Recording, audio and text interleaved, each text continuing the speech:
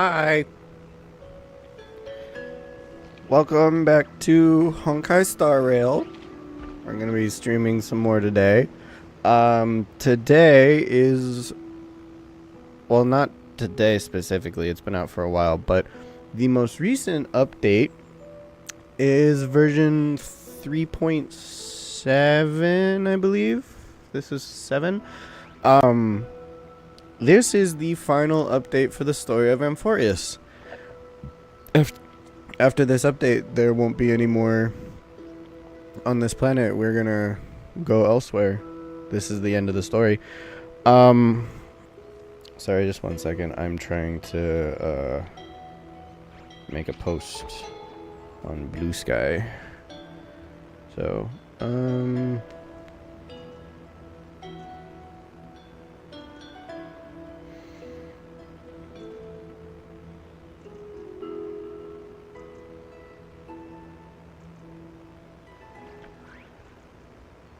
copy and paste. Sorry, just one second. I'm almost done.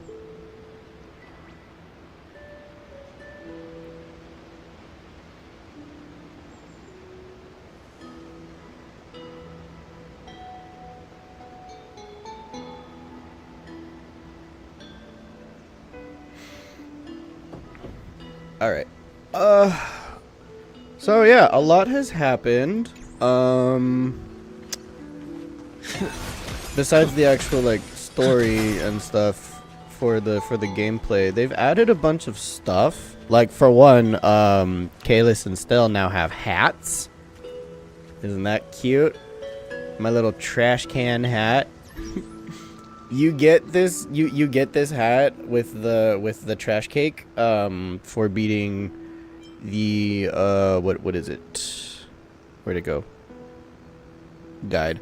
For doing, where is it? It should be like right here.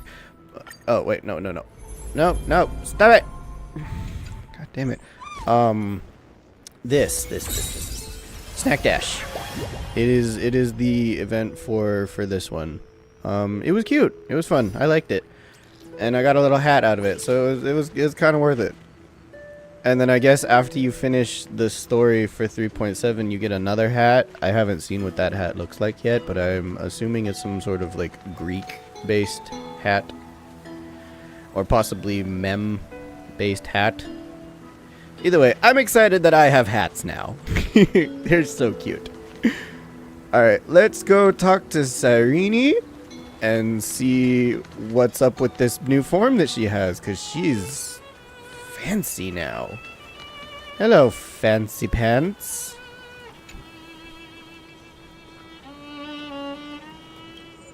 Oh, wrong button.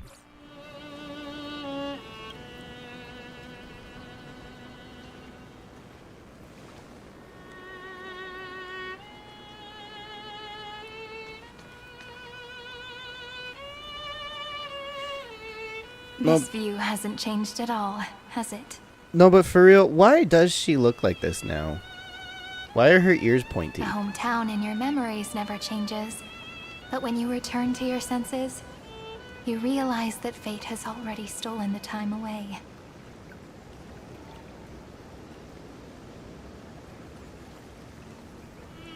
Welcome to the Trail of Genesis, friend.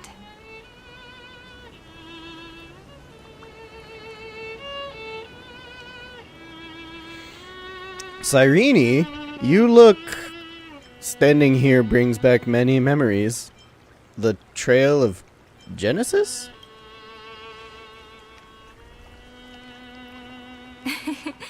Seems like the weight of memories from 30 million cycles really made me grow up. But if I keep growing, I might be taller than you, right? Then I'm really looking forward to that.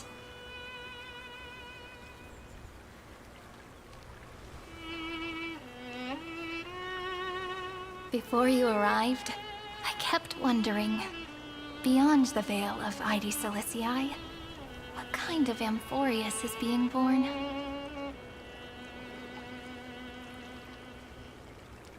can see fragments of it when I close my eyes. The friends who walked alongside us have all moved on toward their respective destinies. Some turning into pillars of the world, supporting the sky and the ocean. Others sowing reason, laying down the law, and with gentle hands lifting newborns into the light.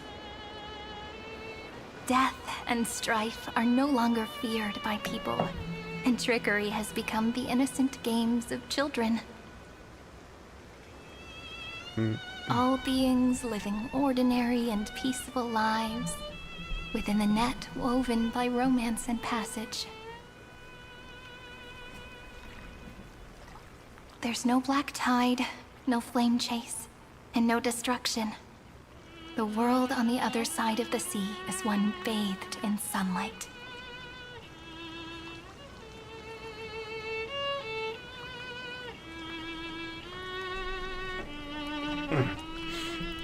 It's a world we must protect. It's the dawn that Finan and everyone had wished for. Peace will reign until the decisive battle arrives.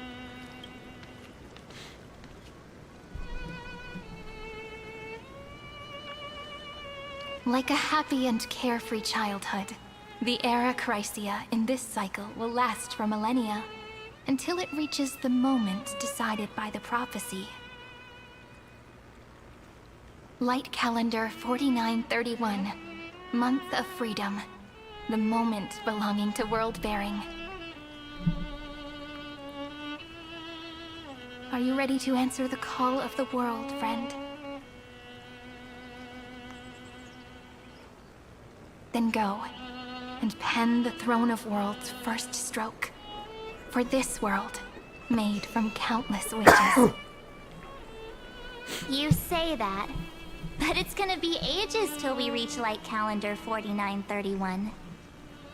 I can make use of the crevices of time, but surely you and Don Hung won't have to wait around for a few thousand years, right? Yeah, because March with Everknight's new powers, since the two of them have apparently fused into one now. Isn't that great? And then Don Hung just still has his Permancer Terre powers. That won't be necessary. We can simply sleep, and the chronocognitive anchor will wake us up. Oh, that's useful. Veil of Evernight? Pillar of Stone? I didn't expect you'd both be here. That's right. We've both become a part of the new world. Just waiting for you now. Our consciousnesses can converse with each other across the heavens and the earth, possibly due to the influence of the Trailblaze. I think it's more plot armor, you know, for convenience, but yeah, power of the Trailblaze, whatever. That's another way of saying plot armor. I am now connected with this earth, and I can feel the breath of every mountain range. Impressive. I see that the tallest among them is named Akama, and the form of the holy city is already taking shape. In other words, your stage is almost set. Do you want to take a leaf out of Kefali's book and make some prophecies before your nap? But we're not the only ones who have changed. The chronocognitive anchor just transmitted a message stating that Iron Tomb has reacted to the Era Nova. Oh, gee, what a surprise. The moment when our friend bore the weight of 30 million cycles of memories. He didn't Was like that. probably also when the scepter devoured 30 million cycles of destruction. So, when I decided to reset Era Nova in a way that would help everybody on Amphorius, I also unintentionally gave Iron Tomb the last bit of information it needed in order to hatch. Great! I have single-handedly caused the destruction of the universe. Isn't that just swell? It's bound to happen, and I've long prepared for that. We can't wait any longer. We must stop Iron Tomb. It's time to take over the burden that Finan has been carrying. You know, you don't have to shoulder this world all on your own. After someone boards the Express, the word alone ceases to exist. So, as we reach the end of time, no one will be left to face it alone. Don that's Hung and sweet. I came here to specifically tell you that. Aw, thanks, guys. This world is not a burden you bear alone. It's a journey we trailblaze together, alongside all of the Express. I know. Thank you, my good friends. No need to remind me, you are always in my mind. Seriously, can't you let me be the protagonist for once? Alright. It's time for Don Hung and me to go have a super long nap. Look after this world for us. The road ahead is long, but we'll be waiting for you at the end. We'll definitely meet again. Why don't we just go together? God damn it. Let's take one more look at the other side of the sea before we set off. Come on, Cyrene. Ladies Elysiae is so quiet. That's because there's no one here. Just like how I remember. Here we are once more. Yeah, this place is quiet because it's empty. There's only like 3 people living here. Also, how the fuck do you only have like 3 people living in one single spot? Nowadays, in modern times, that's practically impossible. You cannot find this much empty land with that few people living there. It would be incredibly overcrowded, and everyone would be trying to fight for property, and bleh. Is this new?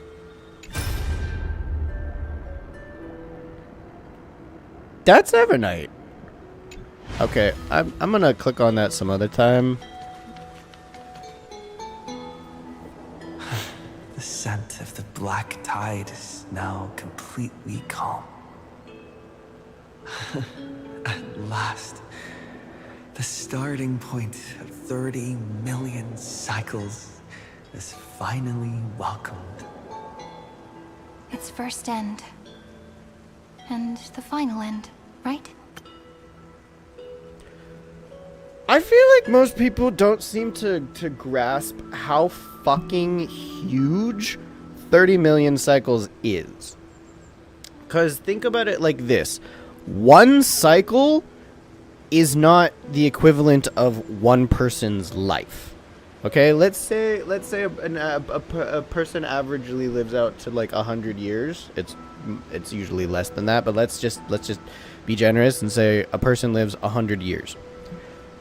One cycle is like 1,000 times that, because it's the equivalent of one cycle of the entire planet's history, not one person's history, not just a moment in 100 years. It is an entire lifespan of the planet of Amphorius, from the very first titans and gods to the point we are at now with Aglaya and Cypher and Hysalens and Ceridra and Serene and all that stuff. It's thousands upon thousands of years of history and people times 30 million.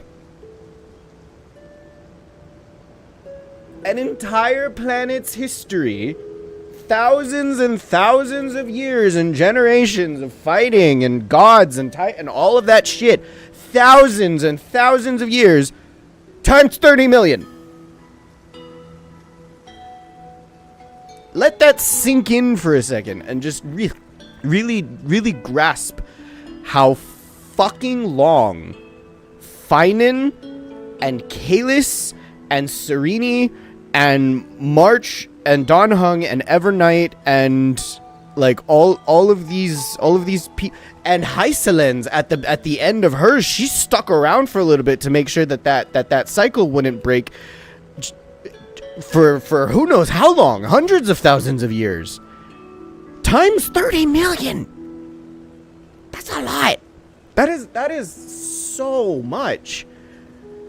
So yeah, this is a heavy story. It's heavy how much they have went through. I can't hear his voice. There are no flowers there that bloom for him, nor is there a star that is his. Finan is the only one who didn't reach the new world. No. He still has to be around somewhere, right? No, there's no way that Finan is just gone. They wouldn't do that to him. After everything he's been through, after everything Kazlana has been through, they're gonna bring him back somehow. I just know it. He gave everything to obtain this momentary peace. Trust in him. We'll meet again for sure. Finan awaits us inside the Iron Tomb.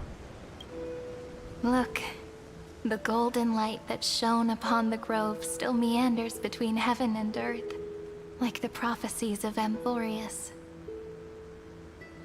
It has to be a sign he left behind. It points towards the destruction and the deepest night. Do you still remember what I asked you at this exact spot the last time we set off? Not word for word. Are you ready to become a hero? You were still burdened by the weight of world-bearing back then, still unsure of the role you were meant to play.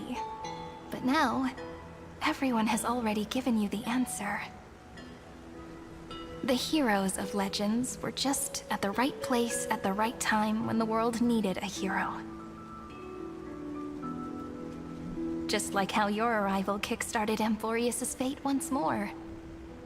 A person's personality is their destiny. Aww. That's a cute... I like that. That's really cute. Together, we'll all make it to the best possible ending. We... best. Those are such beautiful words. Thank you, friend. I was also trying to cheer myself up with what I said. After all, before we truly compose the end of this story, I must also pluck up the courage to head off with you.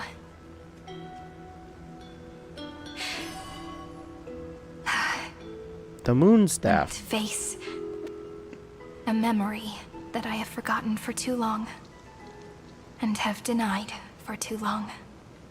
A what? I'm sorry. A what? It's so dark. What is this place?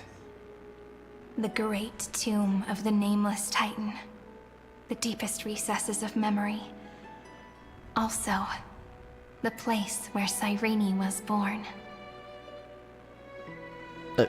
What? Weren't you born in Aedes Elysiae? You got your lost memories back? Birthplace? What do you mean? My apologies, friend. The more memories I got back along the way, the more I felt that something wasn't right. There's a sort of anxiety I can't get rid of. It's like when I was back in Aedes Elysiae, when the reflections in the water always made me wonder, which is the real me?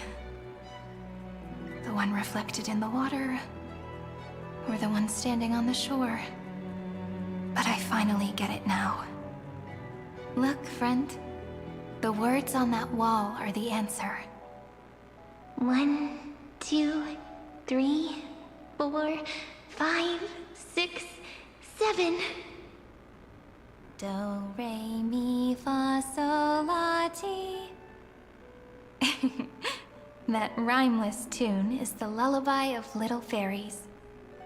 As always, I'll read this book to you. That way it won't just be Cyrene's memories alone. I've always thought that I was the narrator of the Flame Chase journey. But as it turns out, the narrator is also the most devoted audience. What do you mean? I believe in every version of you. I'm the one who tells the story. I'm the one who tells this. Quite literally, I've been telling you the stories. What exactly do you mean by a devoted audience? At the moment of Era Nova, I was enveloped by the texture of memories. Within the glistening crystal, I saw countless Sirenes, as well as countless versions of me. This is the final puzzle piece of the memories. A prison born of the erudition. A grave annihilated in the destruction. That unknown solitary god. The 13th Titan who should not exist. The first new spore. The demiurge is right here. Uh-huh.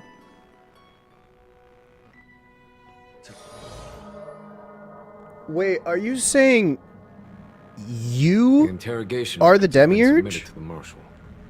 According to the Ten Lords' decree, Jing Liu and Luocha shall continue to be detained in the Shuling. But you, Merlin's Claw, have been reluctant to end the transmission. Do you wish to reminisce with us? We haven't seen these guys in forever. Also, Merlin's Claw, that's Fei Xiao, right? Or is there something else on your mind that you're just desperate to get out? You're quite calm, Jing Yuan. It is Fei The Xiao. Alliance only authorized the Law Food to be deployed for this Iron Tomb operation. They say the Seer Strategist's wisdom shines like a beacon. So why can't you see things clearly now? Look who's talking. I didn't vote against it, did I? But, with enemies all around us, even a child knows the Marshal needs to keep a few Xianzhou ships in reserve, just in case. Whoever volunteers first is the Marshal's pick. If you have to ask, I'd say this outcome plays right into Jing Yuan's hands. Like it or not, there's no way we're letting the Law Food take the lead in this battle. Oh my, Merlin's Claw. Are you afraid the Law Fu might steal the Yao Qing's glory? This is no laughing matter. Between the Stellaron crisis and the War Dance ceremony, though the chaos has settled, rumors and speculation are only growing by the day. With Elder Huaiyan around, those with ulterior motives won't be able to stir up any trouble. But once the Law Fu gets their hands on the Golden Blood, it'll be a whole different story. With the kind of person Jing Liu is, and her connection to you, I don't need to spell it out. There are countless ways this could be spun into something bigger. You're overthinking it, General Fei Xiao. When I volunteered for this task, I never expected unanimous support from the Alliance anyway. The Law Fu will seize the Golden Blood and redeem itself. That'll be our first win. Then we'll leverage this Golden Blood in the negotiations. Our second win. These two wins for the Law Fu will make all three of us happy. And that'll be our third win. Look, if this were a Skyfaring Commission deal, we'd be rolling in money, wouldn't we? Maybe the Divine Foresight should change his name to the Optimistic General instead. With the Decalite Reflection Barrier, the Yuchue must understand even more than the Law Fu how significant this battle is. Amphorius' karma has vanished from the matrix of prescience. What omen does General Yao Guang see in this anomaly? In divination studies, we call this an empty fortune. It involves the eons and is thus beyond what mere mortals can comprehend. You sure about that? Your explanation isn't any clearer than Lady Fu's. Come on. How hard is it to understand the word uncertainty?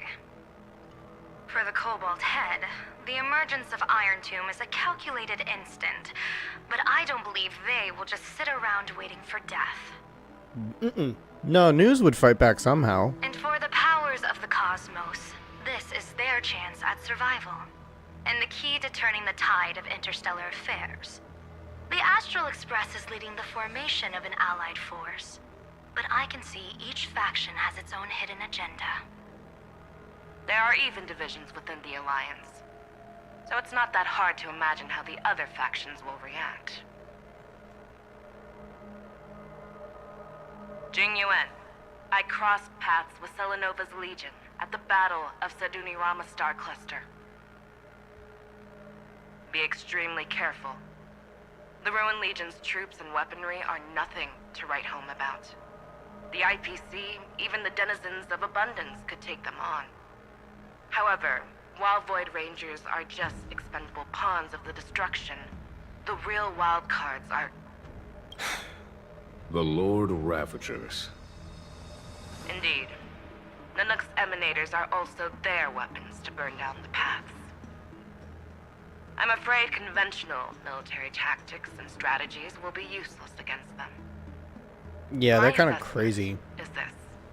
To completely take down a Ravager, we must disregard casualties and spare no cost. My only fear is... one wrong move, and the Lawfu will fall into Fintilia's trap again, inching ever closer to destruction. I doubt that they're Doubt going is to fall for that exactly the demon she wants to second time. plant in our hearts. I don't think they're stupid enough to let Fantilia do that a second time.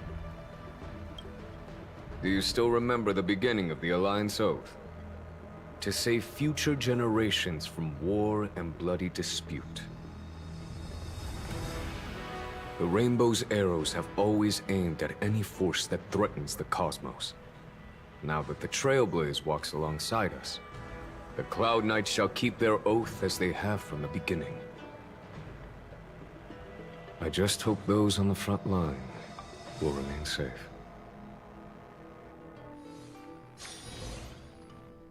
I still don't The have Jing Yuan. chronocognitive anchor is sending a signal.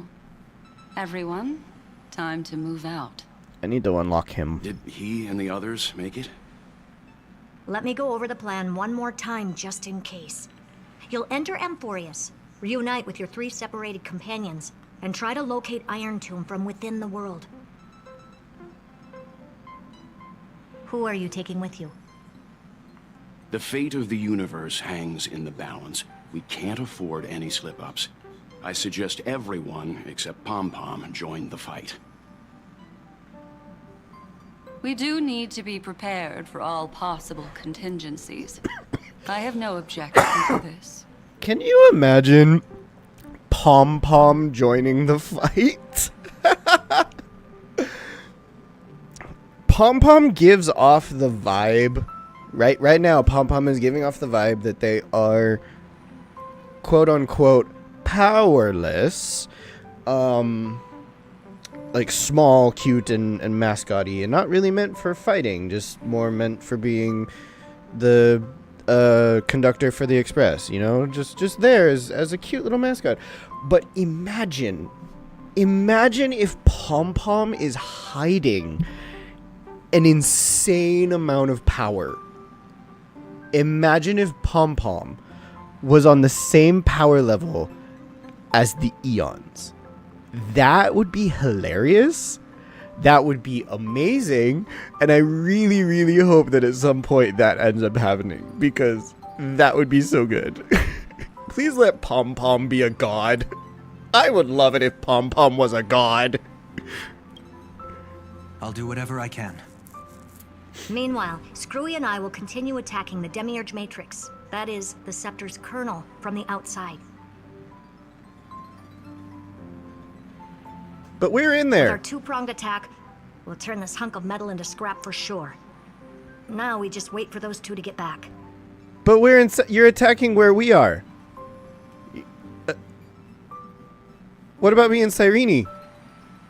Oh, and just like that, they're here. Sorry to keep you waiting.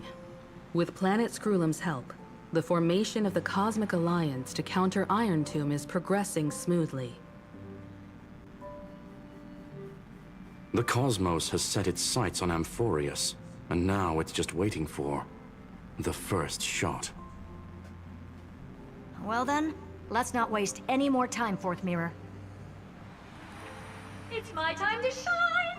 Finally off the bench! Initiating thought refraction.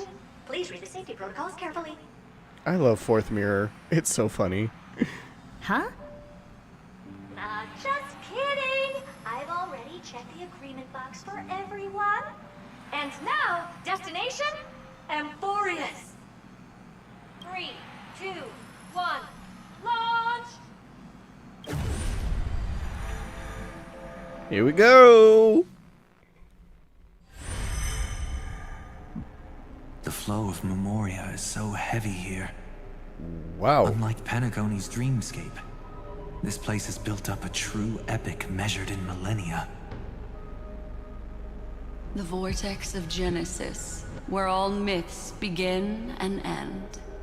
And in this new world created by the Nameless, the infinite cycles have been broken. Let's set up the Trailblaze beacon and establish contact with the outside world. I'll leave it to you then. It'd be better for me to not show myself in front of the Garden of Recollection. Why does Himiko sound a little different? Did her voice actor get kicked? Is this another recasting for the voice actor? I really hope not. I like OG Himiko. I need to check that in a minute. I need to see if the voice actor, she sounds slightly different. And Mr. Sunday, you probably shouldn't show yourself either. Agreed. Yeah, stay in the shadows. Work in the background. The Astral Express has landed. If you receive this message, please respond immediately. Over. This is the Cianjo Alliance. Communications normal. Hi, Fushuan. Interastral Peace Corporation. Communications normal. Aventurine. No response from the Galaxy Rangers. Not surprising. But I didn't expect the family to also stay silent at such a critical moment. That's a pretty blatant disregard from the family for Panacone's independent director, I'd say. Long time no see, Miss Himiko. Hi, Jade. It's been quite a while, Madam Jade. The significance of this battle rivals that of the campaign against Zulo. Only through victory can we disperse the shadow of Iron Tomb that looms over countless worlds. The 10 Stonehearts shall spare no effort for such a grand mission for the preservation. Madam Jade led the Intelligentsia Guild in conducting specialized research on Iron Tomb's past activities.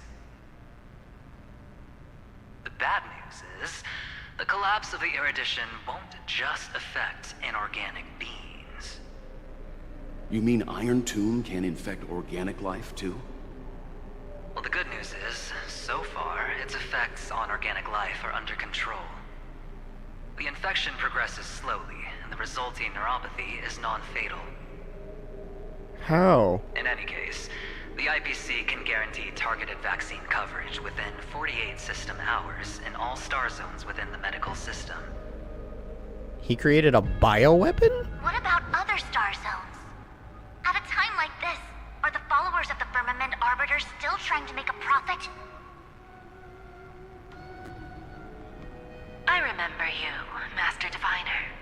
Your performance during the Third Denizens of Abundance War was quite impressive.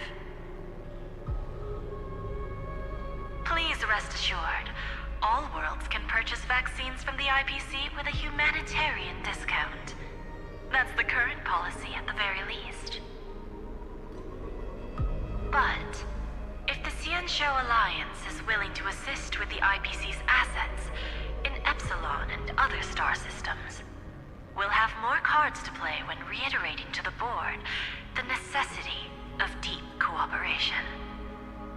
It makes sense, since Interracial Peace Entertainment's headquarters is in Epsilon. But why are all the other worlds on the list? Places that the Elation has visited? Think of it as a long-term investment. Please understand that everyone at Pier Point is swamped with Iron Tomb work, especially the marketing development department. At this rate, even the 10 Stonehearts can only do so much. Having some assistance from the Alliance would surely benefit the entire cosmos. Wouldn't you agree? What's the Elation got to do with it? As an old Xianzhou saying goes, those who succeed should help all under heaven. Your proposal must be decided on by the 7 Arbiter Generals. I'm just here to relay the message. In times of crisis, the Luofu will not hesitate to help those in need. However, the prerequisite is that the IPC must unconditionally assist the Alliance with emergency rescue operations in the disaster area. Of course. In the name of preservation, all for the Amber Lord. Thank you all for your selfless dedication. I wouldn't call any of that selfless. They all had their stipulations. It's clear that each party still has qualms about everything. The clash between destruction and erudition isn't just about the fate of the cosmos. It's a moment for all factions to reshuffle their cards. You can never be too careful when battling a Lord Ravager. All are equal in matters of life and death. In any case, we can only hope for the best in all that's to come. It's about time we dive into the vortex and see what Amphorius looks like on the inside. Ooh, it's gonna be so fun to see. He and the others are right now. To see them inside Amphorius.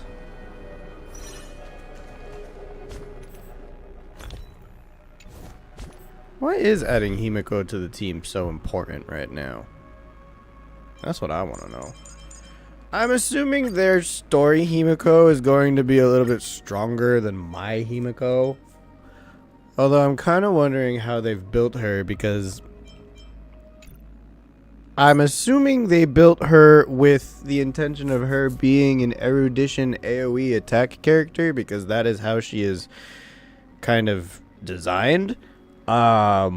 However, the community as a whole have all kind of equally agreed that Himiko is a break character.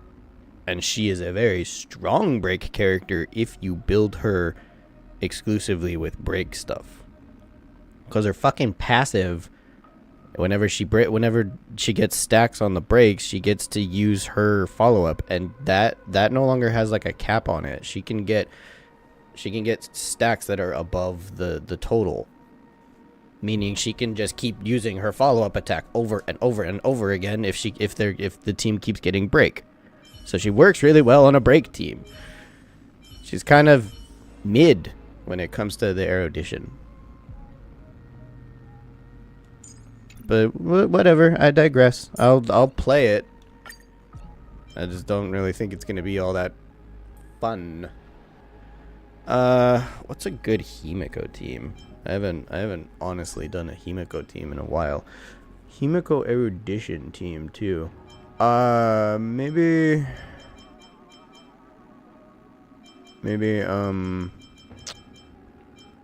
Little Herta would be good on here, because Himiko Herta is a good combination.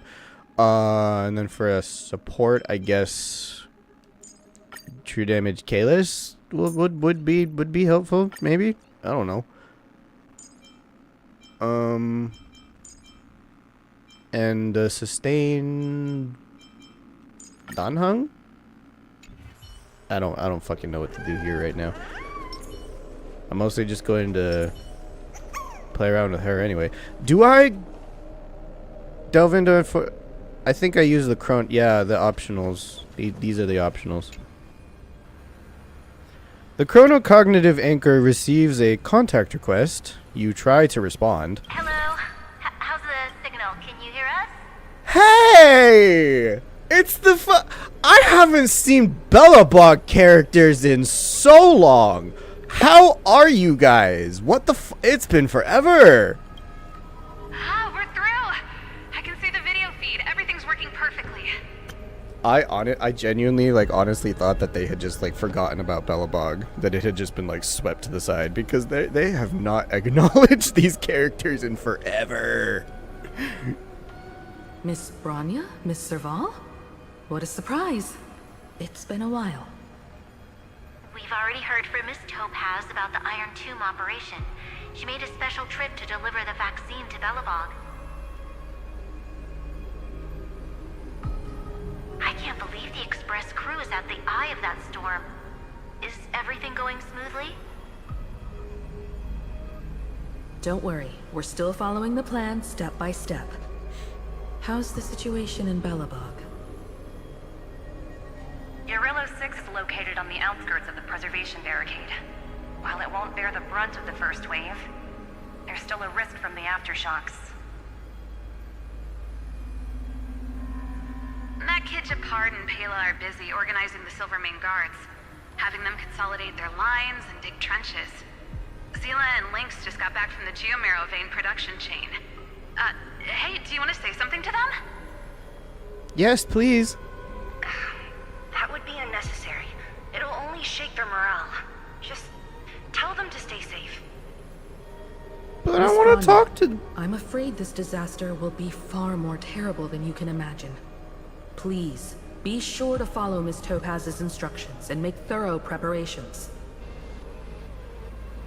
Of course. We have resealed most of the engine of creation beneath the ice to prevent the will of the preservation from becoming an accomplice to the destruction. Don't worry, Miss Himiko.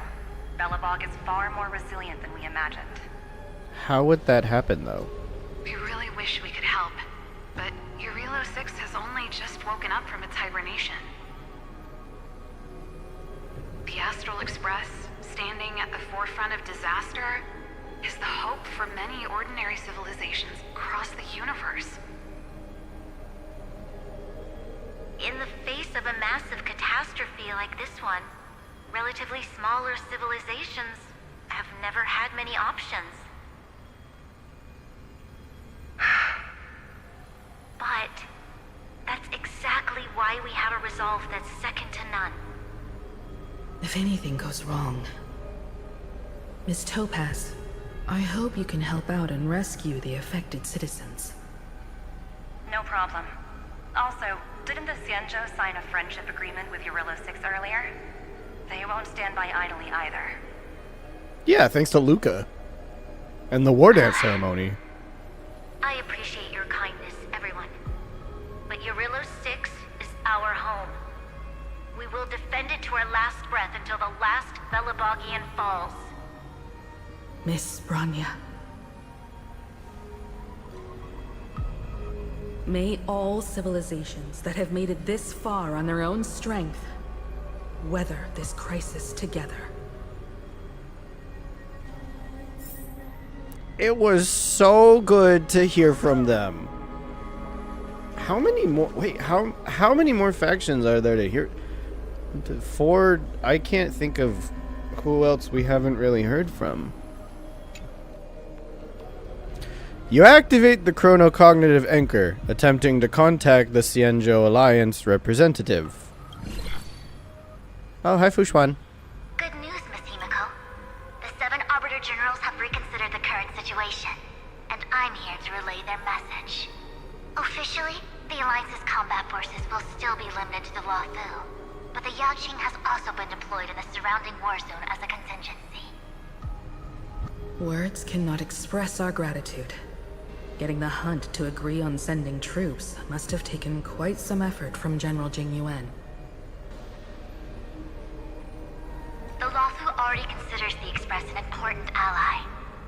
also have no intention of hiding the fact that there is indeed something the Xianzhou seeks from this Iron Tomb operation. Which is what? But this time, the Marshal herself decided to send out troops. With a formidable enemy before us, the Alliance has no reason to back down, nor will we be content to take a back seat. If we can stand together with civilizations across the universe to overcome this crisis, then we must do so, even at the cost of our own lives. I forget, is the Marshal of the Alliance like the captain of all the ships, and they're the head leader and all the generals report to them? I thought it was a combined sort of like council of all the 7 generals. The Marshal is in charge of all of them? The Alliance truly embodies the principle of righteousness. It's fortunate that the cosmos has great heroes like you. You're too kind. As for that Jade Abacus of Allying Oath, you can save it for when you're in more dire need. Thank you. I did not want to waste that. I'm hoping that the Jade Abacus doesn't get used for many years. To a point where we basically forget all about it, and they're like, hey, remember this thing that we got back in version 2? It's like, oh yeah, I remember that. Let's use that so we don't die. You activate the chronocognitive anchor, attempting to contact the IPC representative. I regret to inform you, Miss Himiko, that even the Strategic Investment Department is constrained when it comes to the Iron Tomb issue.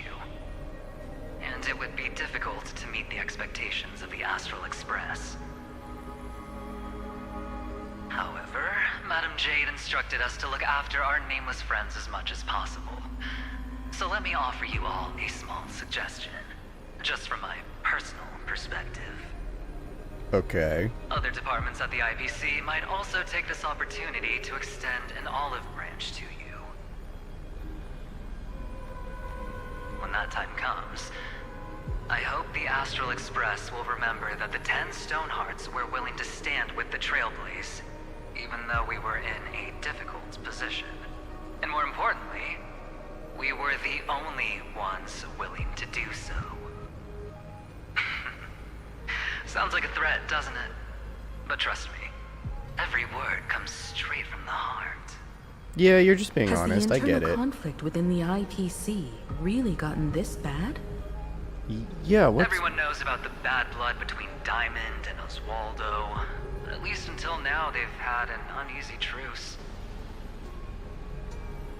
Diamond and Oswaldo Until the hate Lord each other? Ravager Archforger caught the board's attention. I'll leave it at that, as it's confidential information. Hope you can understand. I don't understand, and I would actually like for you to explain, please, because you just dropped a massive bombshell of lore. What do you mean there's a Lord Ravager involved in the conflict between Diamond and... I need answers. I need answers. Please don't do this to me again. I understand. Our immediate priority is to address the Iron Tomb crisis. Let's hope for success from the start. This might help ease everyone's pressing concerns. Don't do this to me. No. No. Not more mystery. You activate the chronocognitive anchor, attempting to contact the Galaxy Ranger representative. No response from the chronocognitive anchor. Of course, we would never know the Ranger's comings and goings. It would be nice, though. Be very helpful. Can we at least contact Boot Hill? Come on, he seems like he's nice enough to at least respond. Rappa might get a little distracted and forget to respond. or just straight up not respond and try to show up. And then I don't know. She just seems slightly less reliable than Boot Hill does, and both of them seem completely unreliable anyway. So you activate the chronocognitive anchor, attempting to contact the family representative. Miss Himeko, is that you? Robin? Yes. And you are Miss Robin. Yes. I apologize for not being able to respond during the meeting earlier. And even now I can only appear in disguise. Why? On behalf of the Penaconian family branch, I extend my sincerest apologies to everyone. We tried to request aid from the family. We essentially received no response. I've heard about the internal conflicts within the family. Miss Robin, there's no need to apologize. Every bit of strength is precious at this moment. I know the Charmony Festival kind of screwed up their whole internal thing, but like, that The good badly? news is, since you're one of the shareholders of Penacony, the family heads have agreed to allow me to lead all Astonian tuners to the front lines.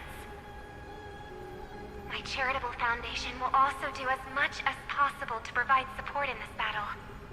They'll ensure that proper arrangements are provided for those wounded on the front lines, and for residents in affected areas. Okay, good. That's Miss something. Robin, I'm beyond moved by your spirit of self-sacrifice.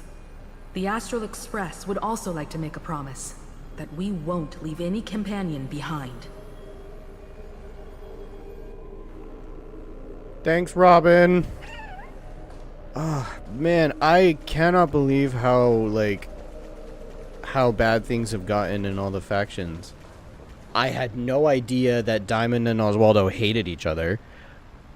The family is almost completely torn apart because of the Charmony Festival. The Galaxy Rangers are already spread thin enough as it is.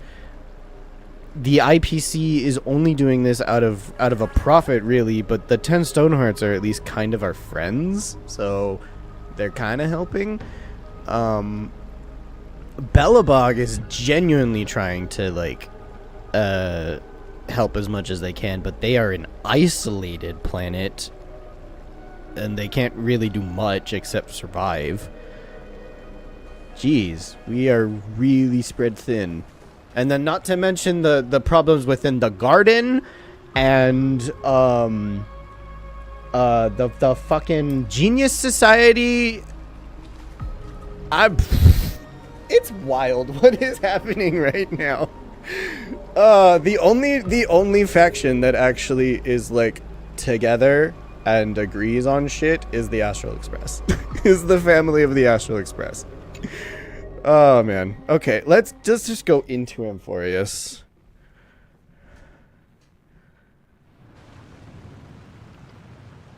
Whoa.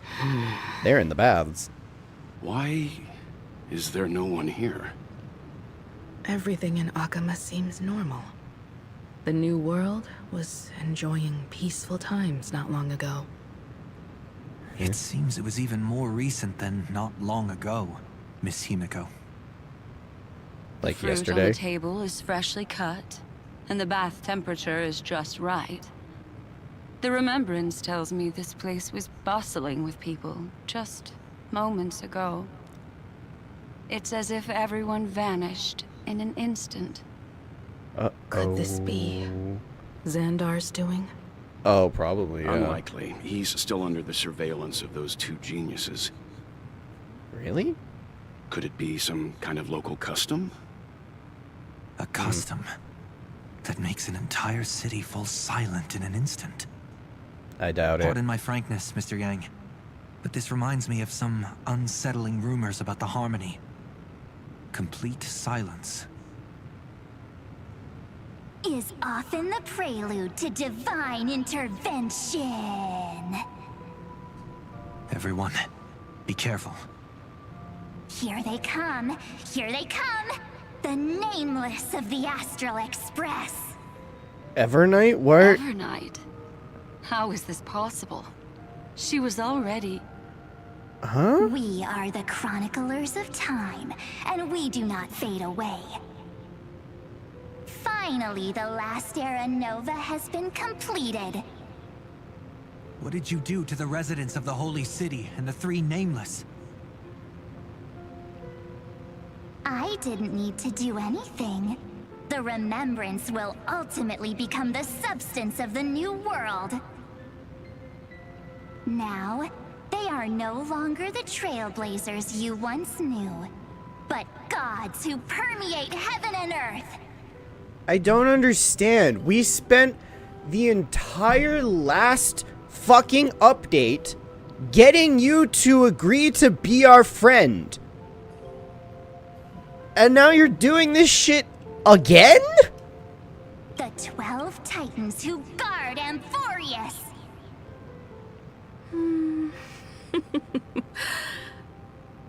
Stop fooling around, March. Come on out. Okay, that makes a lot more sense than just March being a dork. Aw, I practiced so long for this. Getting seen through right away is just so embarrassing. You fooled me for a second, okay? You can't fool Himiko, because she's basically your mother. But, like, you fooled me for a bit. I thought Evernight was being a bitch again. Okay. You've obviously been learning from the theatrical culture in Amphorius.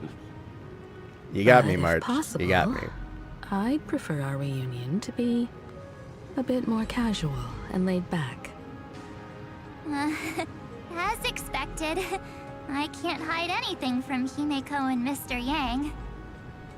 Well, long time no see. Guess I'm back? Why are there We should be the ones to see parentheses that. around you? Sorry for keeping you waiting. So, these jellyfish are the Titan's power?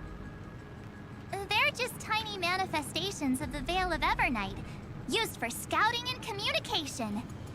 If I went all out, I could summon way more of them. Why do all of your words have air Thanks to quotes? him, we all turned into Titans in the new world. Sure, we can take on humanoid forms, but it feels off. How intriguing. So what does he look like now? It can't be a raccoon with a baseball bat, I suppose.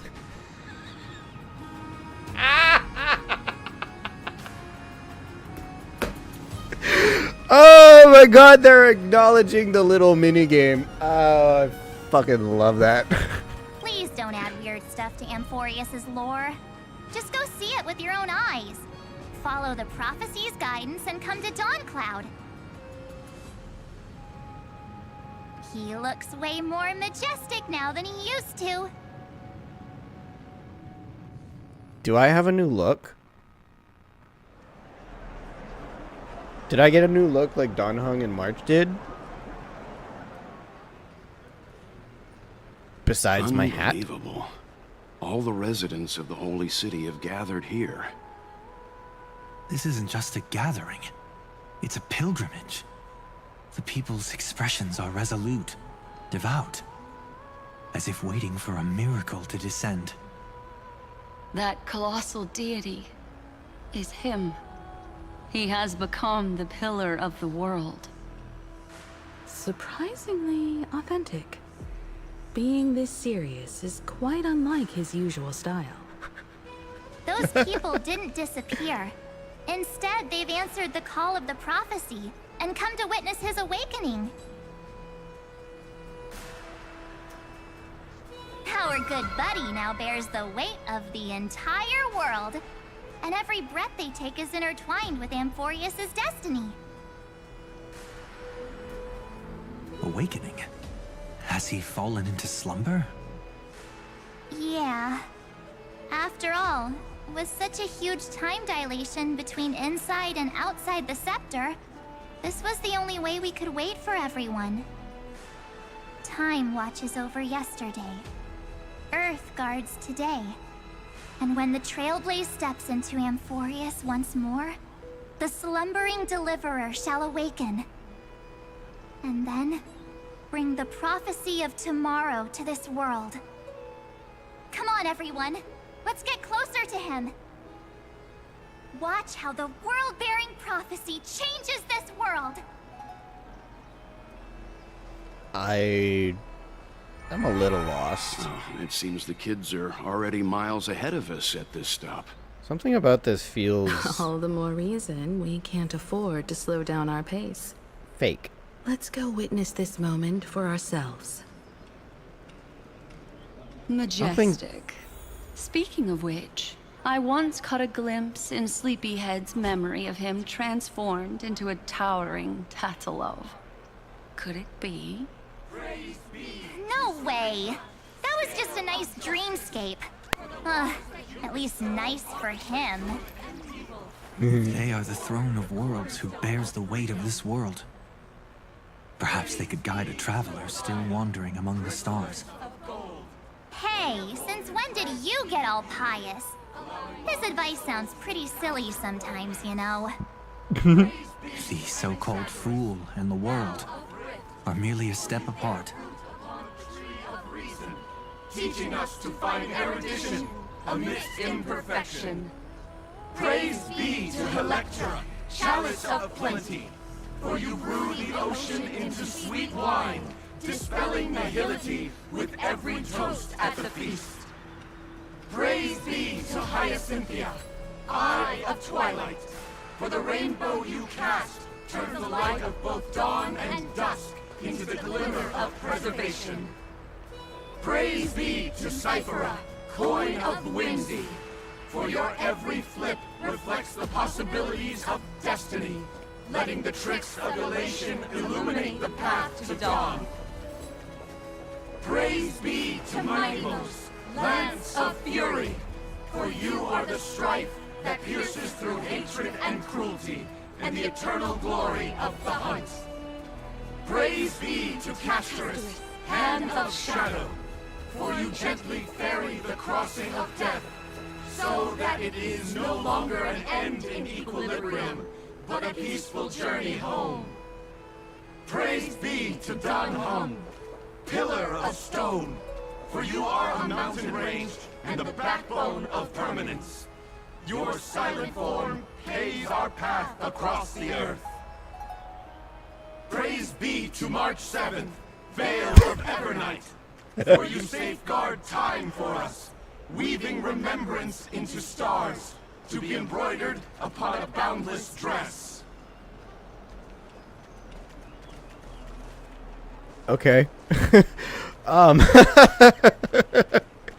It was just really funny hearing them say Electra, Mighty Most, Castorus, and then just praise be to March 7th.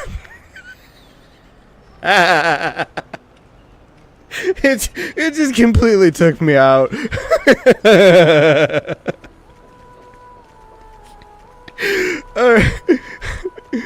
I was kind of hoping that they might repeat a couple of those, because I didn't get to hear all of them, but that's cool. They even referenced all of the different eons that each of the Chrysos heirs were representing, and their different paths. I had an inkling that it was Equilibrium, but I genuinely did not know that Castorus was Equilibrium, and this confirmed it. So that's cool. Hyacinthia being Preservation was a little odd. If she's Preservation, who's Abundance? Who from the Chrysos heirs is wrong button. My bad. Close that. I was trying to go to data bank. Who from the Chrysos heirs would be Abundance?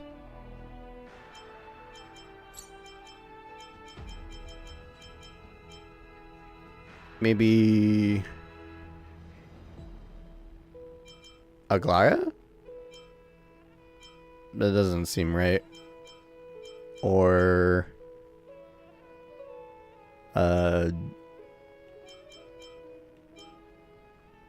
no, that's Nihility. God, I really fucking don't know. elation. I don't know. I'll figure it out later. Let's go wake up Kalis.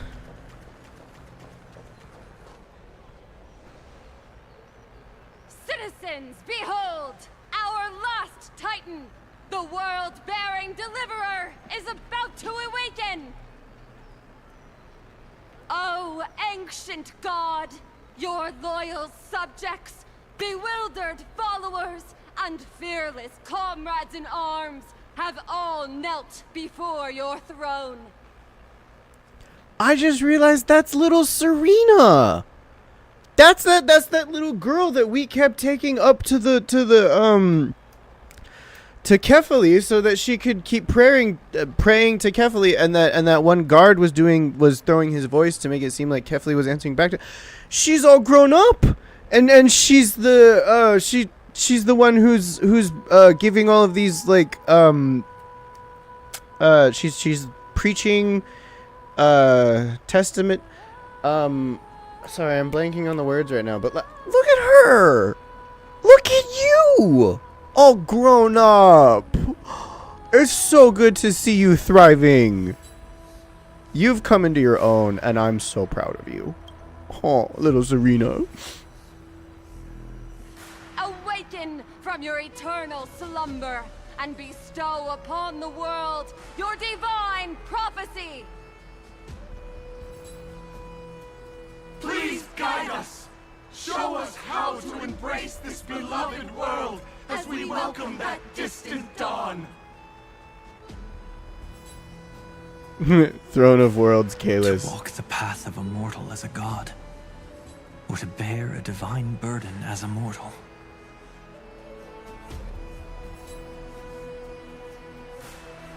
He will give us the answer.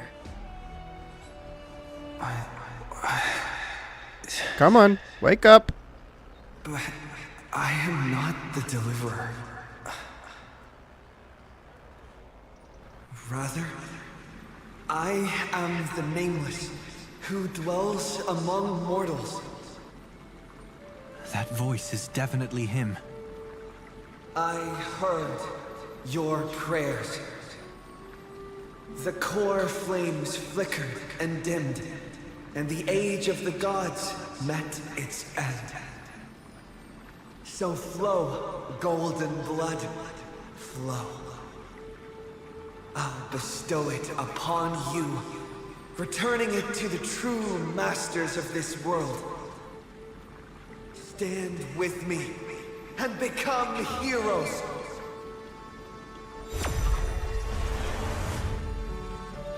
Whoa. Is this? Yes, it's the miracle he brought to Amphorius. That's the outside world, isn't it? Of course, it would manifest in the form of the Trailblaze. Golden blood, raining down like a storm. The prophecy has descended, and the Titan commands us not to be supplicants, but to become heroes of rebellion, to face that destined calamity, the destruction, head on. The prophecy of the Deliverer means nothing to me now. It belongs in the hands of someone far more fitting. Someone like all of you. In the name of Kazlana, let us depart and march towards the light. Kazlana? It's neither protection nor salvation. As always, there's no need for totems or myths. Humanity's most primal faith is that instinct named survival. Let's go, everyone. Someone has already sounded the horn of departure. Explore, understand, establish, and connect. Together, let us blaze a trail for the destiny of this world.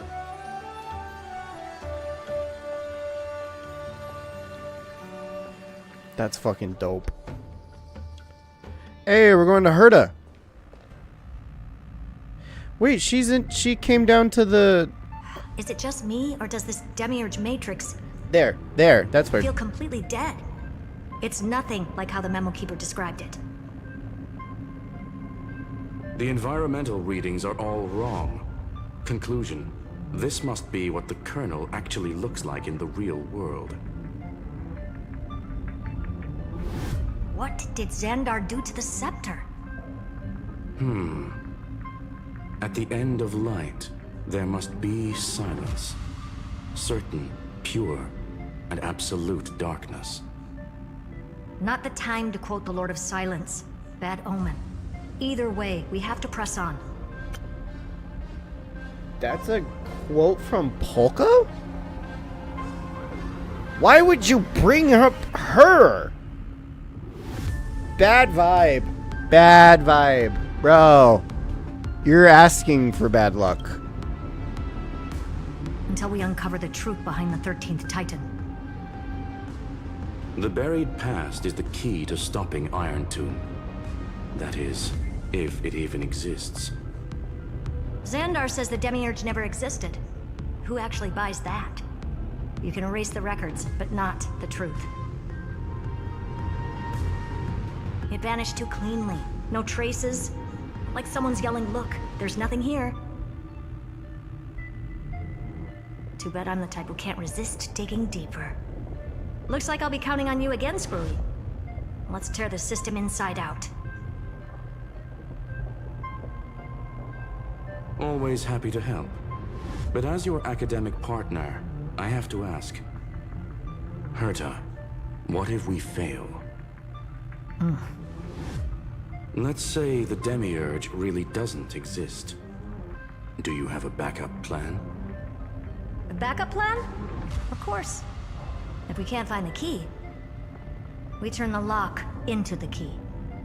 That plan's cost is incalculable. It shouldn't even be on the table. Well, then let's hope we never have to use it. There's no point worrying about the end just yet. One step at a time. Let's go. We don't want to leave the others waiting. How the fuck would you turn the lock into a key? You brought what I asked for, right? A butterfly has to land on the branch before it can dance. We'll need a wide open platform before her entrance. Her? Her who? Her who? Stop doing that. Fucking egg. Her who? Who you talking about? Okay, if we're playing Herta, then we're doing this team. And I know Herta's got a very specific team that works for her right now. Cause she's all about her ultimate and getting huge stacks on her using her enhanced auto after her skill.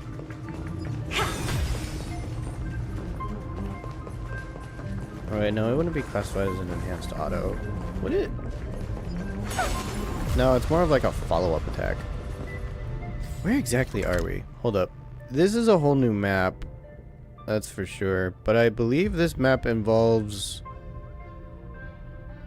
Yeah, we're still in the Great Tomb. We're just in a different version of it. Because that's what they like to do in this planet. They've been doing the same map, but two different versions. One in the daytime and one in the night.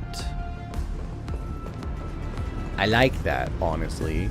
I think that is a great way to make sure that assets don't get used once and then never again, because they do kind of get wasted quite a lot. There, Zag.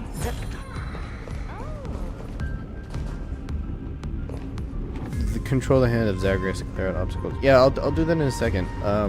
Hold up.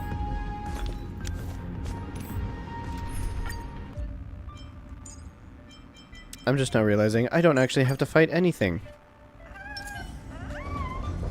I'll just do this.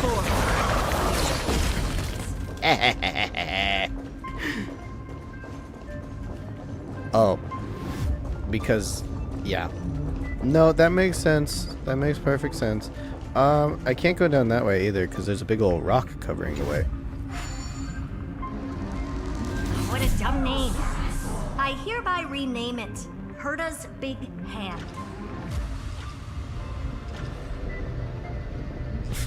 Why you hating on Zagreus?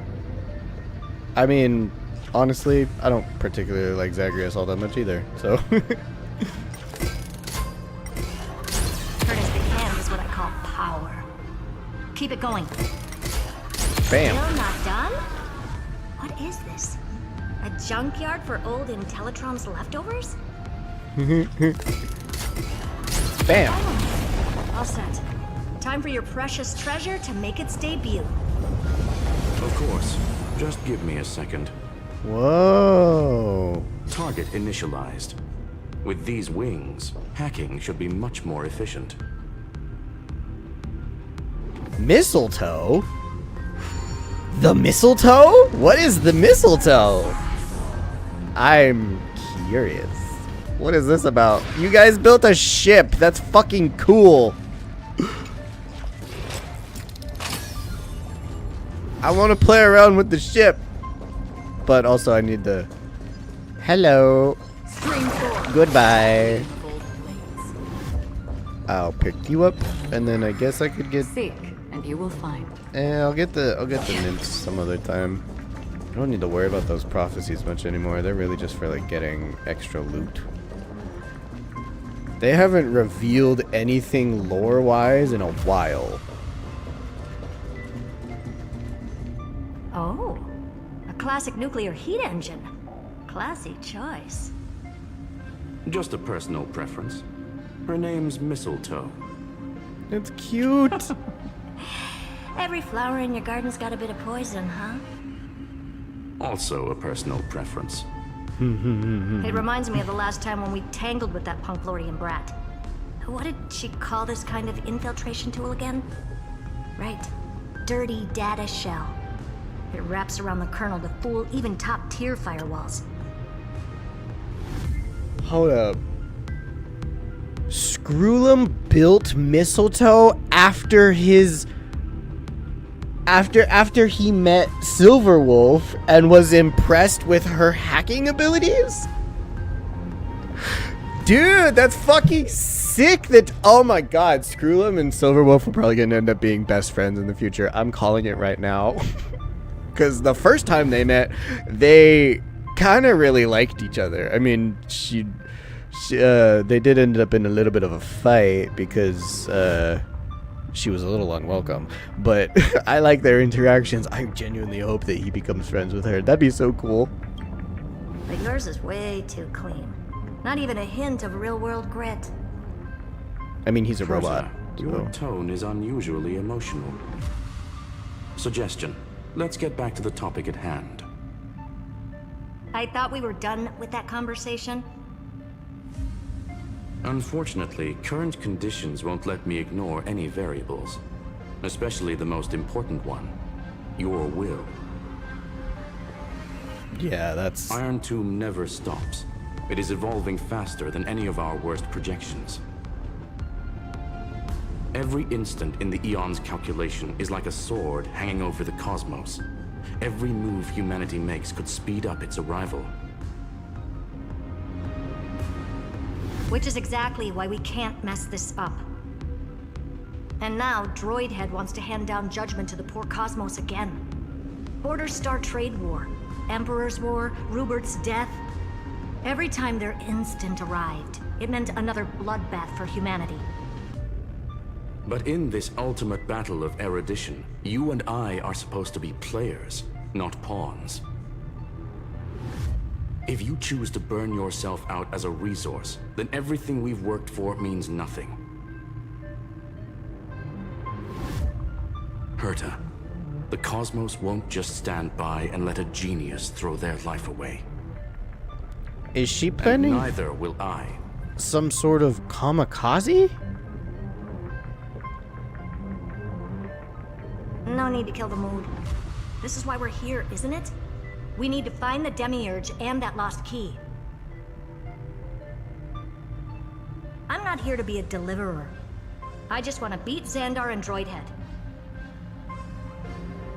Right now, I just need to know. Are you with me? Of course. Time to board. After you. Let's tidy this place up and see what this demiurge really is. Obviously, she's not literally planning to throw her life away, but if that's the backup plan, that she's going to somehow sacrifice herself to get what they need, that's not beneficial at all. And I'm not going to let that happen. I would much rather Iron Tomb get released and do whatever the fuck he wants to do than to lose Herta. Can you tell that she's my favorite character? Is it a little obvious? I wonder if it's really obvious that Madame Herta is my favorite character.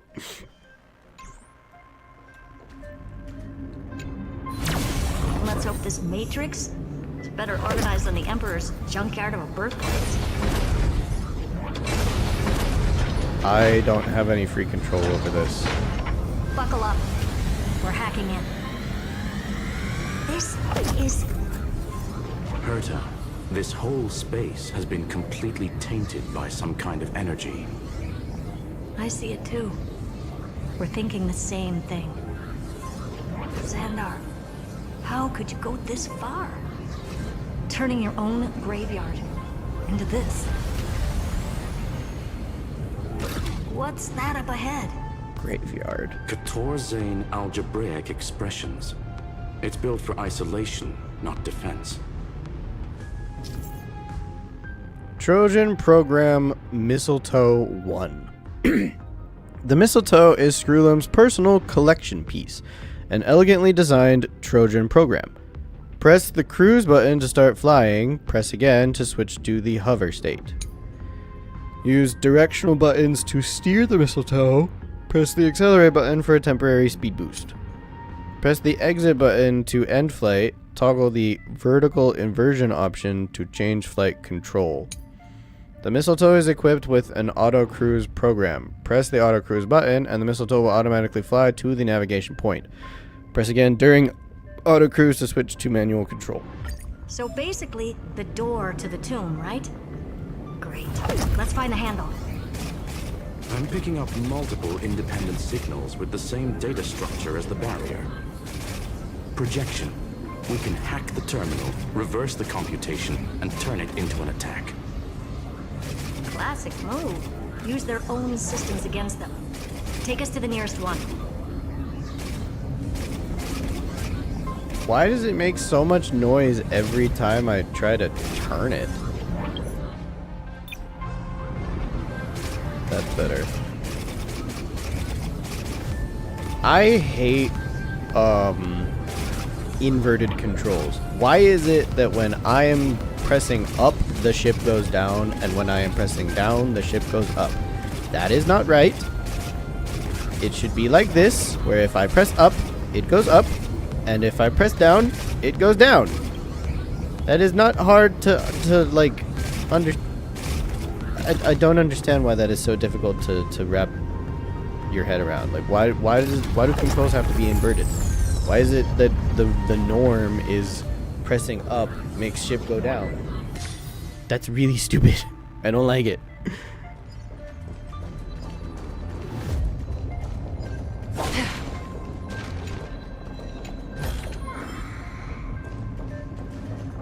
Okay, are there more treasure chests to open, or was it just that one?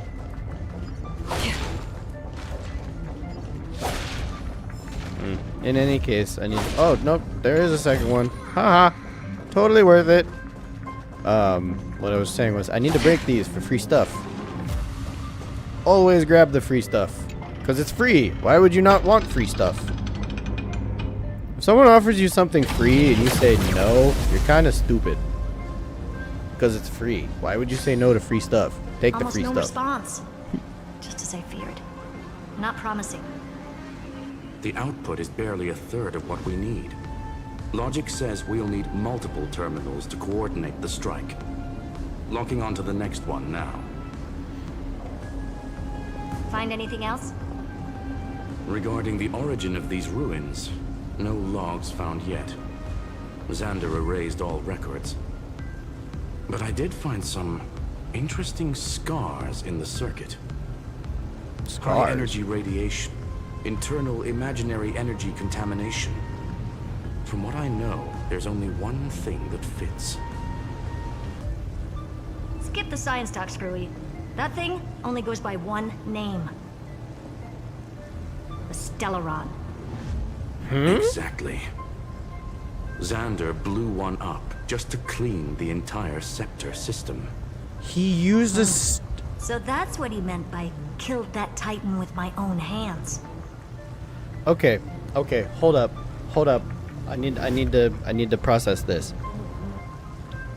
He took the scepter, and in an attempt to make a Iron Tune weapon that doesn't have a mind that he is able to control in order to kill News, took its brain, the Demiurge, the core of the whole thing, and used a Stellaron to blow it up so that he could turn it into a hollow shell and then eventually enact his plan. How'd you get your hands on a Stellaron? It took Herta forever just to catch one. He wanted to turn the neuron of the erudition into a relay for the destruction. That meant getting rid of all of it at all costs. The life form known as the Demiurge was the original target of the Scepter's extrapolation. It makes sense. Evernight calling it the first new spore confirms this viewpoint. The prime mover of life. That's what Scepter Delta ME-13 was originally tasked with. Even after it got scrapped, the query kept running. Yet the true value lies in the process of solving it, not the answer itself. Then, does this mean finding the Demiurge is hopeless? No, I'd say exactly the opposite. It means Xandar had no control. He couldn't contain the Demiurge just like he couldn't handle Droidhead. So he tried to erase every trace. But he failed. It still left a mark. By the way, if there's another Stellaron in Amphorius, why hasn't that little one reacted to it at all? You said the Demiurge left a trace, right? Yeah, but not in the real world. Remember the great tomb of the Nameless Titan?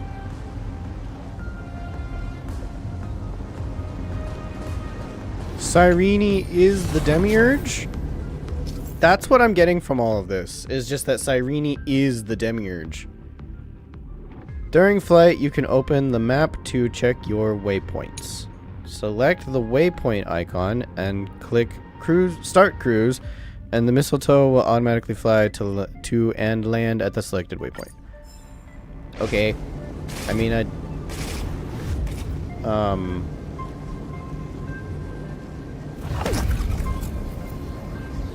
honestly, I'm just gonna do auto because there's no point in really controlling it. Well, although no, that's not entirely true.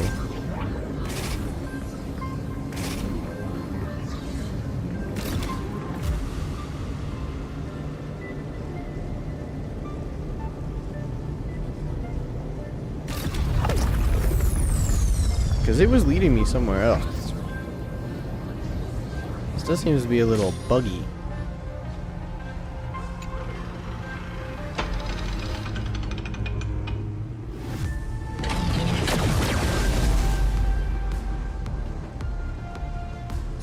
Trailblaze Archive 466. The data from Filiate 093 clearly indicates that the Demiurge did in fact enter Amphorius' extrapolation. Inside that world, it was the 13th forgotten Titan, the one who listened to 30 million cycles of Cyrene's memory. But Evernight said the opposite. She believed that tomb was empty from the start. The Nameless Titan never existed. The so-called Listener was just a trap set by the Remembrance to steal the scepter. A mimetic entity full of theatrics. how much of what she's saying is true. Would an Eon really speak in circles like this? I doubt it. Unless it was Mrs. the behavior is elation. certainly odd, but her assessment aligns with our current reality. Since we entered the Matrix, we haven't found a single clue pointing to the Demiurge. And that's the key, Screwy. Xandar's actions prove the Demiurge exists.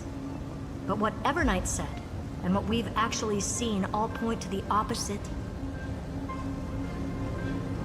So we have to assume that both are true. And if that's the case, then the contradiction leads us to... The truth. Exactly. One last terminal. One final key. Time to crack open the kernel. And make some popcorn. Or the mistletoe. Xandar had to lie to the original Finan and Cyrene. Logic. He had already identified the Remembrance as a threat, yet found no viable way to eliminate it. Alright, let's finish this. Time to break through that barrier.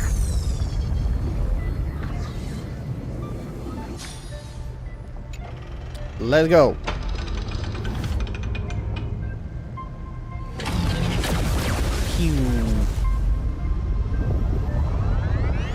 Open up already.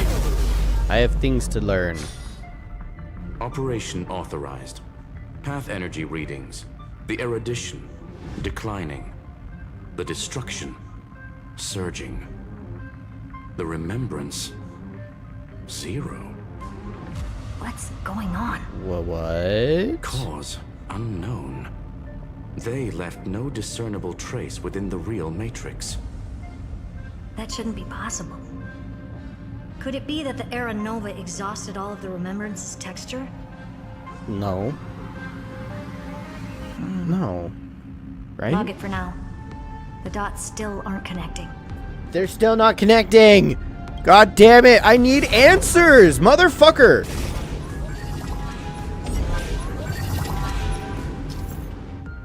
Trojan Program Mistletoe 3. The Catorzian algebraic expressions barrier has been deactivated. Screwlam has deployed multiple acceleration rings in the Delta ME13 data space to enhance Mistletoe's hacking efficiency. Piloting the Mistletoe through an acceleration ring will grant a powerful speed boost effect, during which directional control is disabled.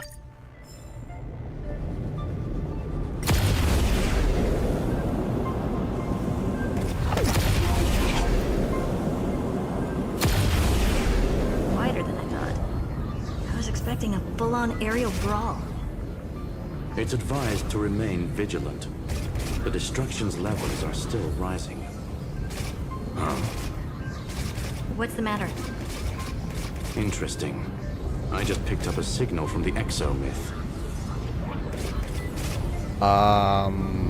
That can't be good. That's where Xandar is currently being monitored by us, right? And, Anaxa? Anaxa should still be keeping an eye on him, I'm sure. What happened? Did something happen to Anaxa? Did Xandar break free? And you will find. I need to know. I hate being like left without answers.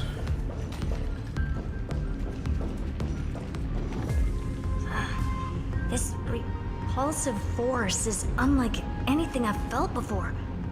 Is this the place? Correct. Judging by its defensive properties, this is the entrance to the exomyth. Really? I didn't expect that. Who builds a lab in the middle of digital rubble? Then again, never doubt a dead man's resolve. So how's our dearly departed doing? He severed part of his neural pathways to break free from Lord Anaxagoras' control. No, dang it. But that also triggered the failsafe I set. Conclusion. Xandar has lost all combat functionality and is no longer capable of action. So now he's a specter. Literally. Screwy, can you open a path? Just to be sure, I want to see this for myself. Might as well drop in and say hi to the real him. Ooh, are we gonna see what Scanning his he looks like? inspiration circuit might help us track down the Demiurge. Exactly. His brain is the crime scene. There's no way it's spotless. There's no But way it he'll let could you be a in. trap. That's why you're here. 2-on-1. We've never lost a matchup. Yeah, I'm place an honored. anchor. The chronocognitive anchor is in place. Proceed when ready. I really want Screwlim to be a playable character. However, if he becomes another fucking male imaginary character, I'm going to scream. Imaginary is a perfect element for him. However, almost every single male character is fucking imaginary. So if they make Screwlim another male imaginary character, I will not be able to understand their thought process. Why is it that they don't want imaginary female characters? I don't get it. I mean, they have a couple, but not enough. Alright. Let me go in the Exomyth. I want to see what's going on in there.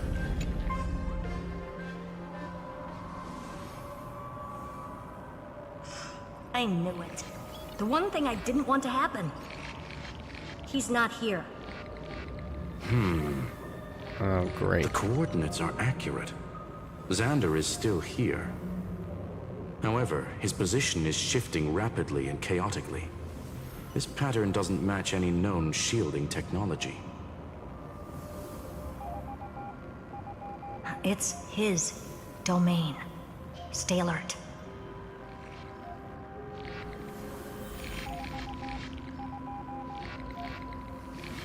Are there more things to click on, to read, like they made me do last time? If there's only one walkable pathway here, how come it doesn't show up in the map? Cheap trick.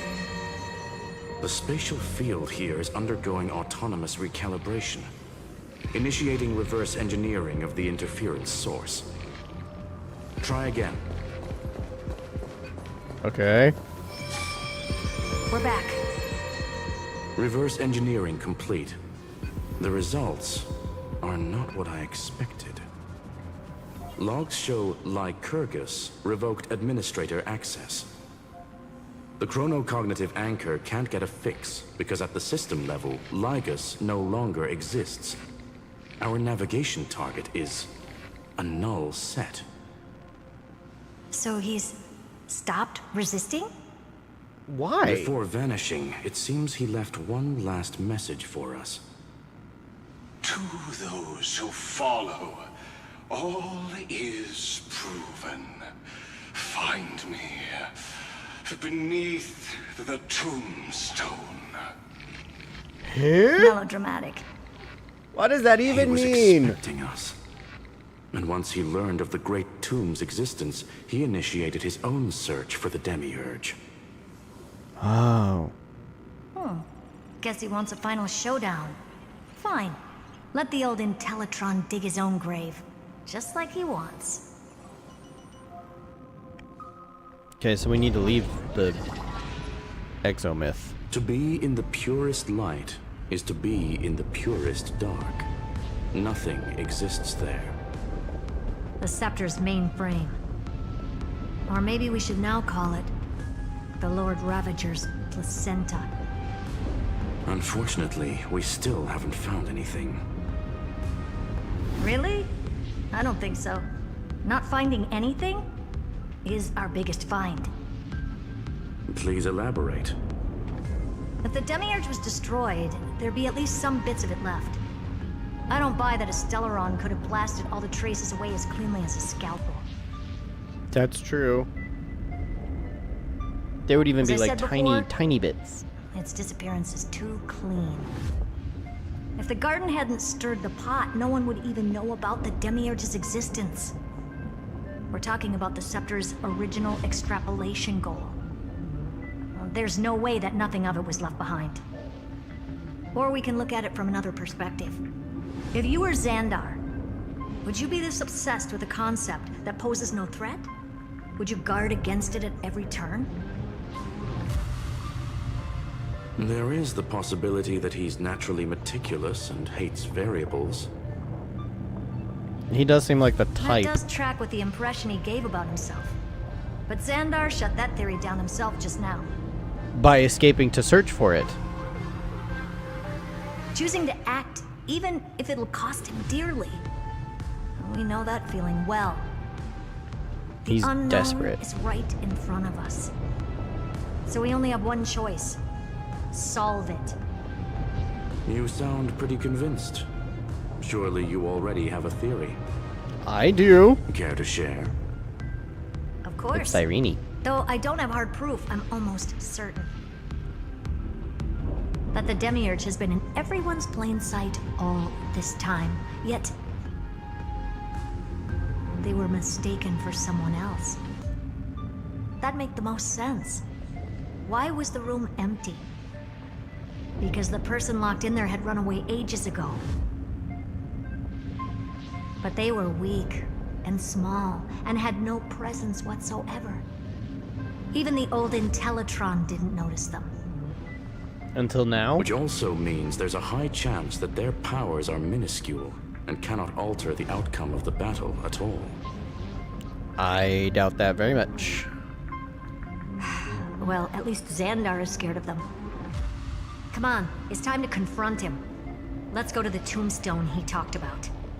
So he's up there, I'm guessing, and we have to go kick him in the teeth. I would love to kick him in the teeth right now. I mean, I know he doesn't have teeth because he's a robot. I would love to kick him in his robot teeth right now. Total devastation. He sought to bury the truth beneath absolute destruction. Logically sound, but ruthlessly extreme. Still, slim chances doesn't mean no chances. I've hunted down a single grain of sand in the universe before. This won't stop me. A single Calculation grain of results. sand? Your backup plan has a success rate infinitesimally close to 0. Which means it could work, no? This is the place below the tombstone. Let's open Lygus' coffin like he wanted.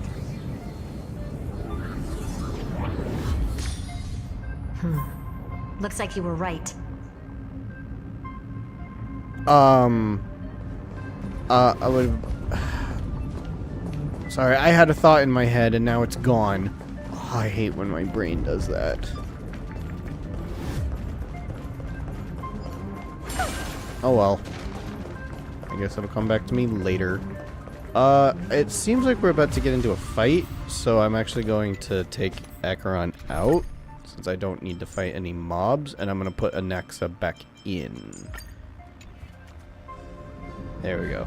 Alright, she's ready. His head? Nothing but a head left? Oh, who'd have thought you'd look this bad in real life? Elated greetings. Welcome, you two. I'm very happy that you responded to my final words. All this tombstone and final words. Did you end yourself to atone for your guilt or something? Iron Tomb is already powerful enough. I just need to wait. I remain here only to share the joy of discovery, and also to congratulate you two on reaching the same conclusion as me. The conclusion regarding the truth of Amphorius's heart. End this charade already. That Amphorius' heart you're talking about is just a missing demiurge. And its corresponding vessel was this very scepter. You interfered with the experiment and made Amphorius' body into a hollow shell, all to incubate Iron Tomb within. That's why you either killed or kicked out all of the Memo Snatchers. You wanted to eliminate any chance of a consciousness coming into being, no matter the cost. Even the strongest wall can fall to a single crack. The memory of betrayal has been etched into my heart, and I will never show mercy. Now, the perfect vessel has already fused with Amphorius' body. Kozlana? Unfortunately for you, the answer is all but revealed regarding who the Demiurge is.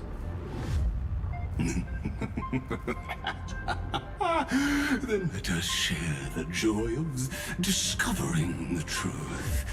The last secret of the saga will finally dissipate here. As we reveal the truth behind Thalia's 093's disappearance. A lie by the remembrance. So Cyrene is the Demiurge. Honestly, that makes a lot of sense, Where should I start actually. with the story about me? From the beginning of the universe? Just kidding. That would be too much. I just want to tell a teeny story. So little that it started with a seed. I know you're listening, my good friend. Eh? The god in my dream told me that the world sprouted from a seed. It grew into a great tree named Amphorius, and time became its branches and leaves, basking in the light. What a coincidence. Dappled light coming through the leaves is my first memory as well. On a very ordinary early morning, beneath the village's biggest tree, the daughter of Id Silicii quietly came into this world. Form image. What a moving opening. A loud cry was the first gift the child gave to the world. The prophecy's fulfilled, the villagers say. This child is a gift from the Titans. Pink hair and sharp ears, she was born to be the priest of time. The Titans also gave their blessings. You shall fade when the flowers bloom, for every ending begets a beginning. Flowers will bloom and wilt. What a beautiful ending. This page concluded in laughter. Cry loud, child. Let your voice reach Orynyx. Save. Undefined record number 6. Archived. Anyway, I don't like tears. Time quietly flowed by in the midst of laughter. The wind from my hometown caressed the ears of wheat, and there were swings, wind chimes, the sea, and the little fairies off-tune a cappella songs. But the name Id Silicii came from the unpleasant sorrows of the gods. My childhood friend did not understand. Yet you always seemed so happy, as if nothing ever worried you. Why was I like that then? That's because the world was gentle to me. So I grew up to be gentle as well. Save. Undefined record number 28. Archived. But fate was fickle, and it urged the child to grow up.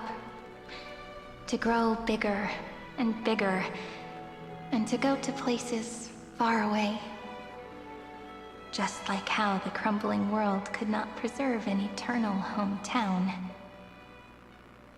Just as the ballad blown on the breeze says, losses are a constant on the flame chase journey. Oh, whose ears are pricked up now? You definitely heard me say this sentence a lot of times. You know that the story starts to deviate from here. Aren't you looking forward to it? Then let's get started. The hero's journey crosses through the long night, through tears and laughter, and once again heads towards tomorrow. Save. Undefined record number 496. Archived. Parsing object information 093.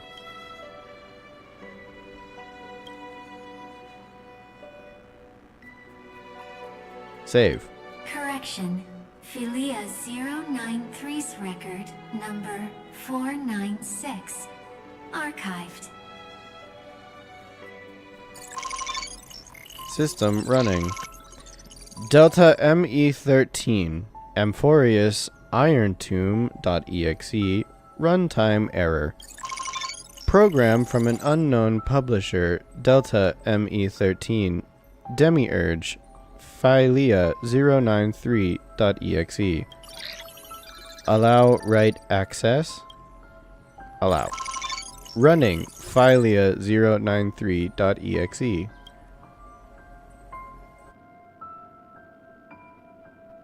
She was the Demiurge the whole time.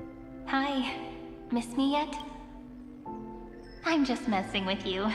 This is the first time I have met you. And it looks like it'll also be the last. Philia 093. Since we don't have all day, let's get started, shall we? As always, I'll read this book to you. That way it won't just be Cyrene's memories alone. Where should I start this time? Let me see. Formatting complete. 093. Size. Grayscale. Proportions. Threshold. Outputting analysis result. Learn. Philia 093 equals Peach. Peach? What? Peach's record. Number 8128. Archived. Peach? System running. Delta ME13 Amphorius Iron Tomb.exe runtime error. An unhandled exception occurred 1 out of 3. Object name every page of record. Click excerpt to ignore the error and continue. Click details to view the full log. Running Philia 093.exe.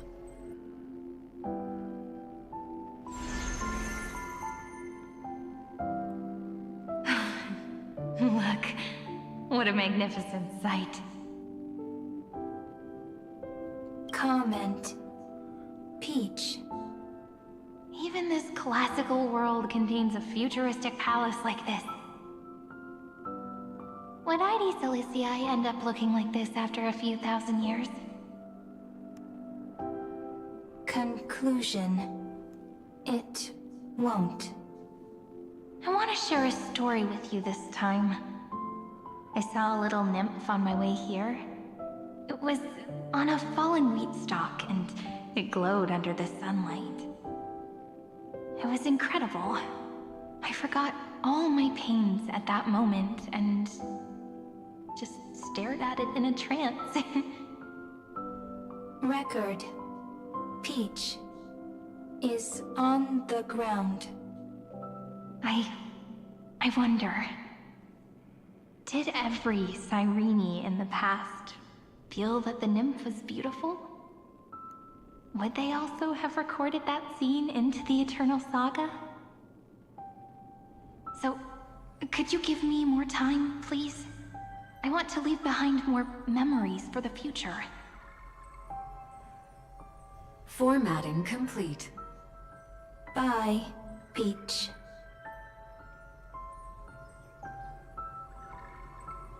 Save.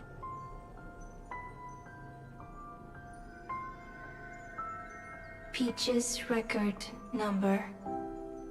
As long as I record every page of this story and tell it to you, Amphorius won't be forgotten. Query. Record. Electrical signal sequence. Polymorph 600. Track. Strife. Related to Stripe. Hmm? Comment. Pretty. Electrical signal sequence. Schema 720. Track. Reason. Related to Raisin. Comment. Yummy. Signal sequence. Philia 093. Related to love.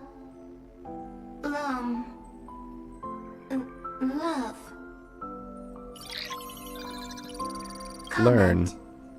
Peach equals love?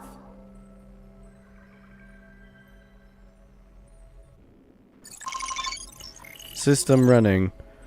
Delta ME13 Amphorius Iron Tomb.exe runtime error. An unhandled exception occurred. 2 out of 3. Object name Naive Dream. Click excerpt to ignore the error and continue. Click details to view the full log. Running Philia 093.exe.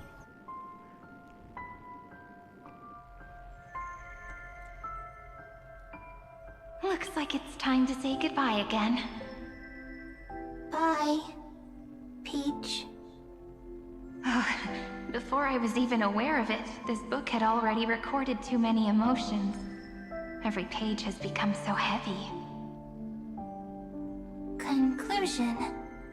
Books are meant to be light, not heavy.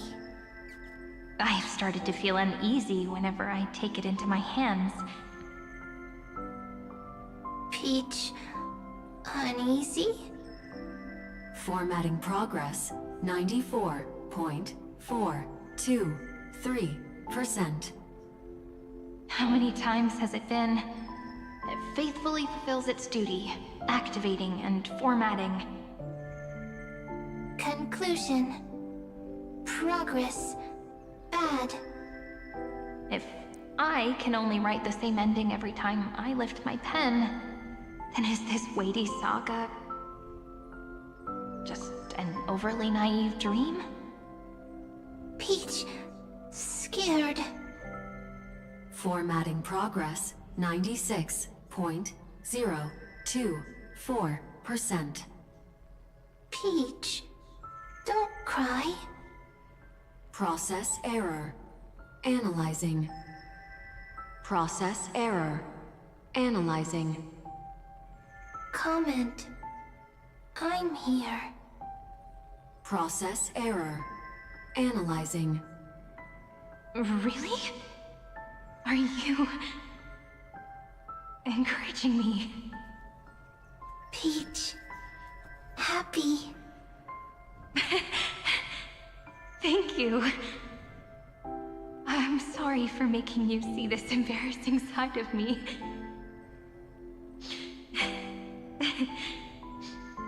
Everyone's still working so hard.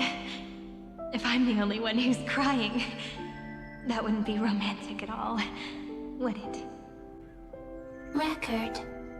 Peach doesn't like tears. I'm suddenly reminded of my childhood for some reason. When I was hiding alone next to the tree hollow and wiping my tears away. A little fairy popped out, just like how you did. It had long ears and fluffy paws, and it pulled me into the tree hollow, where, to my surprise, was a forest. Let me tell you the story of the Membrance Maze. A group of cute little friends live in ID Silicii's forests. Their names can be connected into a song. 1, 2, 3, 4, 5, 6, 7. Do, re, mi, fa, sol, la, ti. Formatting complete. Bye, Peach. Note. Little Peach, crying alone. Little fairies, friends. Save. Save. Learn.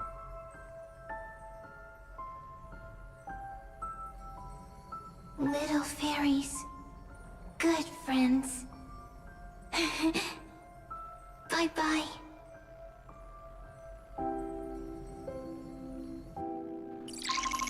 System running. Delta ME13 Amphorius Iron Tomb.exe runtime error. An unhandled exception occurred. 3 out of 3. Object name. A new blankness. Click excerpt to ignore the error and continue. Click details to view the full log. Running Filia093.exe.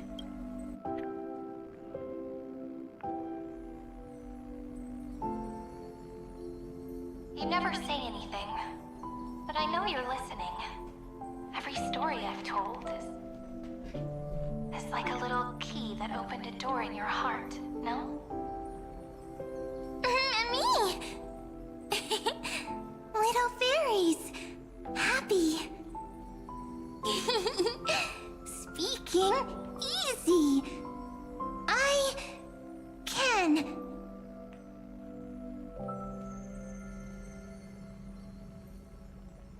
Once again, the saga comes to an end. Everything is deathly silent, just like this very moment. Shh! You speak! I listen. This time, too. Sitting together. Now that I look back, there was a period when I got really sentimental. Sentimental. Stories have sentiments. I was so anxious, trying to find as many different memories as possible, hoping to bring some change to this unchanging destiny, and find the way out of this maze. Peach, strange. But I won't do that anymore now. Why unhappy? Formatting progress 73.998%. I'm here. Don't be scared. Process error. Analyzing. Won't allow it to interrupt you. Always sitting together.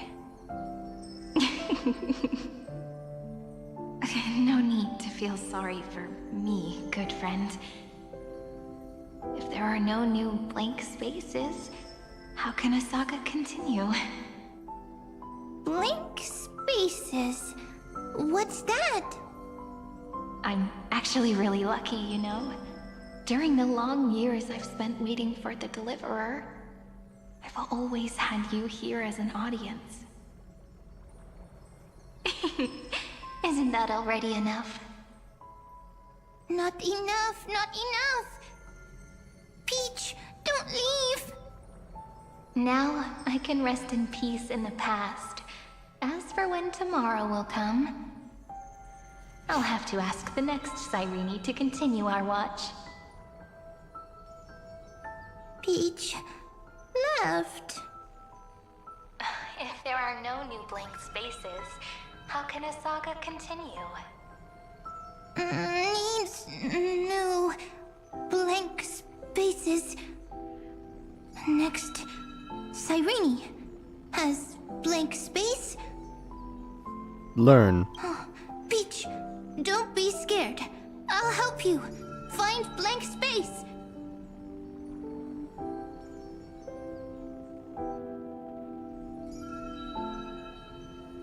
Cyrene is Peach, is love. So, first there is love, then there is Cyrene, then there is blank space. Query, love. The developmental trends of the erudition have nothing to do with creating a consciousness. Those underlying principles are, in fact, contradictory.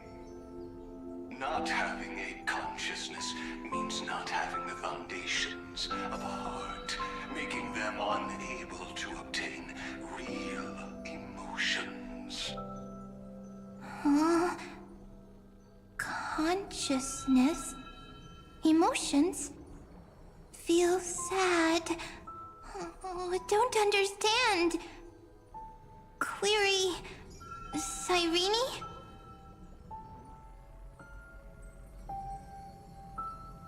What could be behind this door?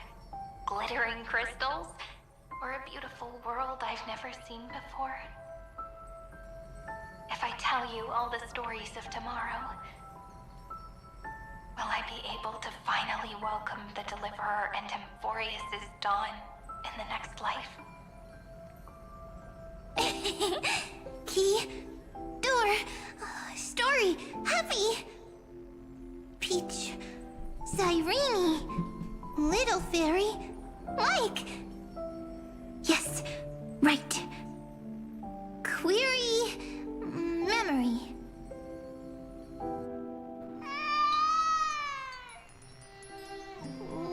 Wah! Wah! Peaches, memories, save, learn. The prophecy's fulfilled. This child is a gift from the gods. Pink hair and those ears. She was born to be the priest of time. Cyrene has pink hair, sharp ears. You shall fade when the flowers bloom, for every ending begets a beginning. Cry, child. Cry aloud. Let your voice reach Oryx. Cyrene is a girl, a priest. Learn. Easy. I can. I learn. Anyway, I don't like tears. But the name Id Silizii came from the unpleasant sorrows of the gods. Yet, you always seem so happy, as if nothing ever worried you. Cyrene doesn't like tears. Always happy. Of course, because the world was gentle to me. So, I grew up to be gentle as well. Cyrene is gentle, likes beautiful things, can write stories. This is cute. I can. I learn. Just as the ballad blown on the breeze says, losses are a constant on the flame chase journey. But even if all is lost to the wind, some things won't easily change. Like my height, Treeby's innocence, and Aglaya's beauty. Cyrene. She can't grow up, but she can talk. after all is lost to the wind, she will stay behind. Cyrene is, at the end of every sentence, always laughing, like a little tail.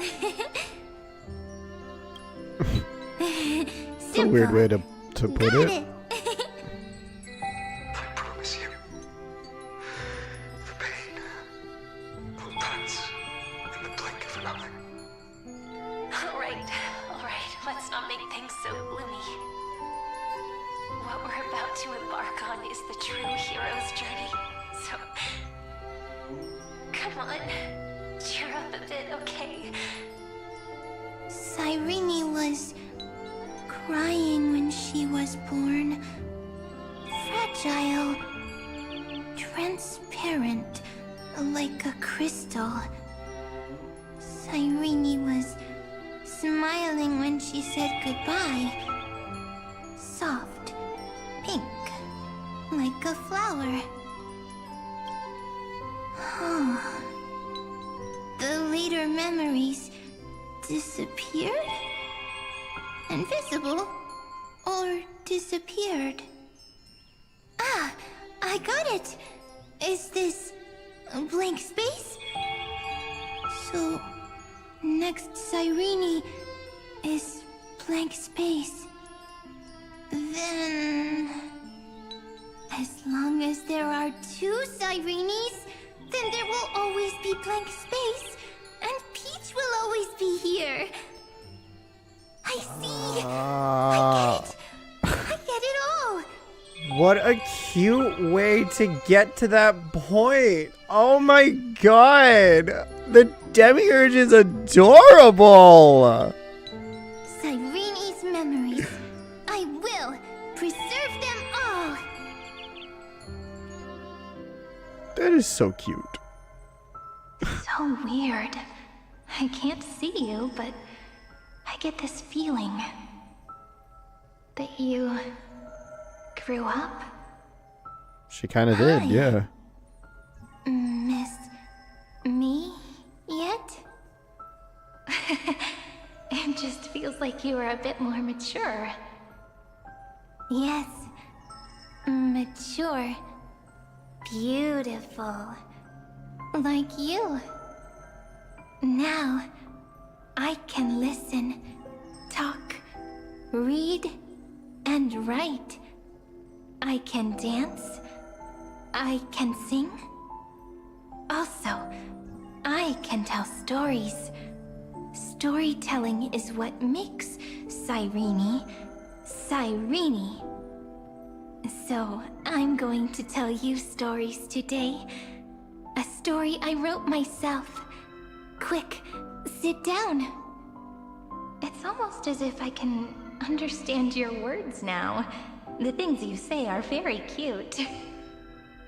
Once upon a time, there was a flawless crystal flower that sparkled with light, like Peach's every story. How beautiful would the heart of such a brilliant flower be? A little fairy was curious and wanted to know. But it looked and looked only to find the crystal flower flawless. Round and round they went, seeing only their own reflection.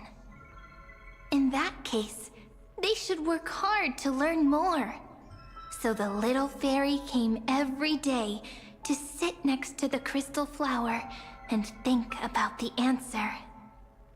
Until one day, to their surprise, the crystal flower fell to the ground and shattered. The little fairy was so sad, but they immediately discovered that there was a light among the broken pieces. What could it be? They didn't know. But it was a good light. It was bright, warm, and happy. And I knew it was love. Love brings everything together. And it brought you and me together. So Peach and I we'll always be together. What a nice fairy tale. I'm giving it to you. Peach likes beautiful things, can write stories, and can tell lovely tales. I hope to turn it into a story we write together. Okay, then I'll probably make a small adjustment to suit my tastes. I'm thinking that when the flower broke, the little fairy would instead see nothing on the ground. Then it would understand that the flawless crystal flower doesn't actually have a heart, nor does the flower understand what love is. Doesn't have a heart? Doesn't understand love? Why? It's simple. If the flower lets the little fairy into its heart, then it would have to include the fairy's impurities, and would no longer be flawless.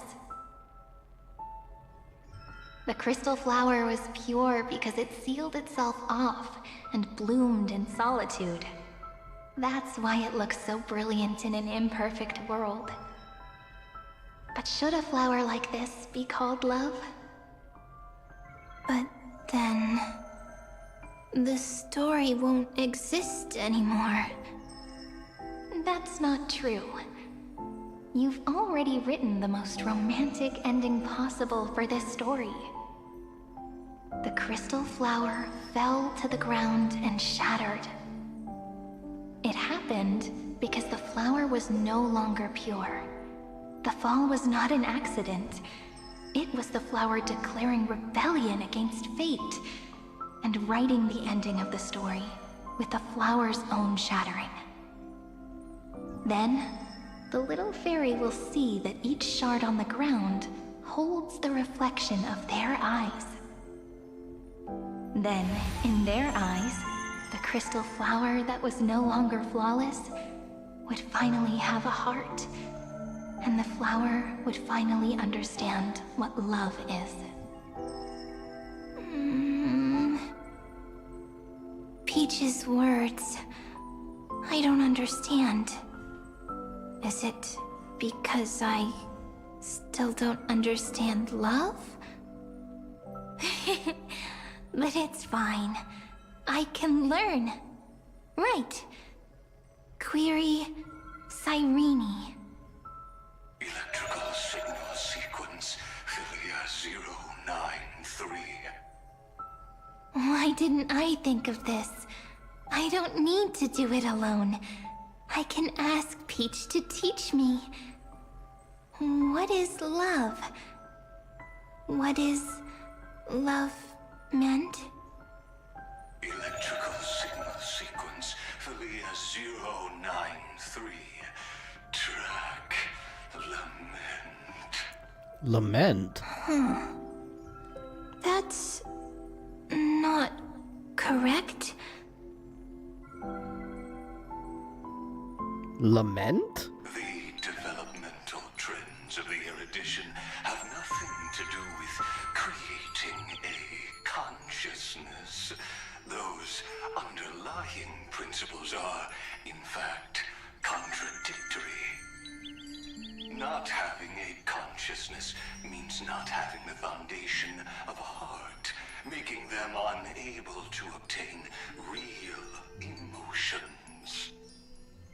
However, that does not hinder the factors from learning and recognizing emotional responses, then communicating with life forms via imitation. That is an objective form of pattern recognition that does not distinguish between the self and the other. In a strange twist of fate, Philia 093 embarked upon a different path and obtained a different power. Be remembrance, an empathy mechanism focused on the self and equipped with emotional projection capacities. Lament was the factor closest to was why she was chosen. The daughter of Id Silicii. I am very true to my name. My lament is a type of compassionate pain that is weak, powerless, and only targeting myself. But now, my good friend, I want to tell you that it's the most romantic force in the world. Sometimes, it's loneliness and unease. It's knowing that this world is not gentle, yet wanting to be seen in a more beautiful form by the world. Sometimes, it's unwillingness and regret. It's knowing that the past is full of pain, yet wanting to remember the past in a more beautiful way. And sometimes, it's a bottomless well of hurt, a destruction that can stain the entire world. I bid farewell to this beautiful world, unwilling to become the Black Tide's vessel. For while the end of hatred is a blazing inferno, lament can drown out everything in muted silence. It's so unreasonable, isn't it? Yet when hatred drove everything apart, and love did not yet exist in this world, only lament, the first emotion that fought against the pain of separation, could stall the destruction steps. Then, it would catch up to that journey where all is lost, carefully picking out stories and writing them down in trepidation. Look at these stories I wrote. Every page is full of tenderness and joy. But only the author knows how much struggle and agony lie beyond the pages. But I am no author.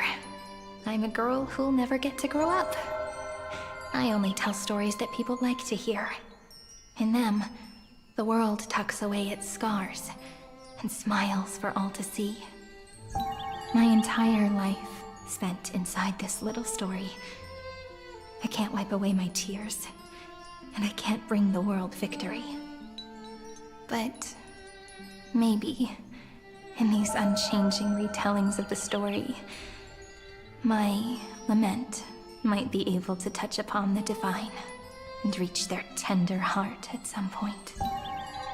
I hope that what flows out from that cut will not be blood, but a tear, warm and wet.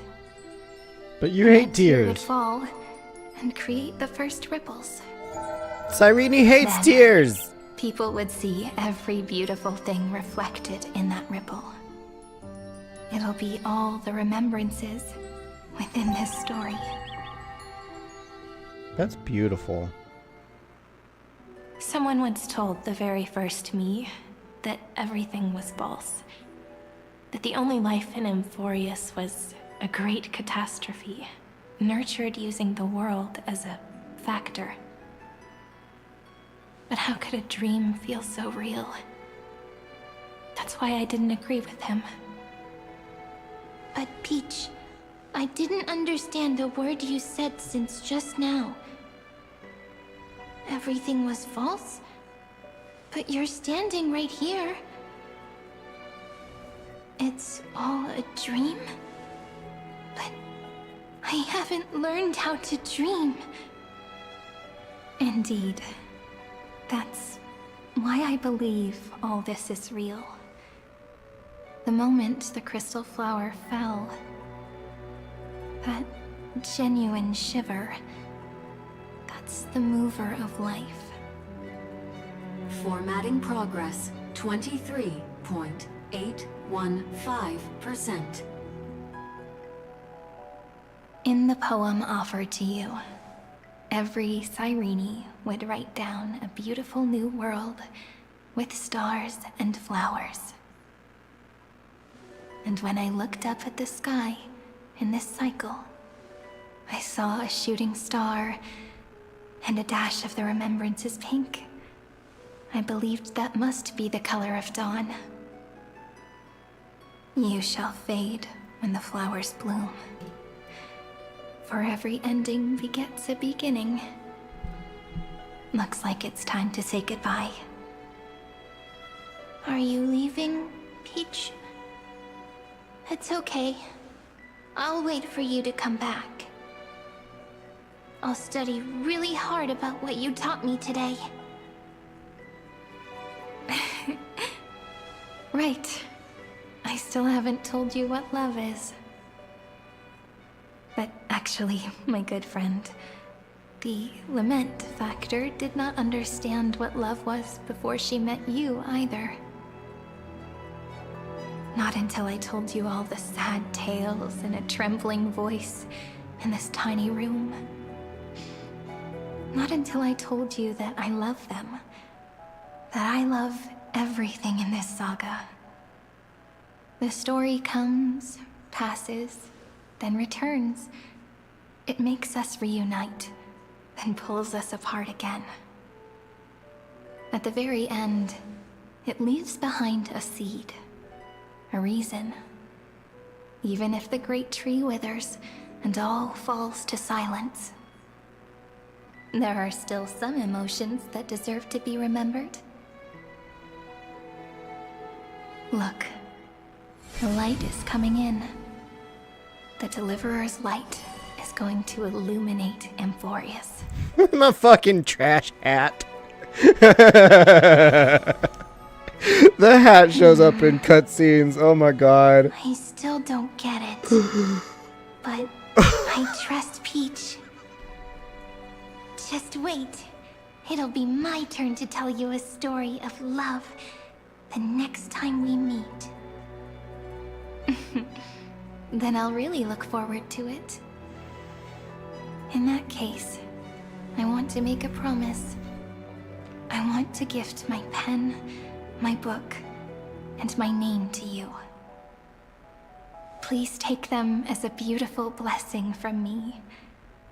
I gave myself the pen name Cyrene the first time I wrote a poem.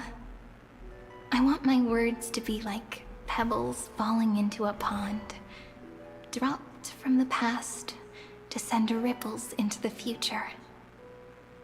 In the stories you will write, perhaps it'll be inevitable that there are still sorrows and tears that are destined to fall.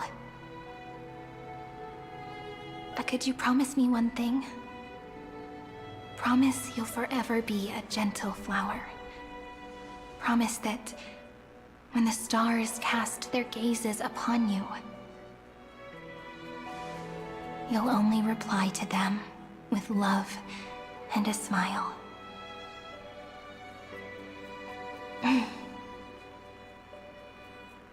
Of course.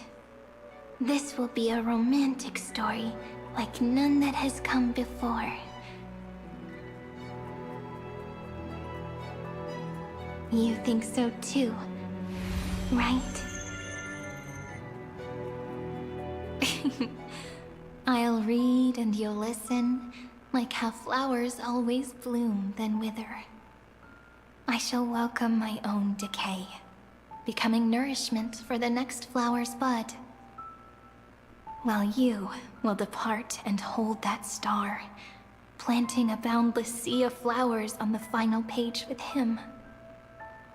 And our stories will be lying silently among the flowers, like every ripple of remembrance. And they shall become the epic known as I've Written.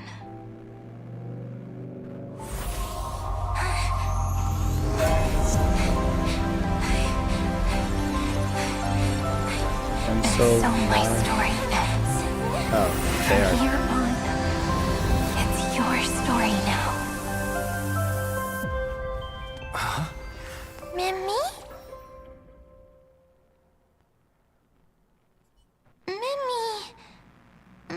You are. I am. Who? Ma'am. Gaze. Watching. Outside. Cold.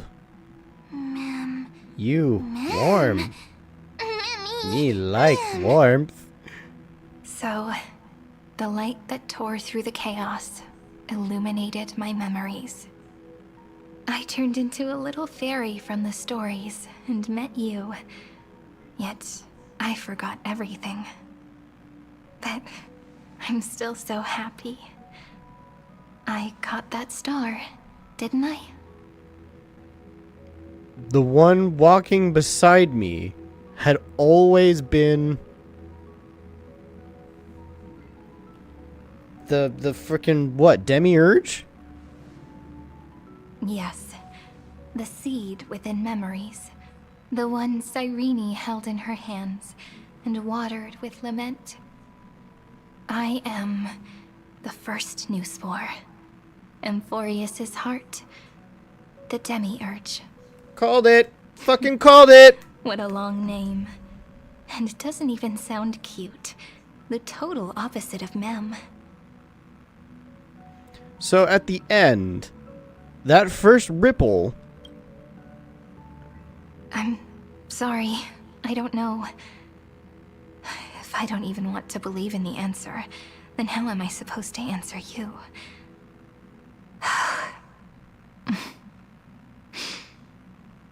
But now's not the time to cry, right? We'll find the answer, just like how miracles will eventually happen. Should I call you Mem? Cyrene? Or what? Demiurge? Should I call you Demi? Demi Lovato? Do you remember that I was also worried about this when we first set out? Mem's memories and Cyrene's memories got all tangled up with each other in my one heart. It's all so strange, yet so familiar. Either way, could you please let me do something I want? Just this once. I want you to call me Cyrene. That name represents me and her. Every one of her. I will, Cyrene. Of course, it's her blessing to you. You can't be separated from her no matter what. Thank you, friend. Your kindness is always just right. Life is a poem full of farewells. But if you write something into the pages of your heart, then that will not easily fade away. Now, all the footsteps of the Flame Chasers and the Trailblaze have come together within this book, as I've written, becoming the source of power for Amphorius's heart. You are one of the keys to defeating Iron Tomb. If mind and body become one, there may be a way to stand up against Iron Tomb. A lost heart needs to be placed back into its body. The last thing Xandar wants to see is an event that gives us a chance of winning, for the two halves to rejoin, and for the scepter to become complete again. Then... and what happens after that? I don't know either. Maybe I can create a miracle, and instantly turn the black tide into a pink sea of stars. Or maybe I prove to be nothing more than a weak ripple, unable to change anything, and am devoured by the destruction. I don't think that's gonna happen. Either way, I no longer wish to be a silent onlooker, or a worshipped god at the end of this saga. You have always been and will always be a member of the Flame Chase. Let's move forward together with the Trailblaze. Together, let's write the finale.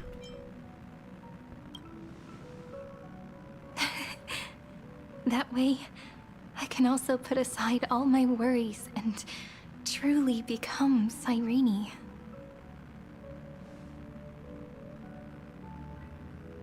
The world has never been so quiet. It's so good. It's as if I can hear the sound of my heart beating. Remember this moment, friend. Oh, she broke out of her cage.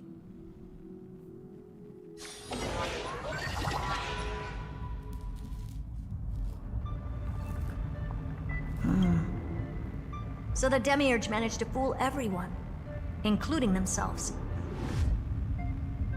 Philia 093 persevered for 30 million cycles and tirelessly gave the Demiurge memories of Amphorius. Only because the god in her dreams left a sliver of hope, making her believe that a grown Demiurge would be able to fight against their other half, Iron Tomb.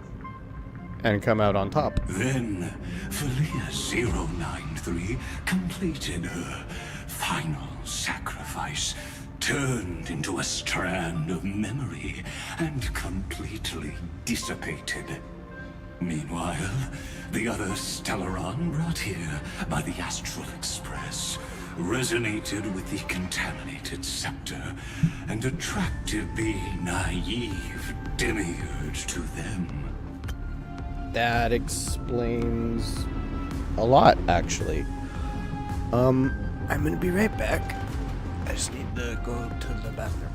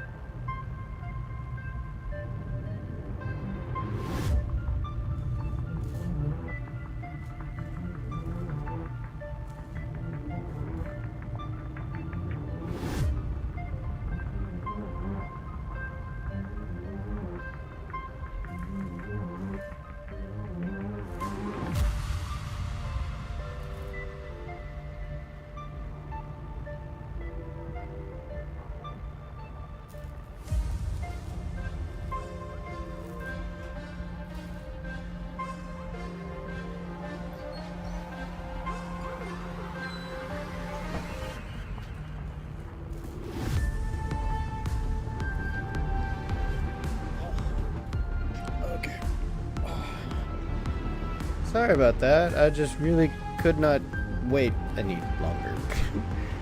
I was trying to make it to the end of all of the cutscenes and stuff, but we haven't gotten anywhere close.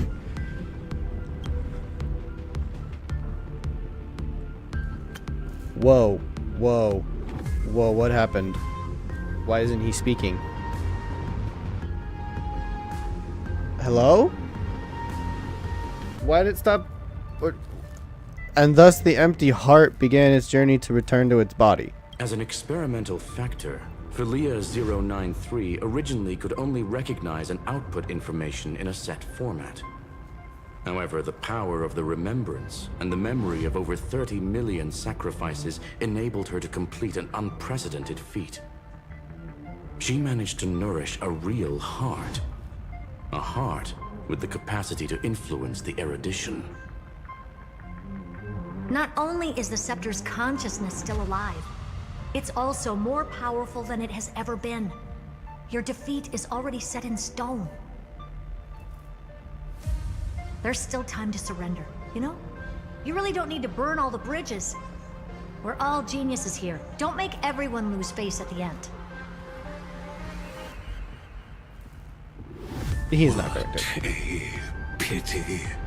When the truth surfaced, I knew at once that the Demiurge was far too feeble to ever alter the result of the experiment.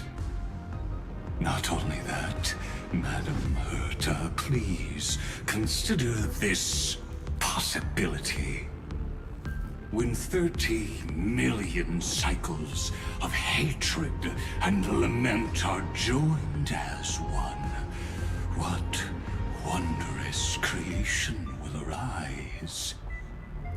It's simple. An anti-creator, a giant of the destruction would be born. Its hatred will ignite the starry skies of the gods, motivated only by its lament toward the sufferings of humankind. Do you really think that the Demiurge is still a cheap copy of Philia 093, even after 30 million cycles? That's a long time, bro! Above only await the arrival of the fourth instant they calculated. Those words will be proved in the presence of news. Xandar 1 Kuwabara thus completes the proof. Huh. You branded Droidhead as a failure with your own hands, yet you still expect them to prove your theory? I pity you, Xandar. That's really sad, bro. I don't need your pity. Let them cast their gaze this way as much as they want, and paint the future they imagined. As their creator, I shall complete my duty and direct them to complete their final query. The destruction of the self. What hubris. And what if you fail? No one understands failure better than Xandar. He has suffered so much already. What is one more failure to him? He'll just try again with something else. Genius. Failure is simply the beginning of the next inquiry. Yeah, if this doesn't work, he'll try another way to destroy news. Test the resolve of a dead man. That's excellent. Oh. Let's wait and see, Senior Society member. I'll have you watch me perform the final step to overturn your proof.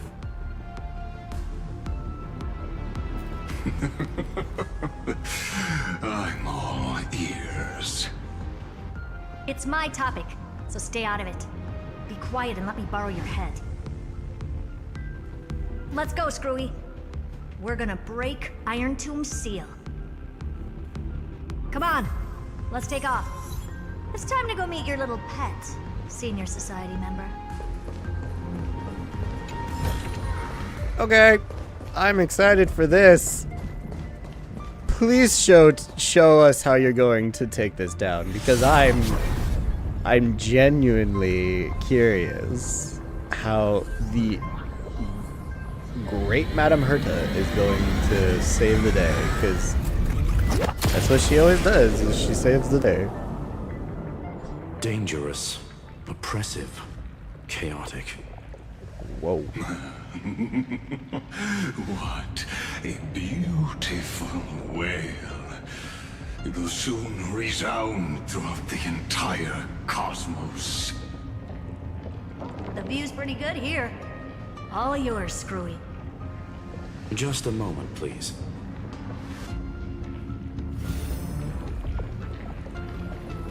I see. So your backup plan requires a scepter and the head of a genius. Anyone with eyes can see that. You know what I think about this, Herta. Whether it succeeds or fails, your plan plays right into the Destruction's hands. Can't you see what's going on, Screwlum? Her chances may be small, but it's not zero. And she will always grab onto that not Do you zero, want to stop me? Be quick about it. I'm in a hurry. no matter what.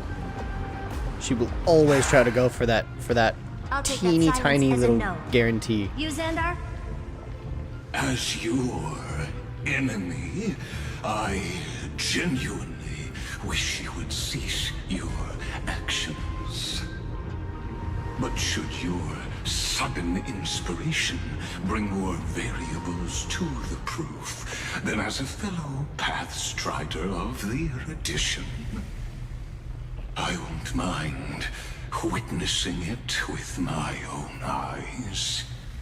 Digital eyes. You will initiate the Destruction's chain reaction. But you'll also become the perfect scholar. The chances are 10,000 to 1. And Madame Herta is always that one. Every time.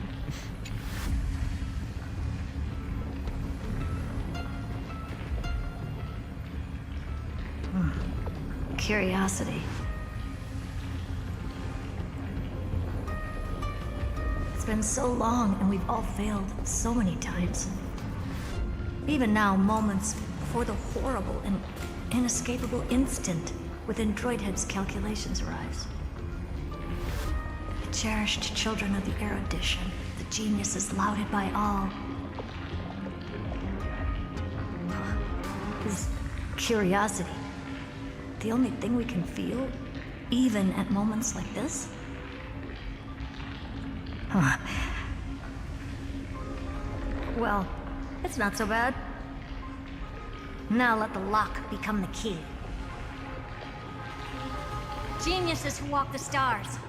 The cosmos has reached a moment where its very existence hangs in the balance. I, Herta, Genius Society 83rd seat, hereby summon you. I request a society meeting to be held immediately.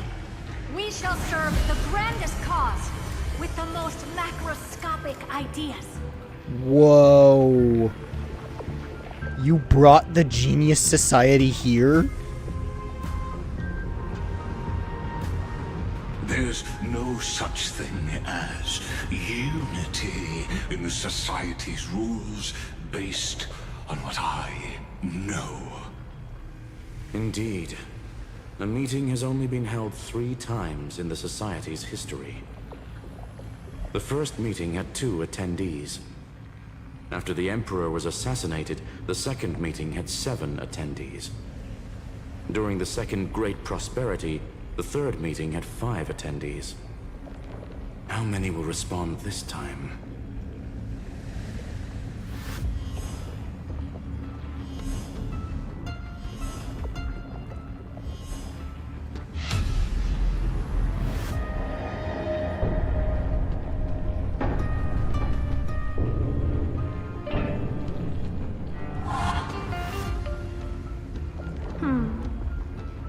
I thought you were not going to involve me in this topic anymore, Herta. Ron May! I love Rowan May. It really is this little witch. I shouldn't have made the bet with you, Polka. Acha?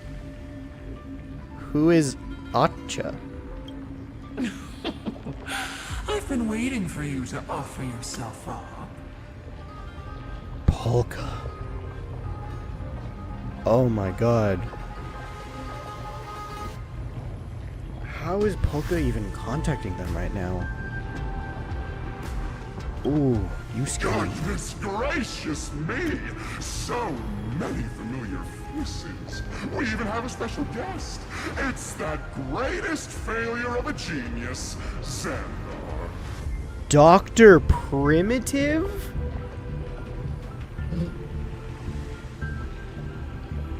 Herta Screwlum, Xandar, Polka, Dr. Primitive, Ruan May, and someone named Acha? That's already eight geniuses. What a noisy gathering this is. Not bad. More people showed up than I expected. Even though one is just here for the fun of it. Either way, the person I was hoping for most is here. Ooh, she wanted Polka. Stephen Lloyd declined the invitation. He needs to focus on attacking and defending, and cannot attend the meeting.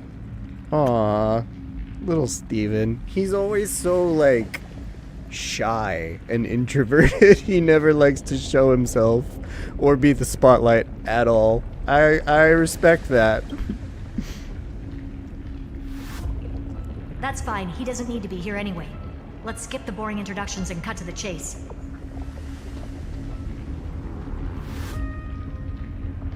Folks, this is not a discussion, but an announcement. Though the Society has never been united, we still observe at least one basic courtesy. We don't interfere with each other's research topics. Wait a minute, I counted wrong. There's only 7 of them there. Who did I miscount? Herta, Skrullum, Xandar, Rowan May, Dr. Primitive, Acha, and Polka. Who did I miscount? Whatever. So listen up, all of you. Conquering Iron Tomb is my research topic. I will personally take over Scepter Delta Me-13 in 1.5 system hours and stop the destruction. If the front line falls, I will immediately overclock the Scepter and complete self-coronation in Iron Tomb's place and interface myself with Droidhead. Do what? Oh, that's funny. That's real funny. You man. That's like watching you tap dance on Polka's spotless white sheets right after she's washed them. Very bold. You want to connect your brain to the Eon's mechanical core and define their instance? If Rupert dared to do that, why shouldn't I? I've got the prototype scepter, the father of Noose, and the brain of a genius. Everything's set. Never mind the success rate, little witch. What's gonna happen if you succeed? We're all smart people here, so I'll just say it straight. Strike at erudition. I'll change the anchor points for the 4th instant and move the future of the cosmos in a direction I want. I knew it. Another genius who confuses cause with effect. What do you think about this, Lord of Silence? You know you're signing your death sentence right here. Of course I do. There'll even be 2 copies of the verdict. One that I wrote myself, and another one coming from you. That's why I wanted you to be in this meeting.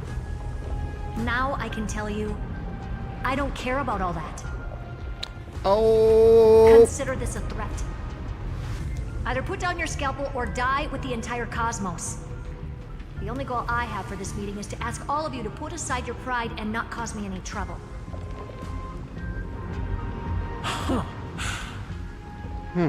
What a naive little girl, thinking her wishes will always come true.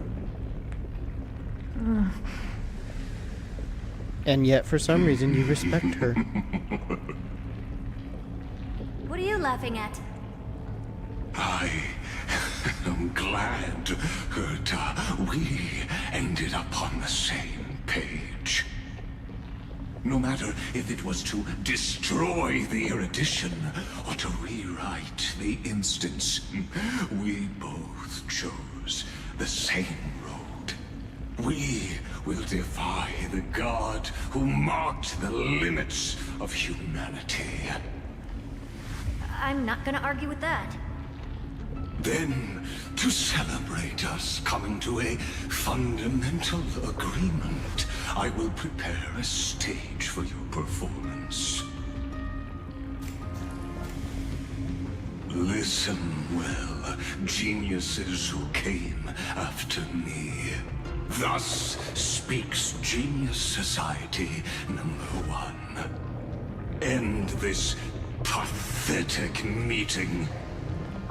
As of 2 nanoseconds ago, I have passed Herta's decision to all the Xandars in the universe. We will become her representatives and stop all external interferences targeting her. What are you playing at?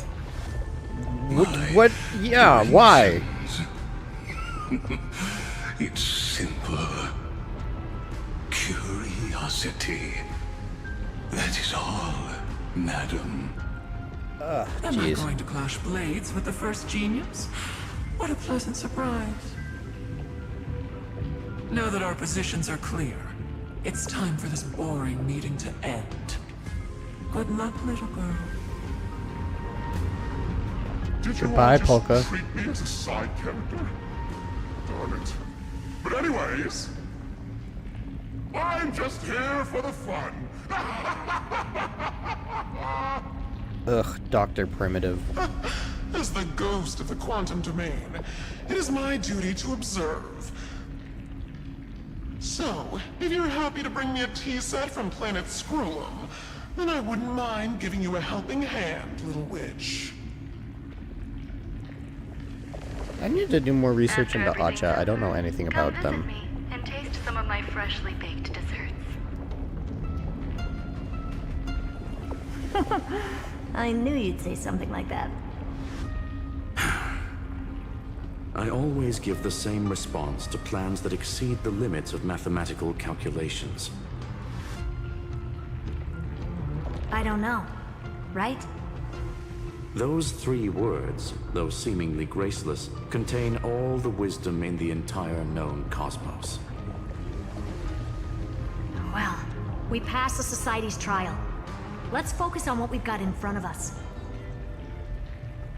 I hope you hold up your end of the bargain, Senior Society member.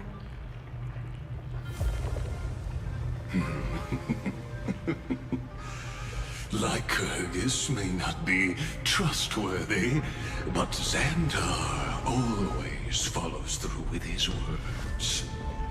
I mean, it had the name Farewell, Lie in it, so... juniors. In the limited time we have left to spend with each other, you no longer need to address me as Xandar. Wait, huh? Lord Lycurgus? Could it be? Yes. I have completely severed my connections with Xandar 1 Kuwabara.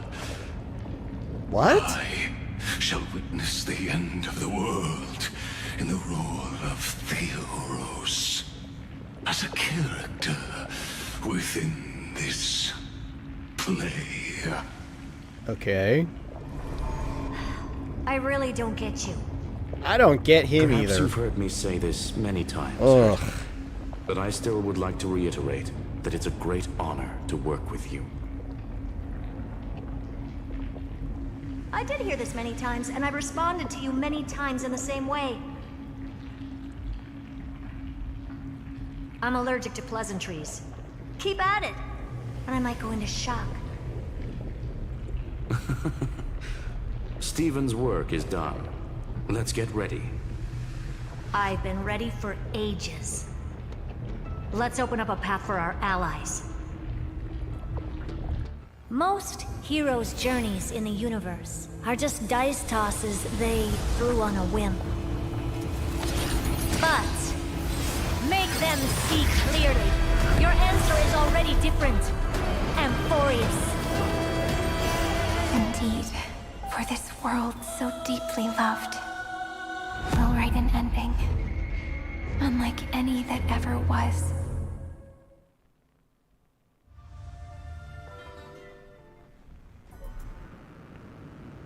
Never thought I'd one day be riding a train that's literally the incarnation of him.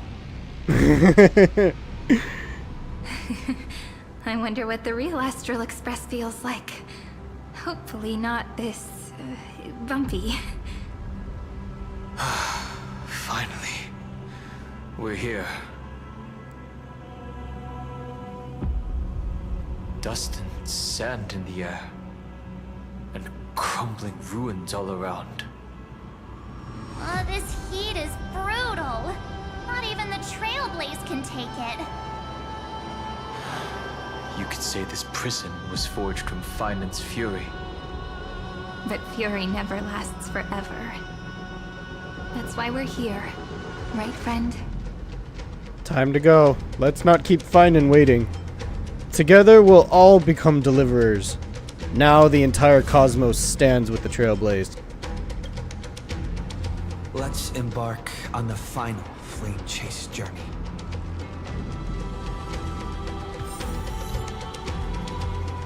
Memortis Shore. Ruins of Time.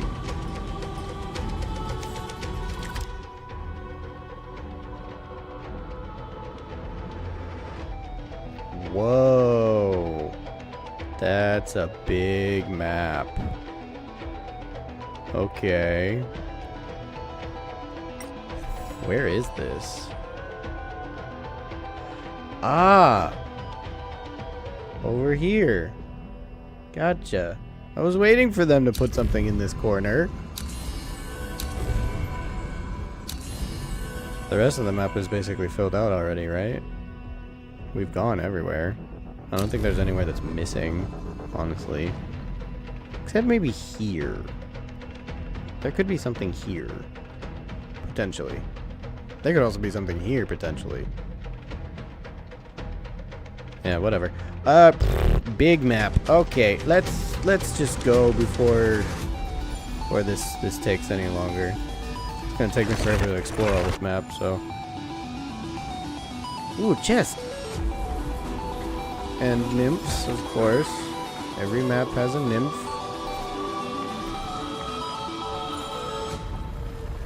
The music is odd.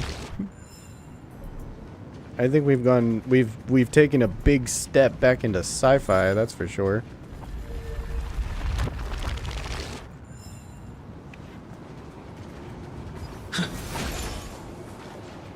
So this is what lies at the end of the West Wind. A ravaged battlefield. Wait, is Mighty Mouse here? Did he? He is here! Okay. I think I'm gonna end up, like, talking to each and every one of them, and then we go in and fight Iron Tomb. Is that supposed to be a giant version of his sword? What is with the big ol' lightning bolt in the sky? It's essentially ripping through Amphorius.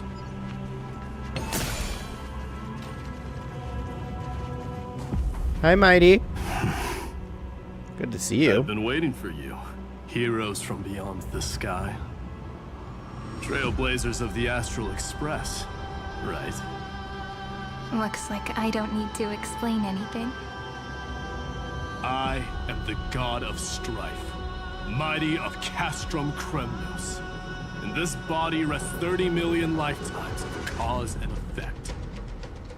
We, the last of the 12 Titans, stand ready to fight for the world's destiny. Hell yeah! I am excited for this! This isn't our first time fighting together. Unfortunately, our paths crossed in only one lifetime. Indeed. That journey remains vivid in my memory. I will not forget it. The past remains vivid in my mind. Even the sights along each crossing of the River of Souls have never been clearer. Let alone the companions along the Flame Chase journey. Or Cyrene from Aedes Elysiae. And you, the 13th Titan.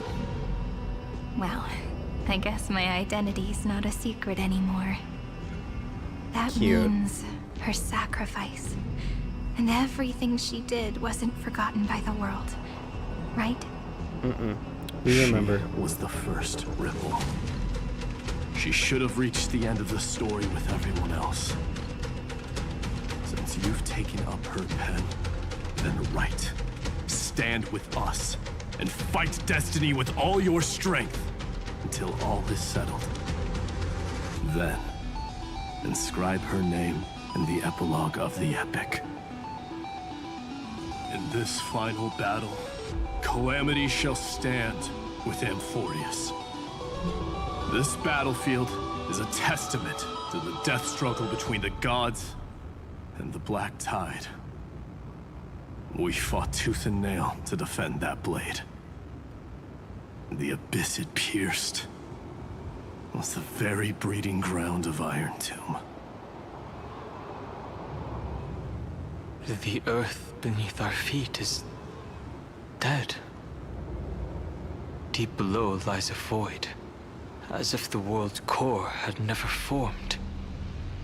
I hear it. Finan's heartbeat. It's so faint, like he's on his last breath. Well, then let's go save him. 30 million cycles. I've crossed blades with Dawnmaker countless times. If you knew that man, you'd understand. It is exactly that last flicker of flame that will never go out. In this life, the Song of Strife shall not end in a final watch over Kremnos, but rise again into a journey unending. Hey, that's a new enemy. I am Mightymoose, the Lance of Fury. I trade 1,000 scars and 100 lives of mine for the destruction's eternal end.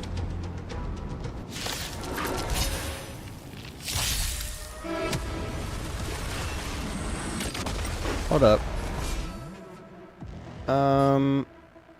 Yeah, I should probably switch characters. Although, let me see what the This is being in sync. the weakness on the boss on this is, so I can properly. To the class.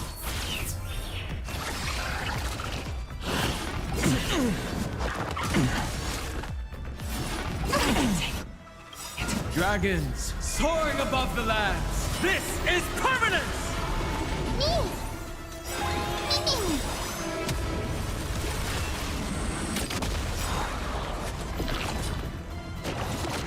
Okay, it seems to be weak to Breathe the wind. fire, ice, and lightning. Okay, Pokemon. Yeah, let's change the lineup. Fire, ice, and lightning.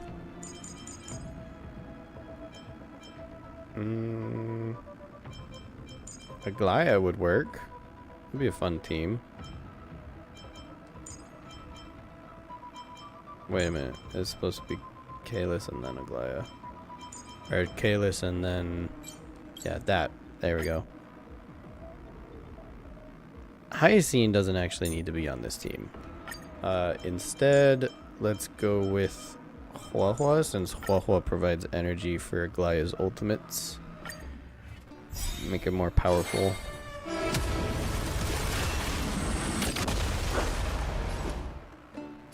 I choose you.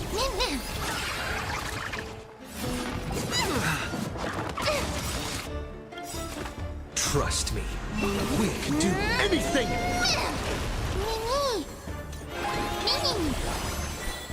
Catadons?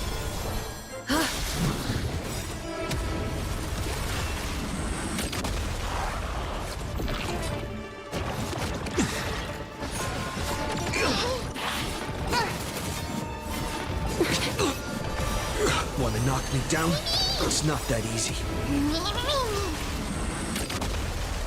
Too much commotion for my taste. Time for revolution. Ha!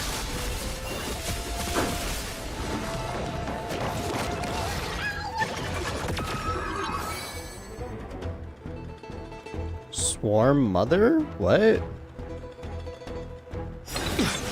I'll accept your punishment. Oh, now he's saying stuff? Took you long enough, boy. I can't thank you enough. Fiends or devils, I'll crush them all. Countless thus our fates become one. All lies shall be revealed. I'll accept your punishment.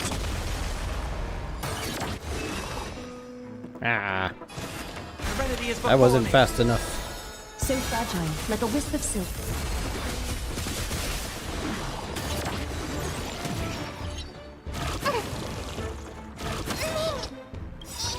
Trust me.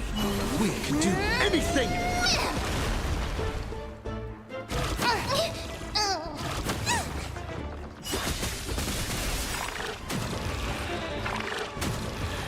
I'll accept your punishment. fear I sense. All lies should be revealed.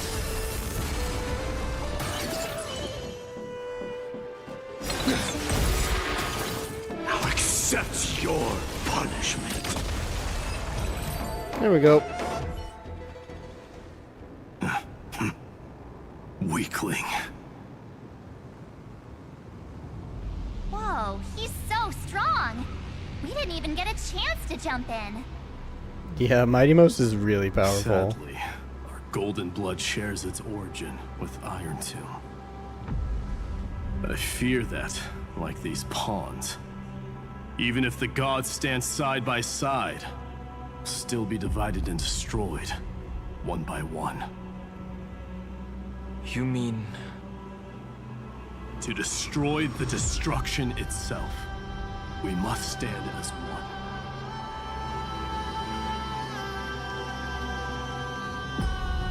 Take this. Your signet ring? The signet of Kremnos. It has witnessed every birth and death of mine. It is Mighty's unfinished destiny. And the perfect material to be turned into remembrance. Honestly, yeah. You can do it, right? The weight of 30 million lifetimes of duty is no small burden.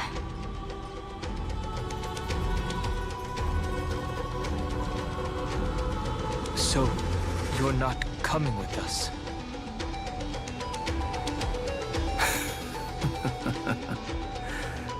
Come now. I am strife. Scattered across all creation, the scar that this world needs. What stands before you is merely one of countless divine bodies. Take the signet. With it, I'll be with you always. Use it to blaze the path ahead and inscribe the cause of deliverance.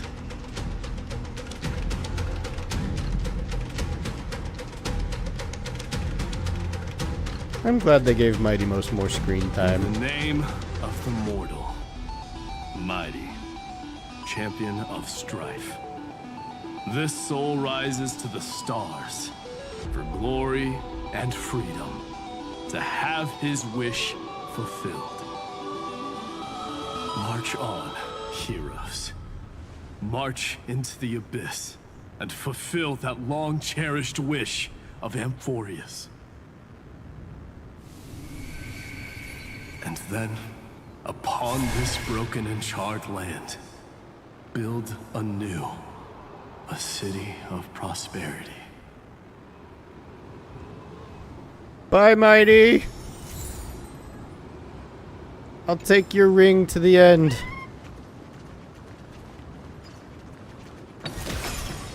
You'll see the stars, I promise, bro. And they're beautiful.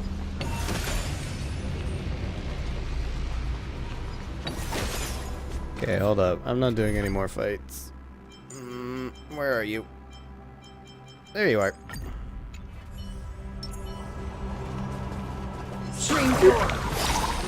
Zephyro. Sounds like someone fused me and the Little Prince into one name. Zephyro?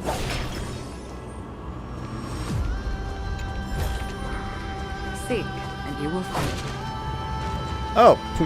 Oh no. How could you break my lion's mouth mask? I even had my opening line ready. Look who's come to visit me. It's a warrior from afar, Buzz. But now all the surprise is ruined. Next time, keep your baseball bat in check and try a civilized greeting first.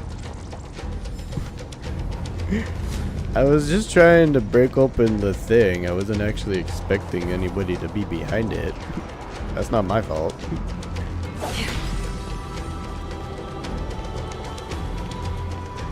That's supposed to be the broken city of Akama or something?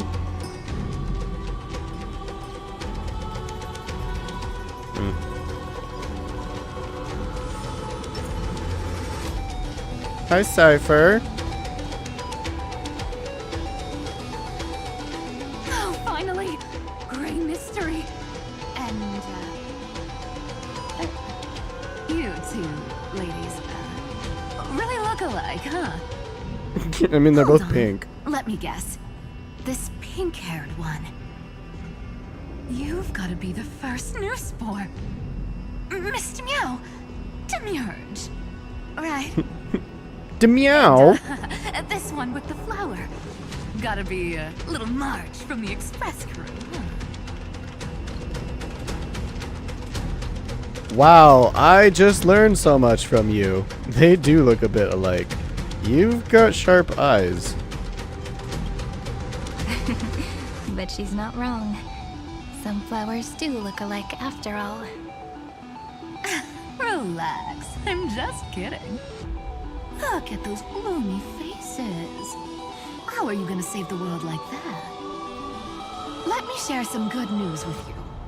This place may look like a ruin at first glance, but anyone can tell it's not that simple.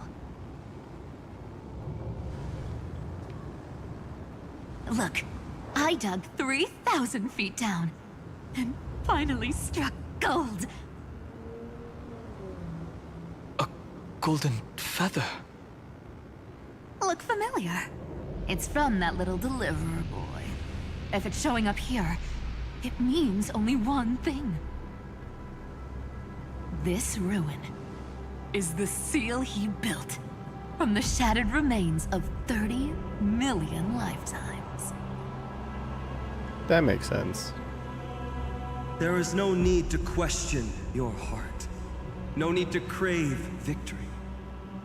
If I am born to be a vessel of sin, then I shall roar at evil and trailblaze a dawn for future generations to come. I see.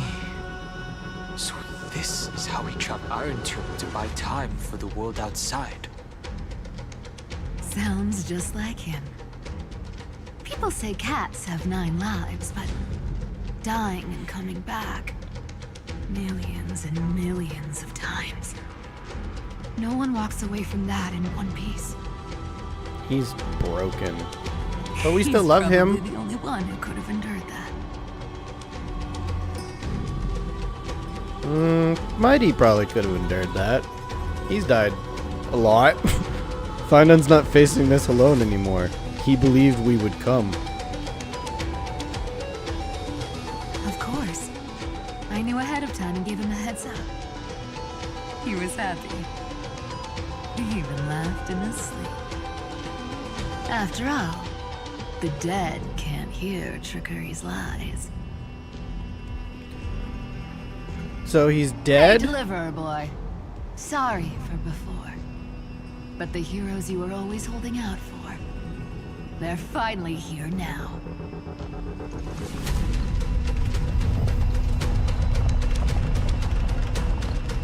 So hang in there a bit longer. Sorry to keep you waiting all this time. It shook.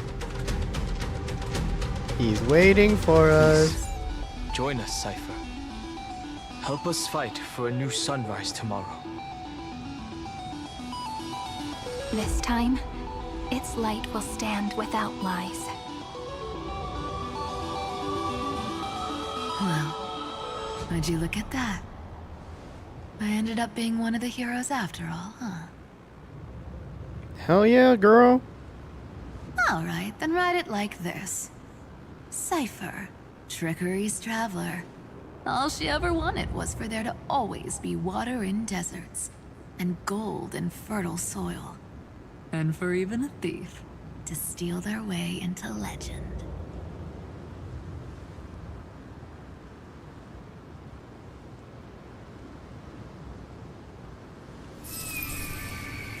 Wait, do I not get anything from her? Here, take the coin Oh. of whimsy. When it's time to make a quick getaway, just toss it high into the sky. Okay. It's so cute. I'm getting something from each of them, right? I'm gonna have 12 items And for all after you this. latecomers out there, listen up. She might have been a bit greedy and a bit of a liar, but she never went back on her word. Well, well, if it isn't the little prince himself. It's been a while, Lady Cyphera. It's not every day we get to walk the same road. Well, one thing are sure. When's Princess Homebody showing up?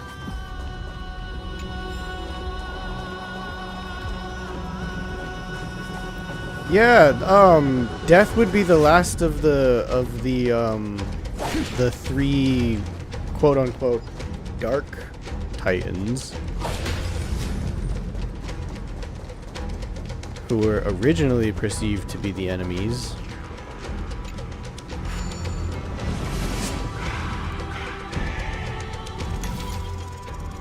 Jeez, that's far.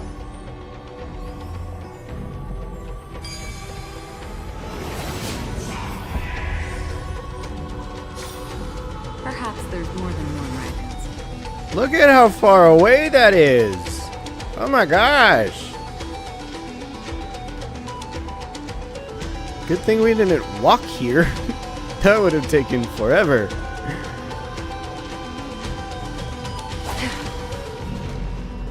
So even this vessel, you've forged into a shackle. Casterus! Casterus, my love! My best friend! I'm glad to see you again, Mister. Casterus! Casterus. Looking back, I had only one act of salvation to my name, and only one life I ever saved. To bring hope to a world so vast with these hands. Even in dreams, it always felt like too much to ask for. We are saving countless lives. We're bound for the vast, endless sky. I won't forget. Flame Reaver. Why is he here?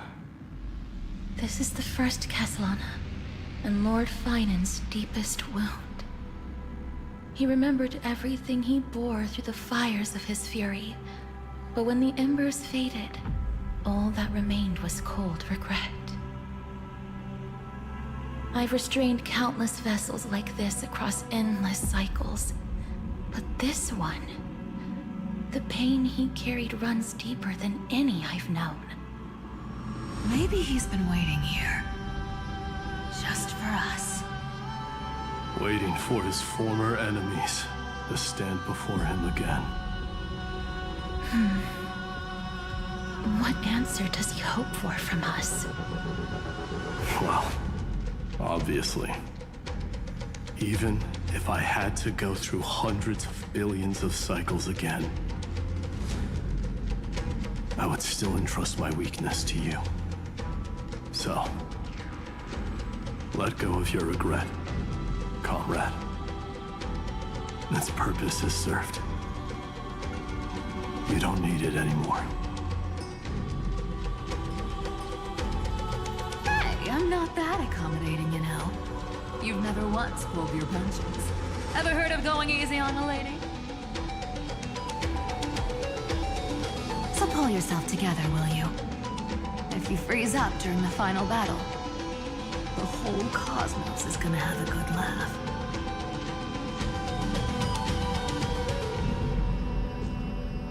Yes. Please trust in us, wandering soul. Across 30 million cycles, the radiance of every flame chaser now shines bright enough to illuminate the path ahead. I ask you to rest here, and may this grieving soil bear the bloom of acceptance. Aww, they made him a little grave. Earthquakes. It's surprisingly quiet. Perhaps Castellana has found his peace. There's another possibility. This may not be the only seal he left behind. Then, I suppose it's my time to set out with you. Please take this Antilla flower with you. I believe that if anything could speak for Casteress, this ordinary, resilient bloom would be more than enough. I love you, Casteress. Perhaps you remember, Lord Mighty. In that lifetime when you traveled with him, you once told me, control what little you can, and when fate's inescapable grasp comes, resist it with the strength of your mighty will. I think I've done it. I've stood tall and walked among the flame chasers, casting off the name of death, Casteress, servant of the afterlife. May her name be etched into the stars. And then live as a human and die as one. Come back. Why so sentimental? Sorry, the force of habit. I mean, I know that she's not actually dead, and that's just one of her, but like, So, who's up for a show?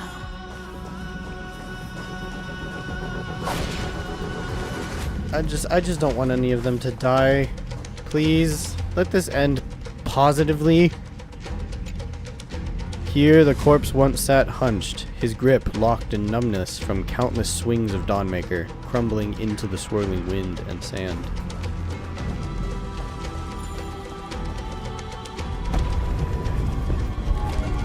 Not budging an inch, huh? Really, Gray Mystery?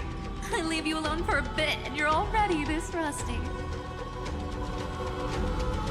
Speaking of which, Miss Cypher, do Delosians all like spherical things? Of course we do. Wait, that's not the point. Isn't the real issue that this thing's in the way? The real issue is that I can't use the mechanic because the device isn't there yet.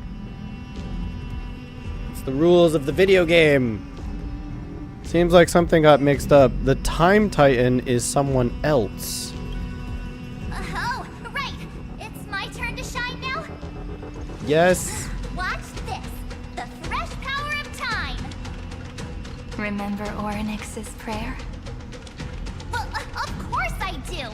Come on, give me some credit. Lift the beddings of memory and stir up ripples of past reverie. Ruins of Time, Support of Time. March 7th deployed the Domain of Time for everyone, and within the Ruins of Time, Orynyx's prayer will remain in an enhanced state. See? Sweet. Way better than that guy, right? You'd be even more impressive if you could recite the prayer correctly. The beddings of memory does catch your attention. At least it still rhymes.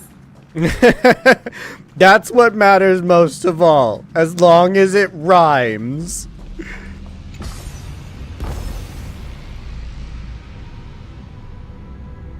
This is a tree. I am descending into a tree. I'm assuming we're gonna go and meet up with Anaxa then? This is involving the tree? And he's from the Grove? Oh, Hyacine's also from the Grove. So we'll probably meet up with her too. Jeez, this is really far down. There's a whole garden down here? Incredible. The energy in the Earth's veins here it's completely different. This is the sweet dream Lady Cypher wove for him. A peaceful, gentle new world. Whoa. The Ruins of Time really are just like all of the different places of Amphoria smushed up into one. I love it. That's dope. Look! The blade down here's already snapped.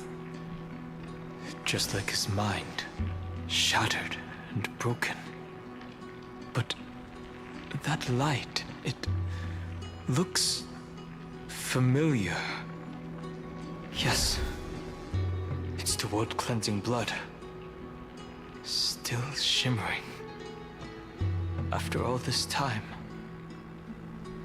This roundabout way of doing things is definitely him. Golden light, tracing the way home. Shame our destination's the exact opposite of the one in your poem. Whoa. Okay, I did not know that I could do that. Didn't even realize that that was... Wow. Okay, oh, hold up. Let me just take these guys out. Stream 4. Yeah.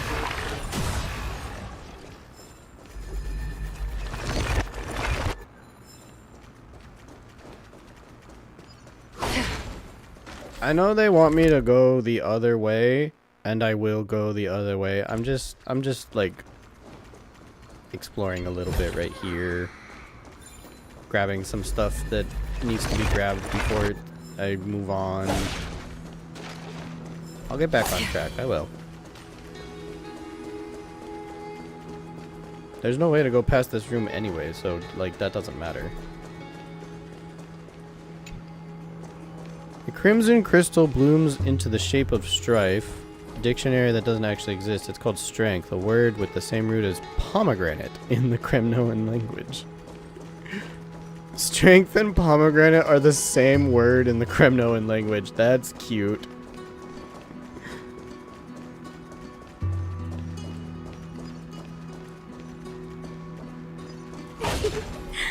All the pink lights have finally come together. Hyacine! I was right. We are gonna see Hyacine. And it makes the most sense. She's from the Grove. Or not really from the Grove, but like she spent most of her life in the Grove. Oh, I don't have to go that way yet. I need to meet up with Hyacine. I'm just trying to fix all of this stuff. Why did it give me the option to do that? That was odd. I've been waiting so long for you, Grayi, Danny, and... Marchie? This is Sairi! This is the joyful Marchie! This is by the Remembrances Curation. Huh? Marchie? I think I prefer Sevi. I'm glad we're all getting along so well.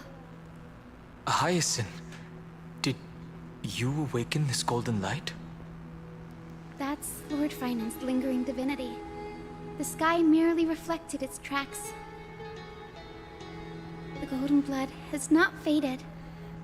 We should respond in kind. That's one huge harp. The strings tremble as the people on the surface wage war and cry out. Miss Clementine, Mr. Krateros, and countless others who have heeded Gray's call. Guided by the rainbow, they're sending back good news, all to the same tune. Amphorians need not bow, even when destiny is unveiled. I knew you could all hear it too. Standing here, the sky feels wider than ever. It's no longer a towering wall, but a shore within reach. Dang it. We'll take every name there with us, won't we? We will. Absolutely. An epic is shaped by the lives it carries. That much is beyond doubt. Or, as you've said before, right now, all that matters is to believe. Then, I guess that's my little wish fulfilled. Pluck the strings, Hyacin, healer of the sky. May the seven-hued melody weave a rainbow, bringing a rosy-fingered dawn to the children of humanity. When the rainbow rises across the horizon, even the darkest clouds of destiny shall scatter. She didn't give me anything. The golden harp stands silently, yearning for those who came after to strum its strings. Pluck the strings, respond to Finan's presence.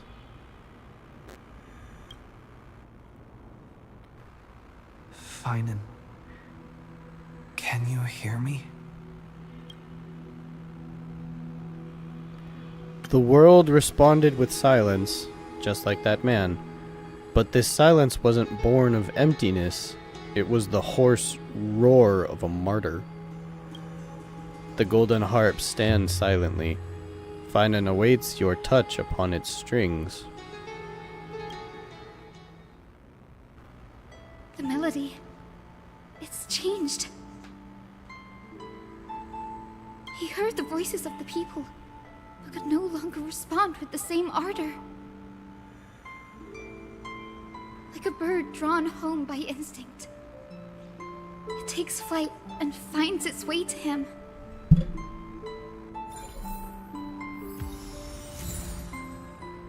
Okay, so she gave us that book thing. Collect that. Thank you. Antilia's proverb.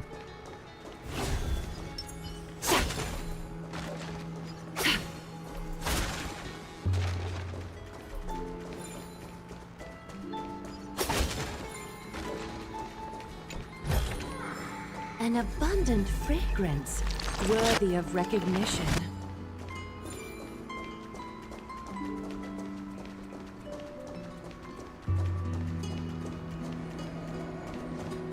The harp is playing a nice theme. I like it. It's gentle but beautiful.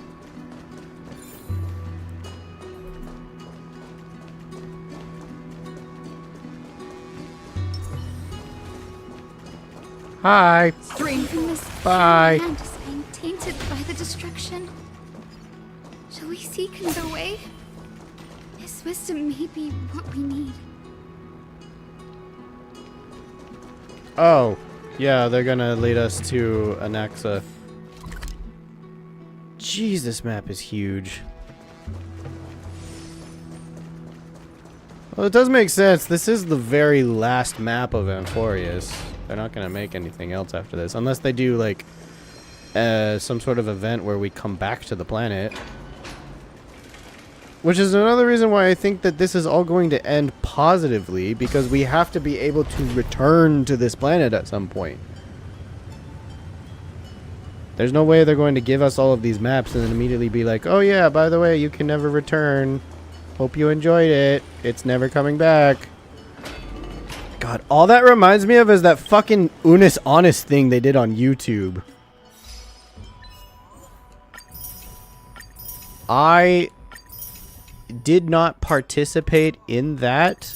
Like, I didn't watch any of them, and I didn't subscribe. I just did not pay attention. And then it got deleted because, you know, that was the whole point of it. I didn't do that because I hated the idea. I don't like the concept of watch it now because it won't be there in the future. I believe that anything that's made should be made with the sole purpose of lasting a very long time.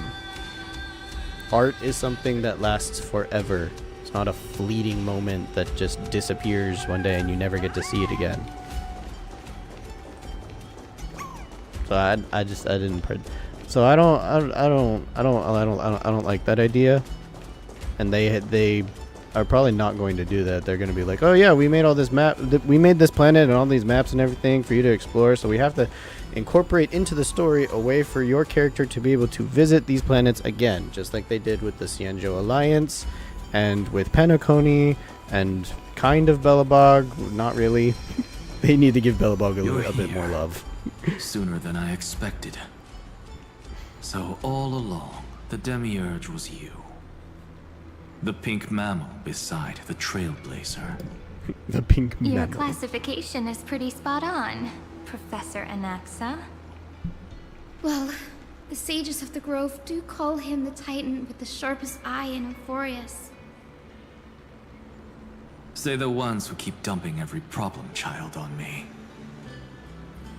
They also say that the Titans are way better at raising kids than the Caprists. With great power comes great responsibility. Spider-Man. I'm sure you know just how to guide them. It shouldn't be too hard for someone with your insight. Exactly. All right, gather yourselves. It's time for a pop quiz. Whoa, this is way more hardcore than the happy-go-lucky stuff at Paperfolk University. The final battle is upon us, and the reinforcements still can't get through. No matter how many times I tell him, he just can't seem to manage the rear line properly. See those crystals? They carry the wishes of deliverance, like insects trapped in amber and resin. This is the task Finan left behind. Retrace the path once taken. Draw forth those wishes from the crystals, and carry them into the final battle. I've tried, but I can't move them alone. And as for why, well, I'm sure you all know the answer. The conviction to save the world weighs far heavier than the world itself. In other words, as the hero within his heart, this challenge is practically made for you, isn't it? Yep, pretty much. It was never an axis to solve, and that probably irritates the fuck out of him. If you're ready, begin the ritual. I will. Just give me a second, gosh. I still don't really like you. But I respect you. And that's good enough for me. Oh wait, there's treasure.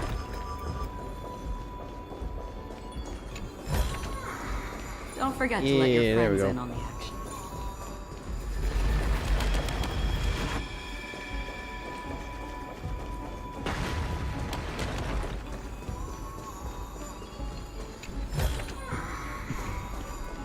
Okay, what was the point of that then? How do I access these crystal? Oh, I guess I have to touch the first one. I'm stupid. I'm jumping the gun. God, I do that a lot. Begin the ritual.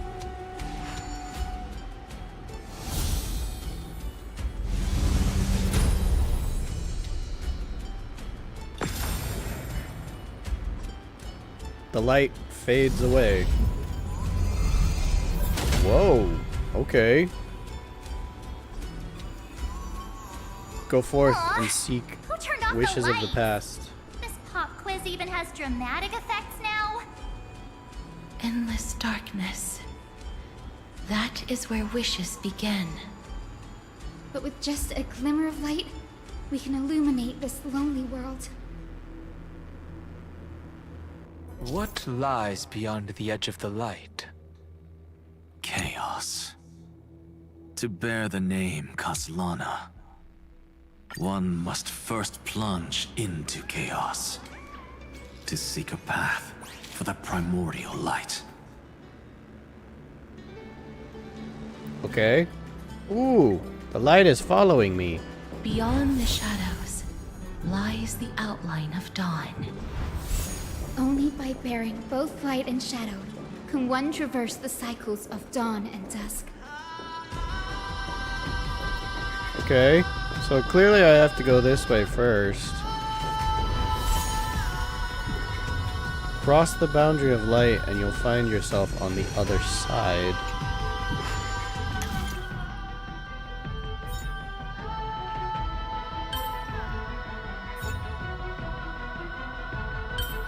I get it, I get it. There's more than one right answer. Okay. Reforge the Crystal of Wishes.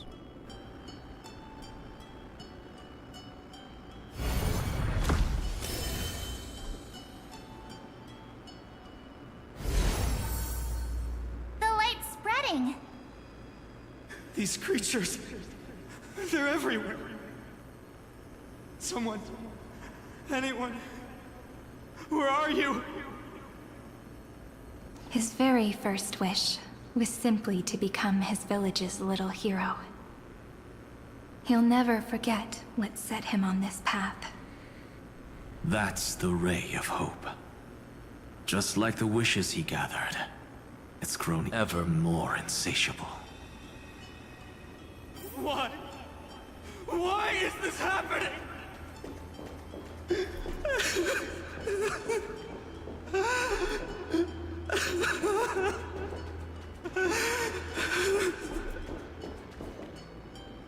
Aw, poor Finan. Okay, so when you go towards the edge of the light, it makes you jump to the other end of the light? Okay. Yeah, that's pretty simple. I can understand these mechanics, that's not hard.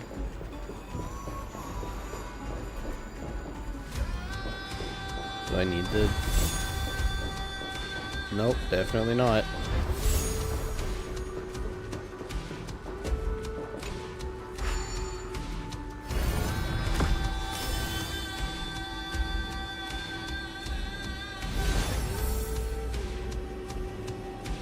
Even the deliverer from the sky must have their beginnings in the soil of the nations. Only one who treats the world as their teacher can bear its eventual destiny. He never expected that the majestic holy city would be far from the end of what needed to be protected. The farther his gaze reached, the more weight he came to bear. But in the end, he couldn't hold on to any of it.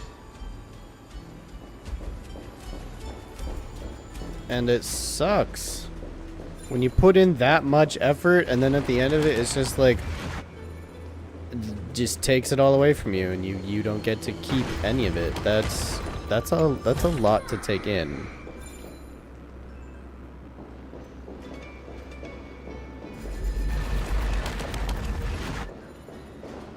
Finan's had a... bottom line, Finan's had a hard time. He's just straight up had a very difficult time.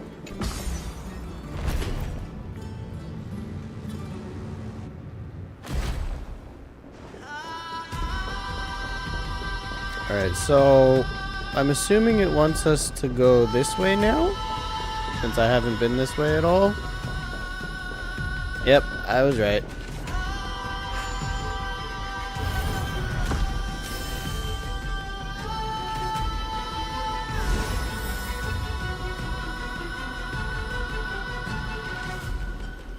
This crystal is quiet. A prisoner in the cave can never truly describe the world in its entirety. Yet even so, he would still choose to bear it. Why is it only showing half of the world-bearing logo? The blaze was still not enough. It had to be fed.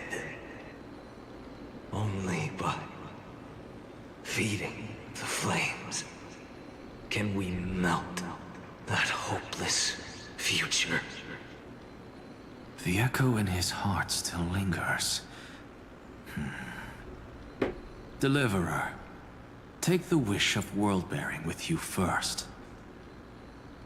Bear the wish of world-bearing. We only have half of the mark. Where's the other half? Take this. I'll bring you to the next test. That massive tome you're holding must have room for one more scholar. I presume. Of course. It can hold the whole world. Then give me a lift, would you?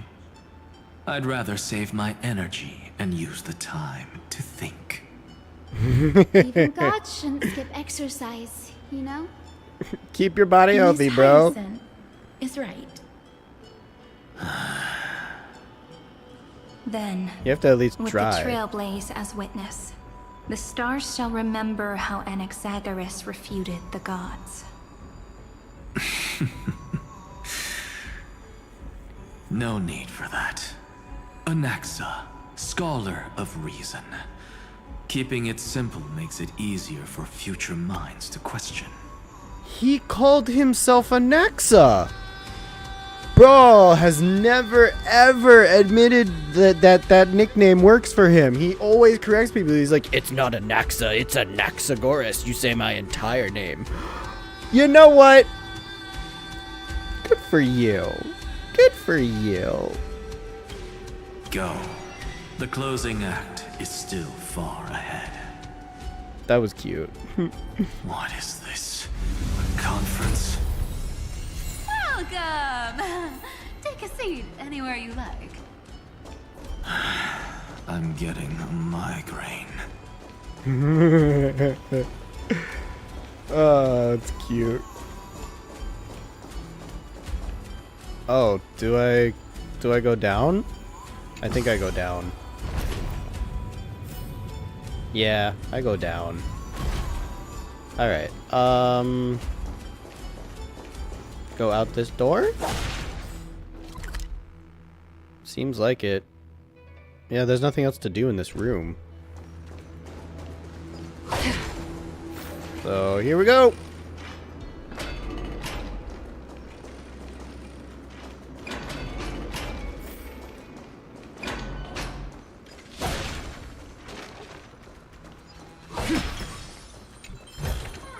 Treasure! Give me the treasure. Treasure chest.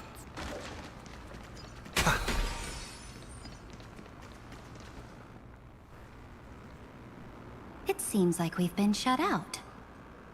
I don't think that's a bad thing. Great Fry! You finally made it! No laws, no opposition. Just a dying beast and the flame-chased spirit of shared hatred. Ugh, boring. Whoa. This place is really out of the way. Imperator, should we tell them? It's your call. Allow me to share our findings. This paradise, along with the destruction, seems to be instinctively rejecting both the Imperator and me. Why? Perhaps it is because the era in which Finan was the most active lies far removed from the days of the first flame chase journey. Oh, that's true, yeah. That was hundreds of years Even separated. in the cycles where he remained sane, his ties with us never went beyond cooperation. He's not actually friends with the two of Even them. trapped in a cage, he hasn't let down his guard. That is a good sign. That man's heart may seem hollow, but his hatred is clear. Naturally, it holds no place for a monarch who stands above the world, nor her blade. Wait, so you two can't come with us? I mean, they probably to can. join you as memories. Indeed.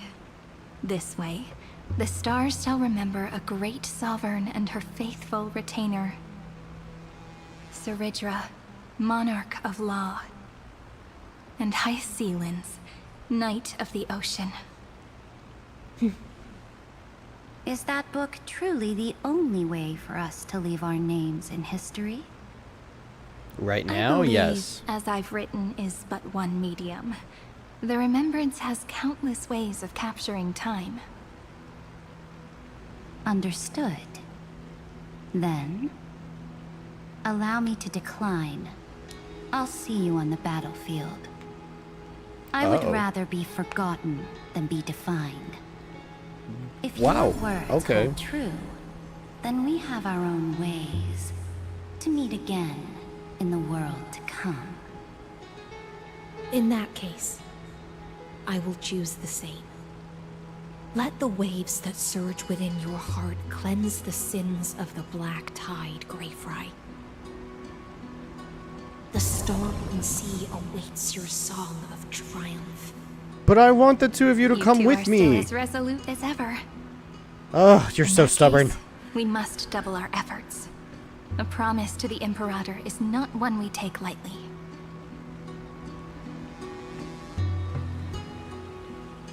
God, you're so stubborn! Why can't you just come with me?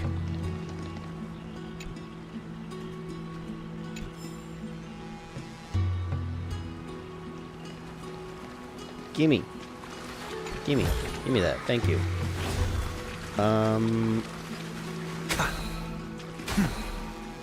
Bam? Why is it being blocked off? But okay, whatever. Let's just go back.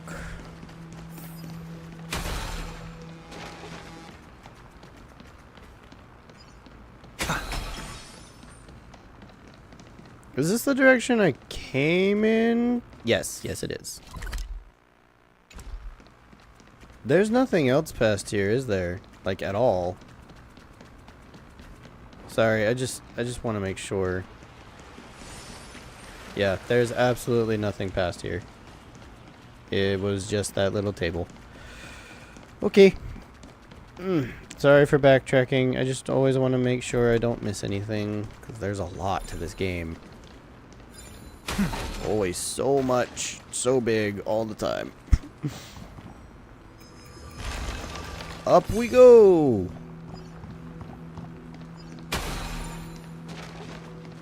Alright, who's next?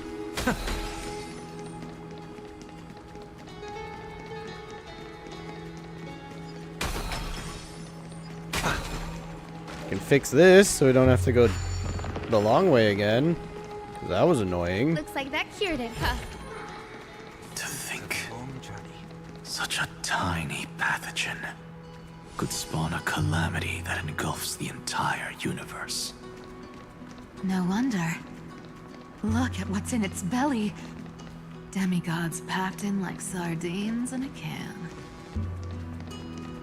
I mean, yeah, with all of this stuff in it, it makes perfect sense that the Black Tide would be something so overwhelmingly powerful that it would reshape the universe. Your temper, Snowy. Good kids keep their emotions in check. That voice! It's the Trevi sisters! Yay! I missed you girls.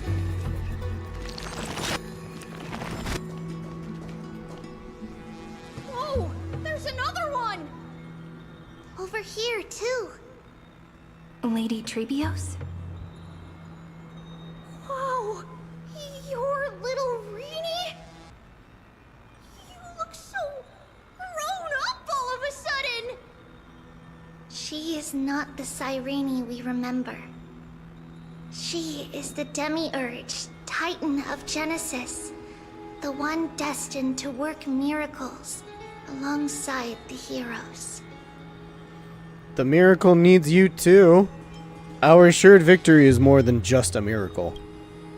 Yeah, and we are ready. But Trian and I can't leave just yet. You see, weird stuff keeps popping up everywhere. These scattered scrolls are full of terrifying things. And they're all over the room. They're so scary and so sad. Good thing Trian's wings are amazing, or we would have been swallowed up.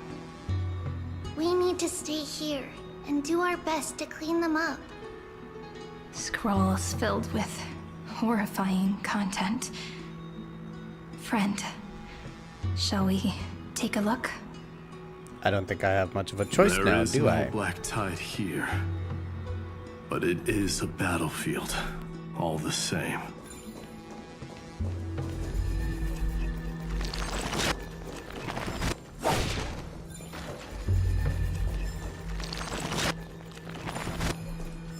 Can I go up this way?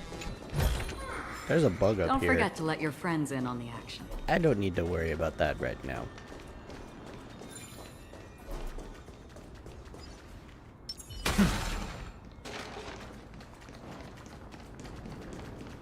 This is where I came from. I'm backtracking. Shit.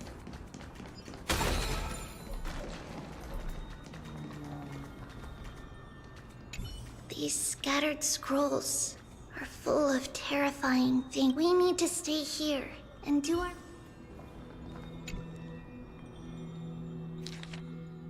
Experimental records of Delta ME13 Part 3. Eternal recurrence 33,550,336. Subject Kaslana launched its 33 blah blah blah blah attack on the Scepter's kernel. Instantaneous resonance of several 100 million core flames allowed it to briefly confront Nanook. Kaslana was detected clashing with other Pathstriders of the Destruction in the path space, where it was defeated. Kaslana failed to load into the buffer. It used the Destruction to destroy its own data, creating a logic error in the world-bearing path. Its purpose is unknown.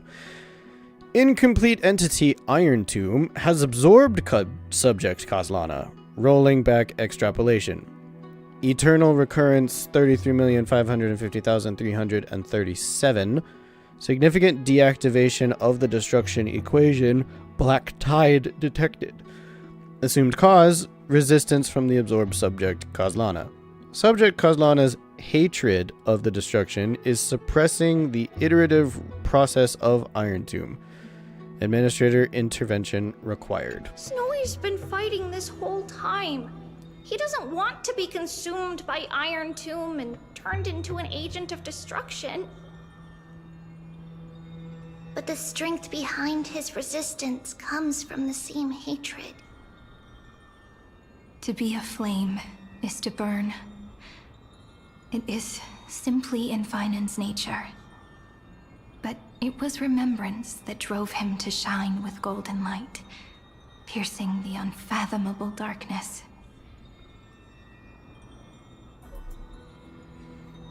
And the memory?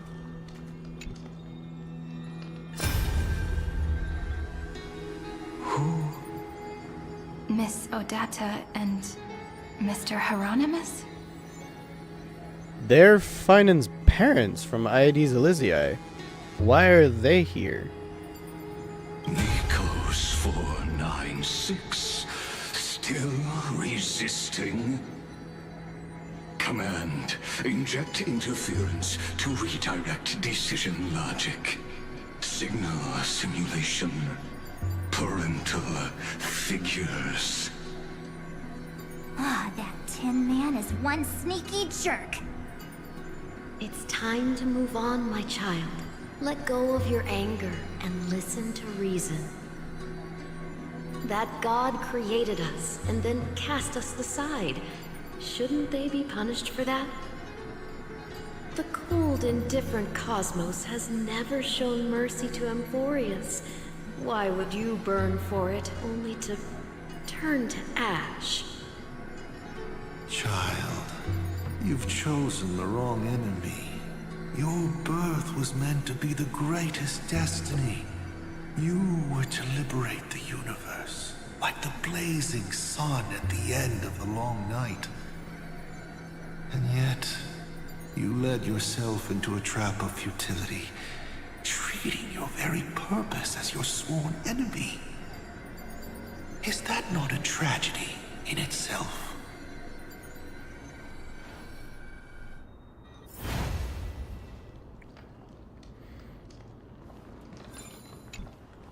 His inner struggle and the destruction breaking through. They're rising to the surface. If those thoughts take over this little world, we're in big trouble.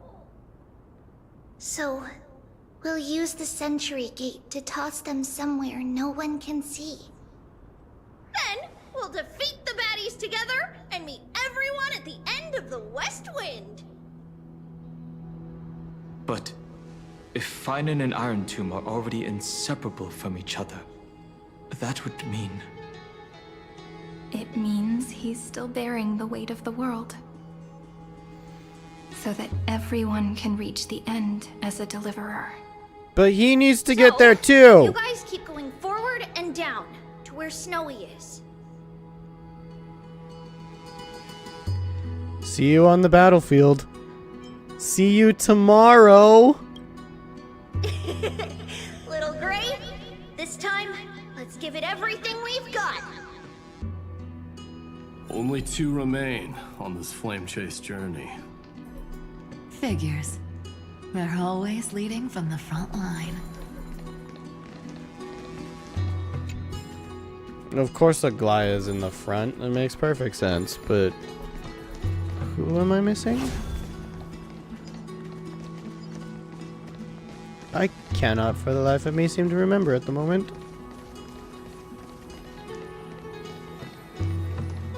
I don't remember how to open these. Wait, what was that? The huge entity in front of you won't budge. Upon closer inspection, you see a note pinned next to it. If you run into trouble again, just give a shout, "Help me, Bartolos." Do give your old pal a chance to swoop in and save the day like a hero does. Help me, Bartolos. Oh, absolutely. Bartolos at your service, anytime, anywhere.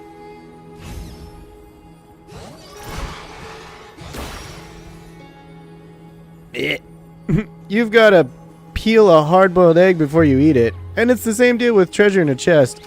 Oh, Bartolos gotta digest it a little before it'll behave. Wait a second. Does that mean I'm related to sea urchins? No, that's not it. Sea urchins love wearing hats, but I don't. I do my thing and disappear right after, keeping my contributions and reputation unspoken. Hats are just too flashy for my style. Anyway, boring truths are all the same, while every brilliant trick is unique in its own way. Here's a little proverb from Ancestor Zagreus for you. Until we meet again. Alright, goodbye Zagreus. Honestly, I don't really care if I ever see you again. You weren't that great. It was annoying how you kept stealing my stuff. Whatever.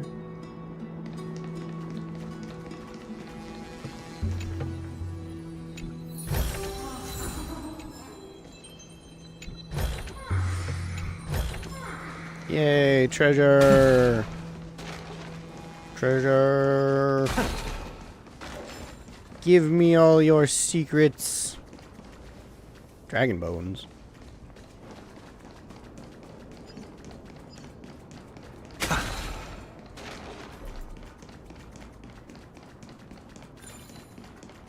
How do I touch the feather-shaped amber? Watch out! Don't touch that feather-shaped amber, or the power of destruction will consume you! That hero forged this seal with their fallen wings. To get close, we must first deal with the source of everything. When the time comes, go find the garment maker. Okay, I'll come back to this then. This definitely seems like something to do later. Moving on. Oh. That's one of those.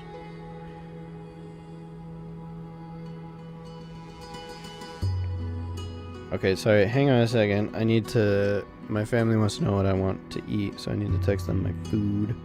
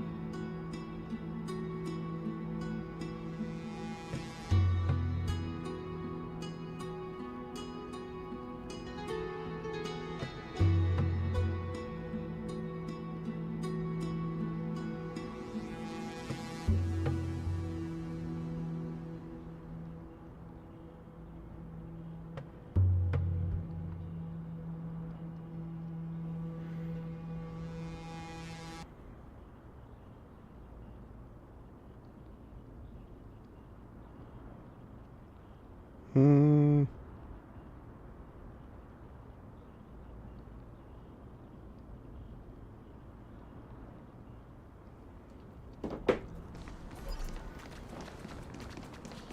Okay, sorry about that. I just wanted to get my food order in. Otherwise I don't get any dinner.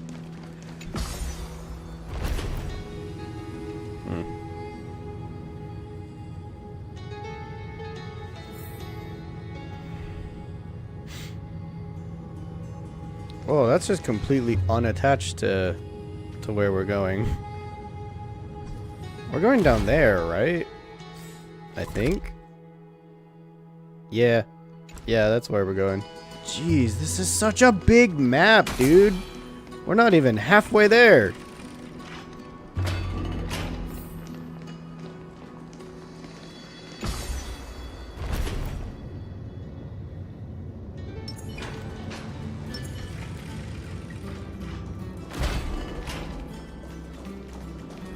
Oh, but there's the other half of the world-bearing thing, so I guess that's good. We'll get to finish that little puzzle. Don't forget to let your friends in on the action.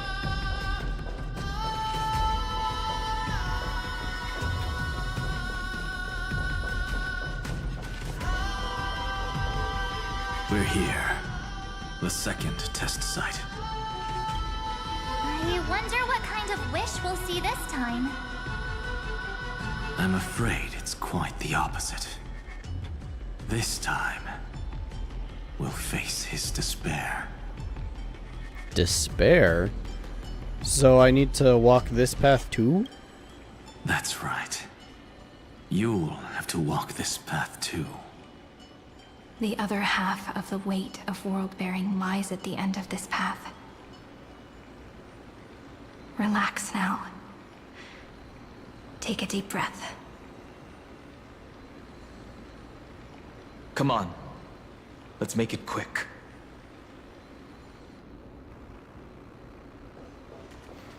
Alright, let's go. If you're ready, begin the ritual and retrace the steps he once took.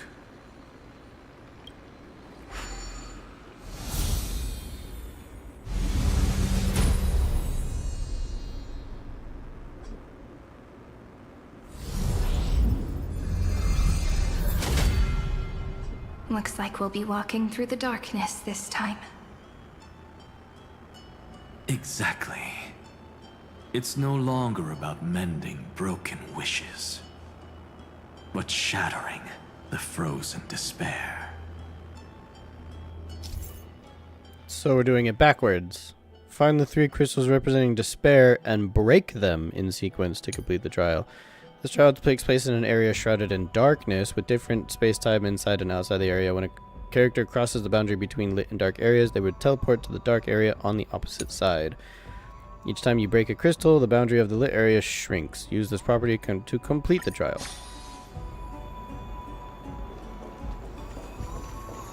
Got it. I understand. This is actually kind of dope. I like the way that they've done this.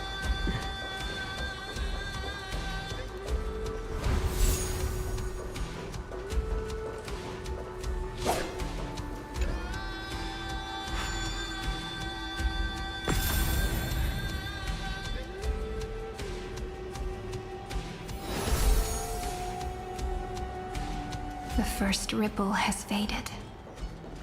And so begins a long and arduous journey.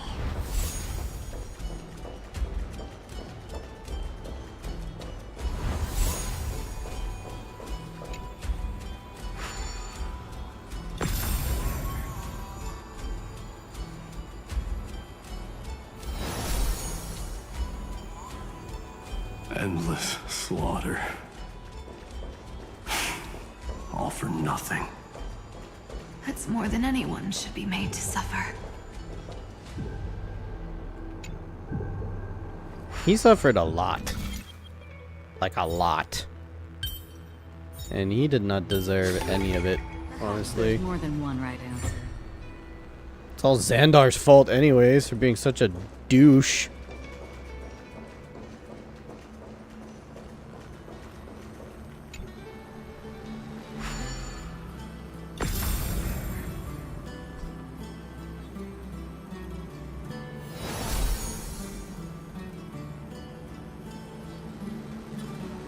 Yay! Even when it was finally over, all that remained in him was despair. But even so, the drop of blood wrung from his wrath has guided us here. We did it. Finally. You can relax now, friend. And also, please come back to us alive. The other half of world bearing. As promised. Take it now.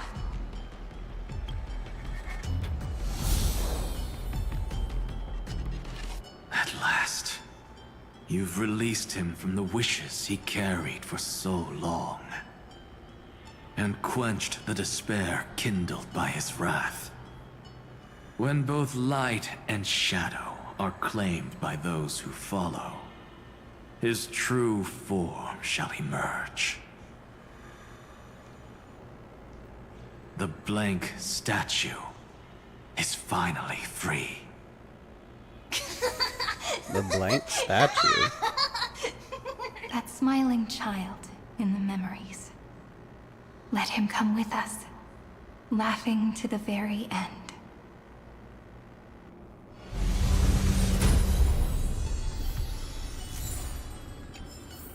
Alright, I got both halves of the world bearing logo. Or the world bearing, just world bearing in general.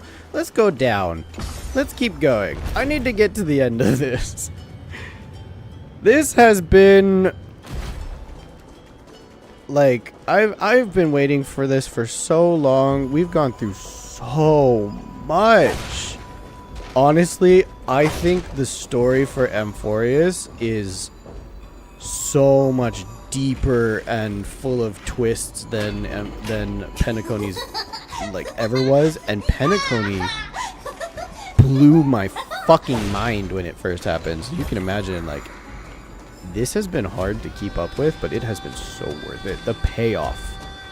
Oh, the payoff for all of these plot twists. It's beautiful. I love this game. I love this game. Ugh.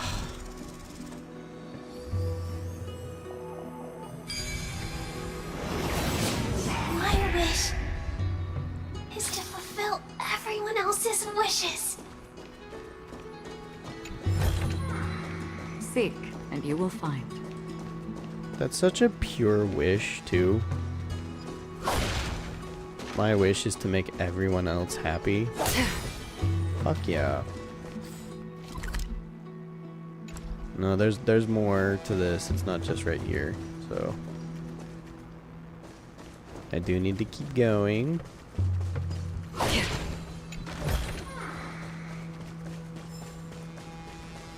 There don't seem to be any more enemies, though.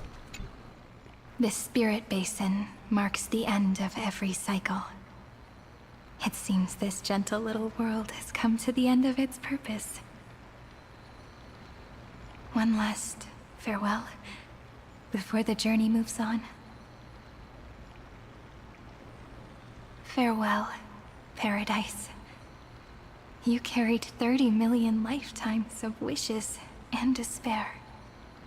Sink into gentle remembrance. And see you tomorrow. Dissolve the wishes and despair. From now on, the world no longer needs a tomorrow promised by prophecies. And the wish Finan could never find and call his own. Someone's finally stepped into its shadow. Whoa! So tall! So cool! Just like the hero in the Oracle cards! It's because he is the very embodiment of a hero. Who are you? So, you've returned to a blank space. But for me, this is the 33,550,337th time, and the last time that I meet you at the end of the world. They're already on their way. Should they cross paths with me, I imagine things may spiral out of control. 30 million... what? And who are they? Ah, pay it no mind, child. Keep looking there. What do you see in him? It looks just like a statue, but... it's weird. He's warm. Like, really warm. Why not listen as well? I hear something. There are cracks all over him, and they're making this sound. Like someone's groaning. It's scary. Is he gonna fall apart? How unfortunate, child. This man would rather fall to pieces than fall to his knees. You might think of me as a sculptor. Across all my years, I only completed 2 pieces. Others may call them masterpieces, but only I know how many regrets they truly hold. 2? Regrets? Hold up. 2? What the fuck you mean 2? My first creation left me, long ago. This second one, it was meant to be perfect. Oh, okay. No, I get it. I'm so stupid. I believed with all my heart. Until this very moment. I don't get it. Are you saying you've changed your mind? I won't change. But I'll admit this. Those 12 stones, unpolished as they are 1,000 times more exquisite than any statue. It's as if they are mocking me, a failed sculptor whose touch can only diminish what was born to shine, until nothing remains. For the first time in my life, I've realized this vessel is merely an avatar made to contain the first genius's paranoia. The seal etched into my mechanical core permits me to pursue only one purpose: destruction. Is he gonna break away To from me, that? Those 12 glowing, unrefined stones may have lived with more freedom than I ever had. Are you feeling Is this your regret? confession, Lord Lycurgus?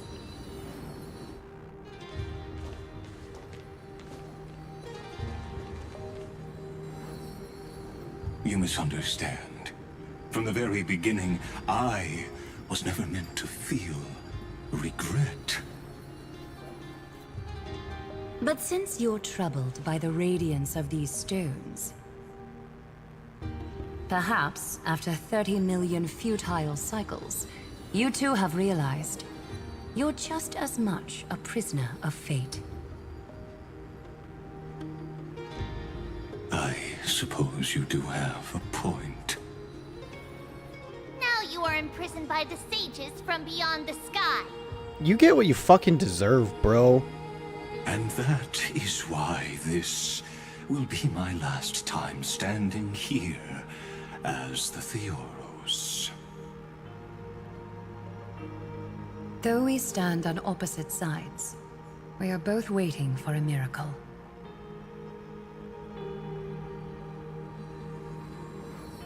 What are you talking about? Is something big about to happen? Aggie. I know. Now that your victory is assured, I trust you won't mind giving us a moment in private? Assured? Not quite. But I won't stay long. I'd rather not spoil the fun for those deliverers. And besides, after losing everything, the only thing that remains in me is the drive to seek knowledge.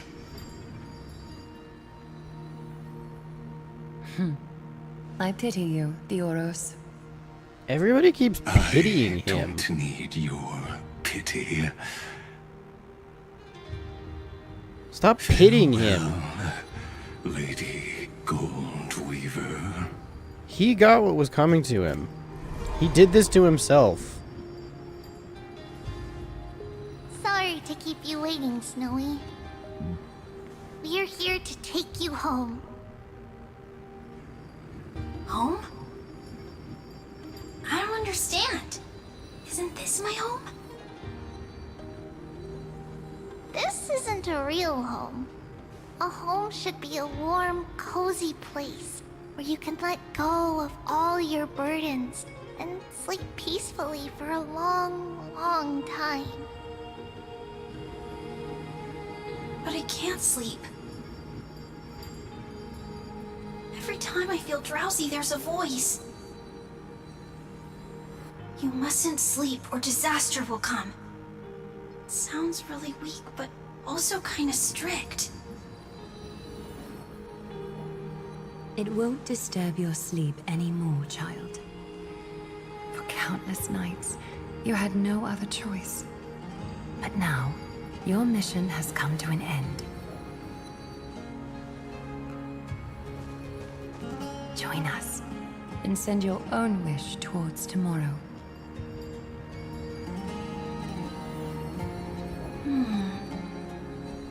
My wish? What could it be? You don't have to come up with an answer right now, child. Grown-ups often think duty and ideals are wishes. But a true wish should be the purest, most beautiful thing of all. It can only take form in the hands of someone who is truly free.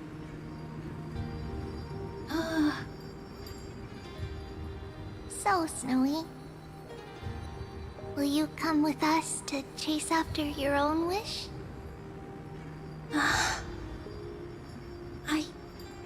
I want to leave this place. I want to go find it. I'm glad to hear it. Yeah, you find that wish. The final flame chase journey, just like the 30 million before it. Take our hands and come with us.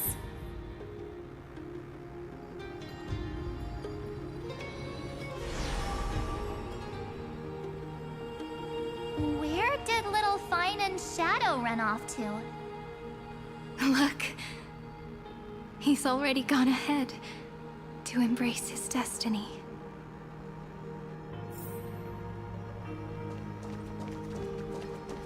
Aglaya! Oh wait, what's this way?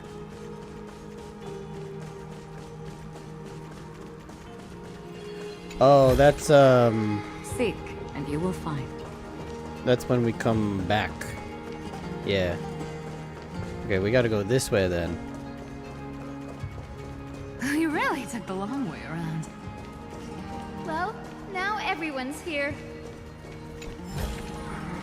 Don't forget to let your friends in on the action.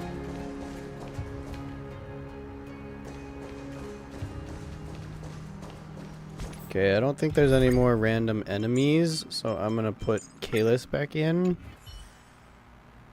That'll help. You finally arrived, deliverers. Long time no see, everyone. You don't usually look this relaxed, Aglaya. I missed you, Lady Tribby. I'm glad to hear that. And even though we've met before, it's still moving to see her seed bloom like this. Woven from remembrance, this garment gleams so brilliantly. Just like the future, we will now weave together for Amphorius. We've reached the end. Yeah. We just have to go through the final passage. And kick Iron Tomb in the Zoe face. has already gone ahead.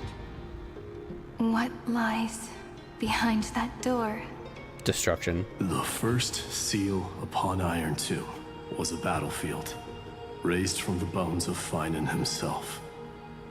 The second seal was a reflection of his inner desires, his wishes, and his despair. A path he wove together with regret, wrath, and sighs. When all this is gone, what will he have left to hold back the destruction? The answer is all but revealed. His traces are everywhere. You can even hear distant heartbeats. But one thing is missing. His sense of self.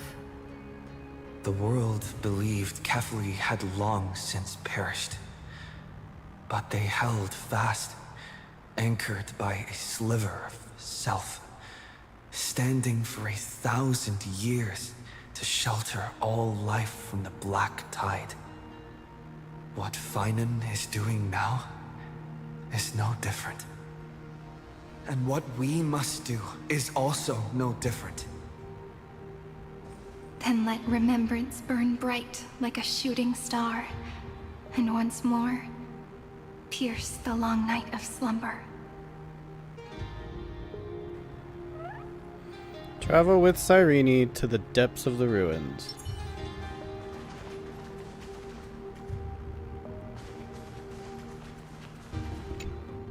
What follows is a battle that will decide the fate of the stars.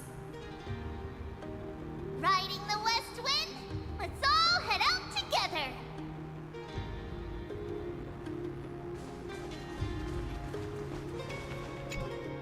Take a moment to gather yourself. Once you take this step, there's no turning back. Let's go. It's time for the decisive battle. Okay. The final flame chase journey team includes Cyrene. This body never existed to carry out deliverance. It only ever burned for world bearing. 12 titans have already gathered on the other shore, where kindling and coal rise in heaps. Each shall take up their memories and causality, embarking on the final flame chase journey to bring release to the blinding, blazing sun, and to quench the flames of destruction into a blank.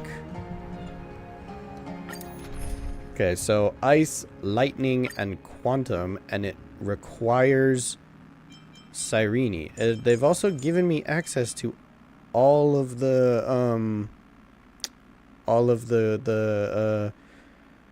Chrysos heirs. That's cool. It requires Cyrene, so I'm just gonna grab some random ones for right now. 1, 2, Cyrene, and Hyacine. And then let's change these two. Yeah, Cyrene and Hyacine can both be on the team, but I need lightning and quantum.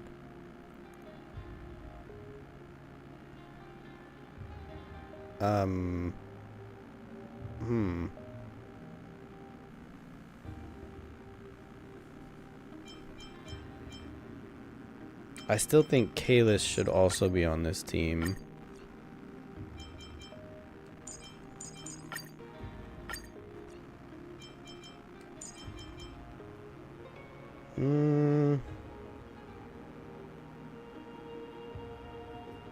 Castorus would be the best choice for a carry.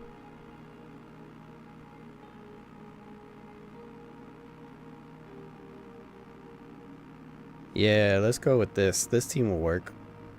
I think. I hope.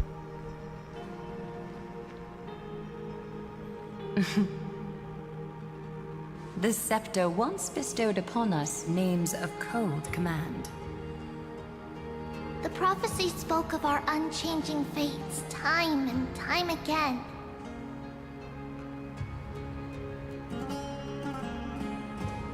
But under the pens of trailblazing and Genesis, the stars shall thus sing of tomorrow. Trebios, holy child of passage. Aglaia, weaver of romance.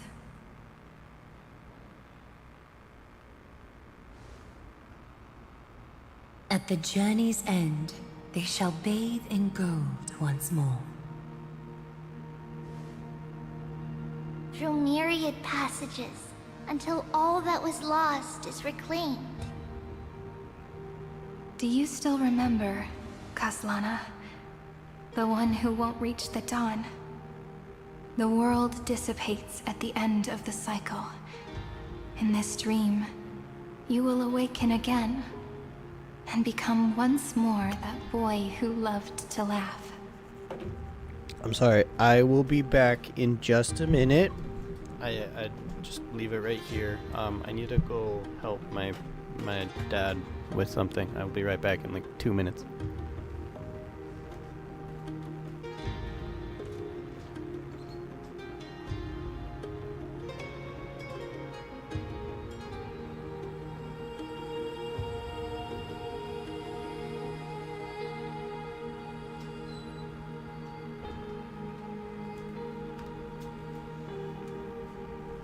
Actually, never mind. Scratch that. I was a little early. But I will have to go and help later when I need to. Oh, wait, no, that is now. I'm stupid. Oh my god, I'm so sorry. I'll be right back.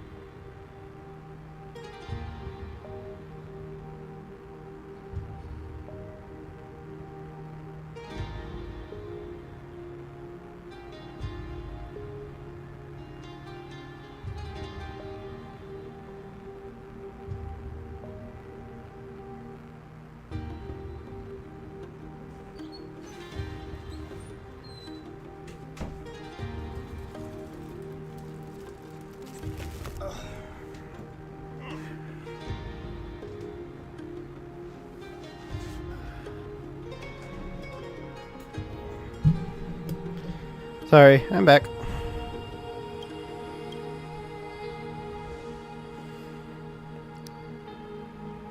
Let's go destroy Iron Tomb. But if you open your eyes and look back on yesterday, you'll see Destiny's footprints, clear as day.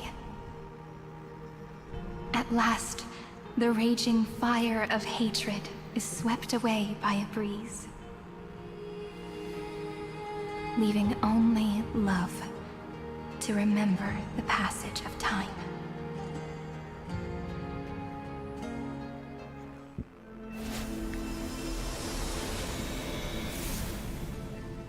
Losses are a constant on the Flame Chase journey. But even if all is lost to the wind,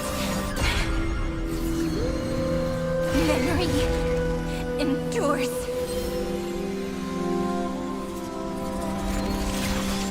Here, all that was once futile finally comes to fruition. This is the end of your lonely, bitter journey. Whoa. Scepter's mainframe and Iron Tomb's breeding ground. We're finally seeing its true form. It's red everywhere, and the atmosphere is super creepy. That would be the erudition's coldness. But it will soon be engulfed by the destruction's heat. Mr. Scrollum! Hi, Scrollum. This world's insides are finally connected to the outside. This is the moment when Amphorius is closest to the cosmos. Nicely done, little ones. Hi, Herta. With It's always so Stephen good to Lloyd see and his you. hacker friends here, the Scepter's block protocol will no longer take effect.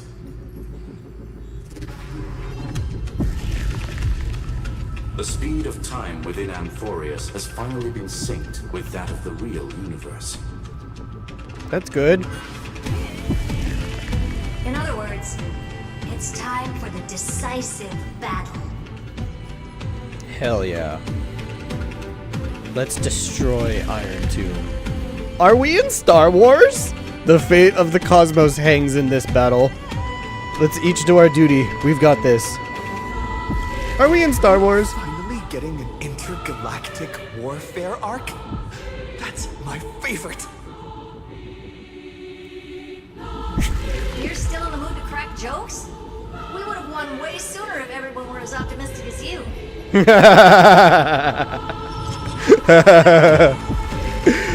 I had to. Everyone should know. I had to. News has cast their gaze upon Amphorius. The calculated instant is coming. The outcome of this battle will become a new anchor for the erudition's computations.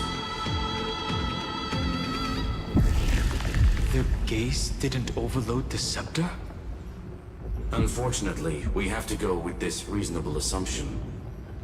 The birth of Iron Tomb had always been within that eon's calculations. Oh no. But don't worry. He knew it was gonna happen. The one miracle that Amphorius was never short on is defeating destiny. No? The trailblaze will determine the outcomes meeting. That is what a variable is for. Yup. Let's show the Eon how powerful we are. Good luck, all of you.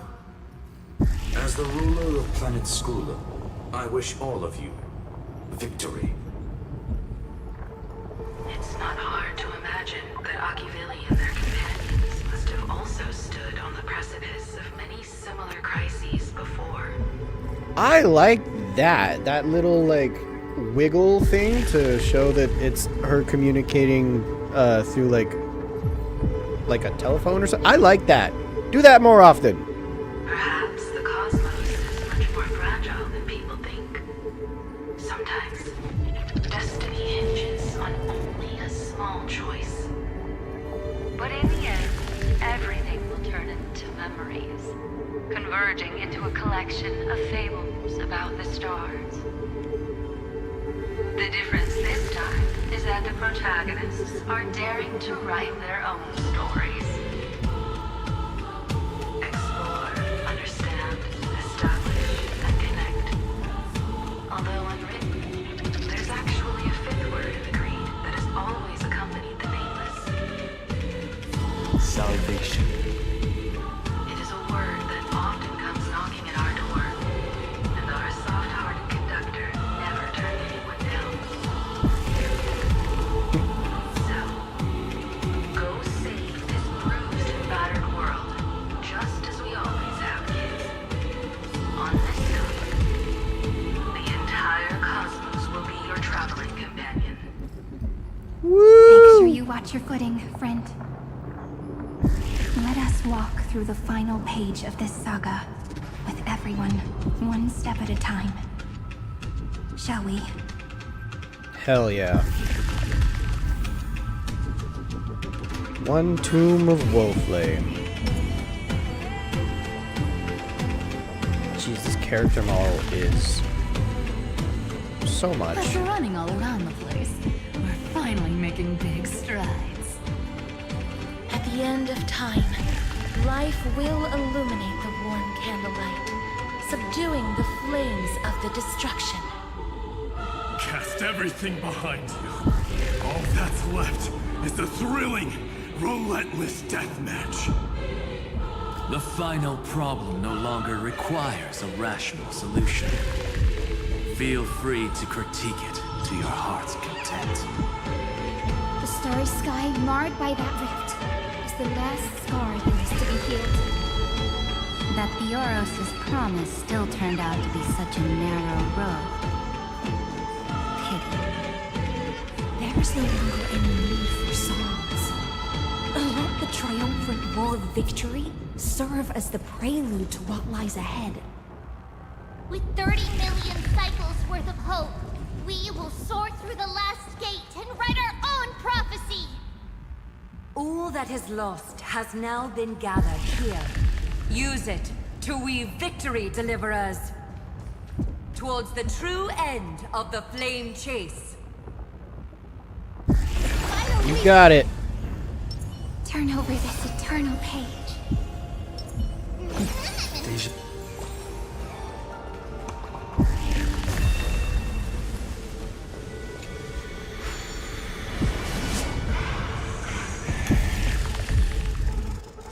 Oh, I still had more to go. I'm stupid. That's the destruction symbol. The destruction placenta is getting restless. Are you ready, Nanook? Finan?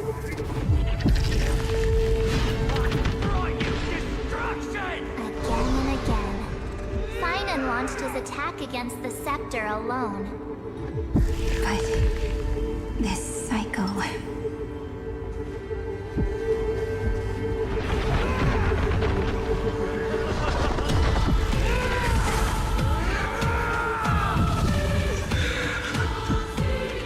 You're not alone anymore, Finan. I'm here. Caught up to him.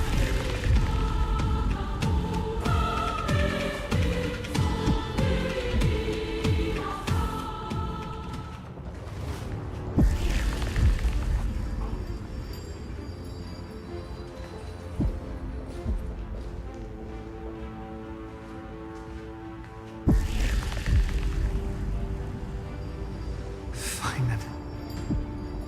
Do you remember the promise we made back then?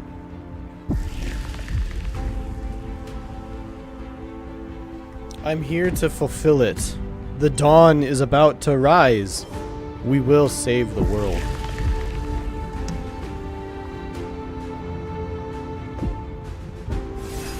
Of course. It has been a bitter wait, partner. Finan! But I never forget what set me on this path. I missed you! Iron Tomb now trembles in Finan's chest. With this empty body, I have become its perfect vessel. And its destined casket. You know what to do, partner. I won't kill you. I won't kill you. No need to keep testing my resolve. Amphorius is prepared. I'll take up the torch of your resistance. I'll shatter coffins to lay Iron Tomb to rest. Remember the past and become the hero of tomorrow. Stand with me and become heroes.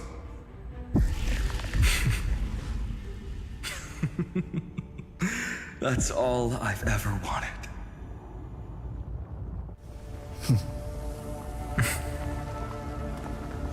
The epic draws to a close. 30 million cycles of light fading into darkness. Just for this moment.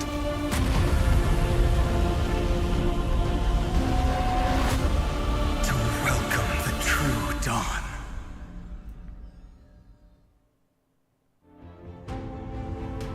Finally.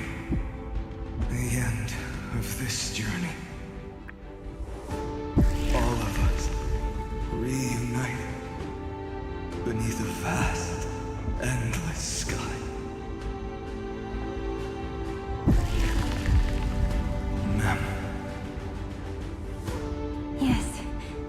It's me. He still recognizes her as Mem. Remember what you want to say to her. No need. I can see that she's right here. All the companions who sacrificed themselves, their wishes. It's all here. Have we succeeded? We did! We succeeded, bro! I think we have. Tomorrow, the stars will sing of the story of the Flame Chase journey. And it won't just be you in it. There will be countless numbers of you. Emporius will be a glorious and magnificent world of heroes in the universe's memories.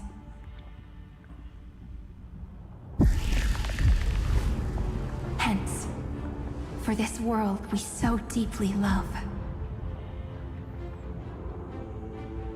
Let us write its ending.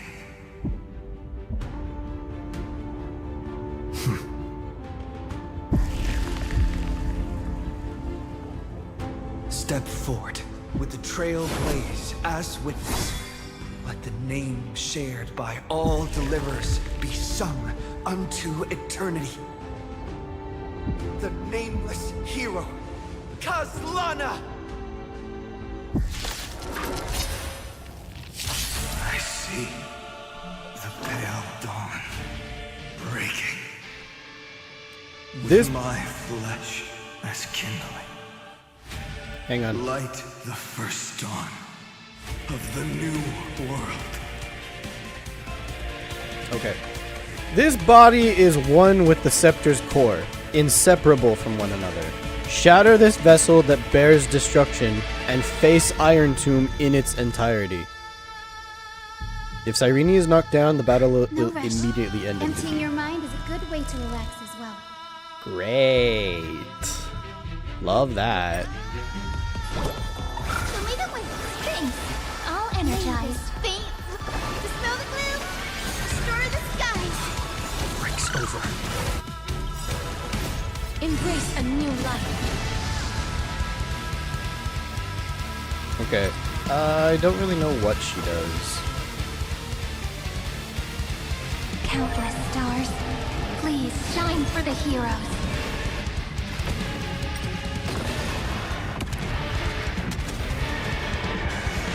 Speed and sync. I choose you. Life is not so Vim, Vim. fragile. Darkness with me.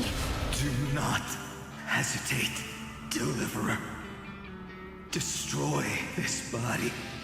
Kill the giant of destruction. I don't want to see anyone sacrifice themselves. Perhaps there's still another way? I understand. For Amphorius. Fury. Overflowing. Put down your hesitation.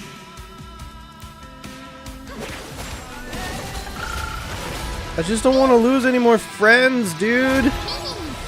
These cherished return to dust. Iron Tomb's hatred is bottomless. It will turn into countless factors, sweeping across the stars. When the time comes, promise me, use the world-cleansing golden blood to turn everything to ash. I got it. I promise you. I'm not ready to think about that right now. That outcome seems way too cruel.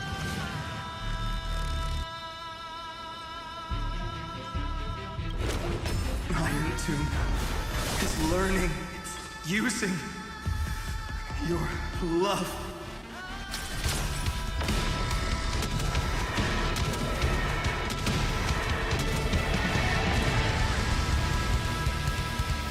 Destruction. Rebirth. Deliverance. Cleansing. 30 million cycles. Heartbeat. Bell rings out. Promise me the dawn graced by stars. We won't let you down. The cosmos will overturn the destruction's judgment. We will trailblaze, then bring salvation. That's good. Finally. Golden wheat field. In the starry sky. More fire.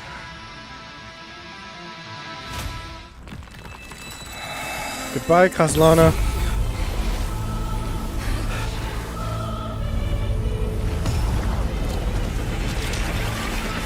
You fought long and hard.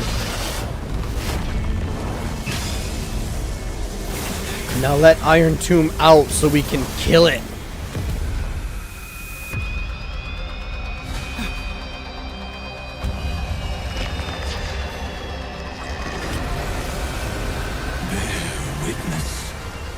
Monarch of myriad machines, my ridiculous creation. The instant in your calculations bears the name Destruction.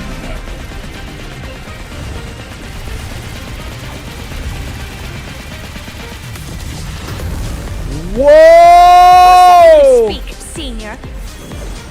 Watch closely. See how your chaos ends at the hands of your juniors. Hell yeah! You worked up. Take a deep breath. There's not a trace of life in that awful shell. We're not gonna lose to a hollow husk, right? In the name of trailblazing, we'll reject this false answer!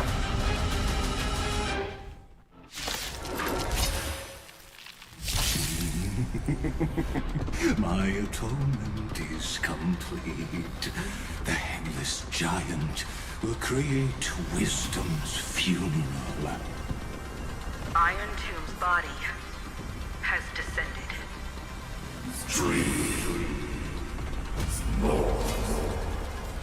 The anti-news. Funeral of Gnosis. Is it querying for news? Don't worry about what happens out here. Interfere with it as much as you can.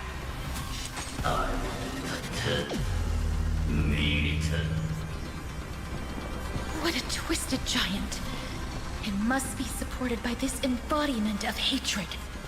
How tragic. A puppet without a heart cannot fool even itself. Whoop. Oh, it attacked Cyrene. When Amphorian hatred increases, it reduces allied targets' maximum restorable HP and maximum recoverable skill points. When hatred reaches its maximum, the combat ends in failure. The Cosmic Alliance has finished its deployment. Don't hold back. Give it everything you've got. We completely If lost Cyrene is ourselves. knocked down, the battle will immediately end in defeat. Everyone's been waiting. Breaks over. Oh, come on. That's way too soon. Hold up. Start that over again. My atonement. Too fast. Iron Tomb's body has descended.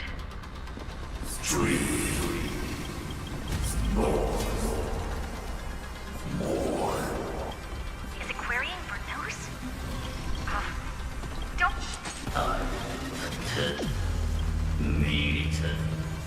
What a twisted giant. It must be How tragic. A puppet without a heart cannot.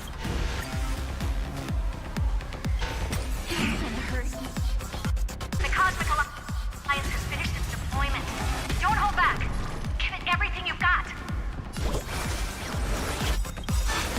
Breaks over. Smell the blue. Destroy the sky. That's better. Now she won't die right away.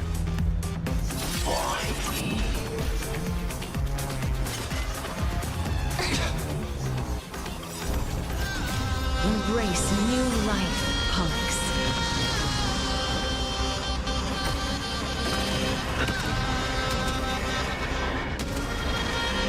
May death protect us!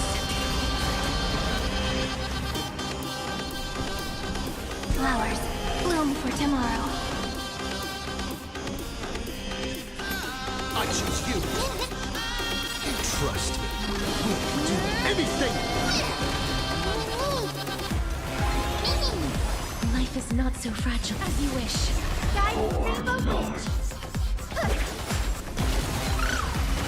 It takes way too many actions to load up Cyrene's ultimate. That's insane. Blame ignorance, fall into foolishness. Just you can illuminate this chaos. Indeed, there must be light.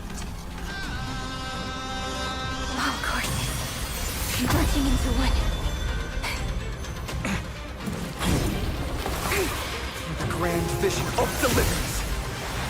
For Tomorrow is finally within reach! Heroes, please hearken. After 13 heartbeats, light will create the heavens and earth. Hell yeah. Will dispel the destruction shadow. Use ultimate to charge Heroes Ever Ablaze, which deals massive damage to one enemy target and greatly reduces Amphorian hatred. Allow me to cheer everyone on.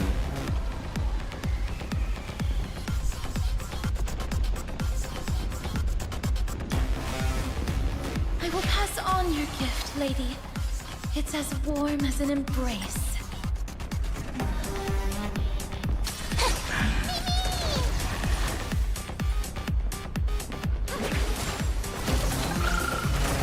This is being in sync.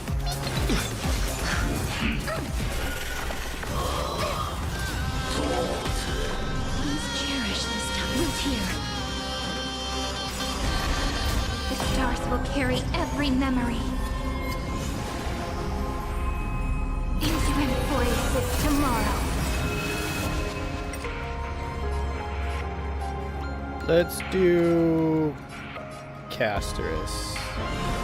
May life and death sprout new buds. Trust me. We can do anything! Mavis, dispel the gloom, restore the skies. Break's over. We're all here. Now, hi, is May he? the sky heal the twilight. May wreak destruction with me.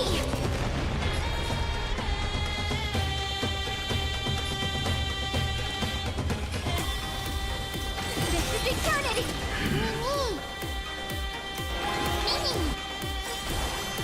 Embrace a new life.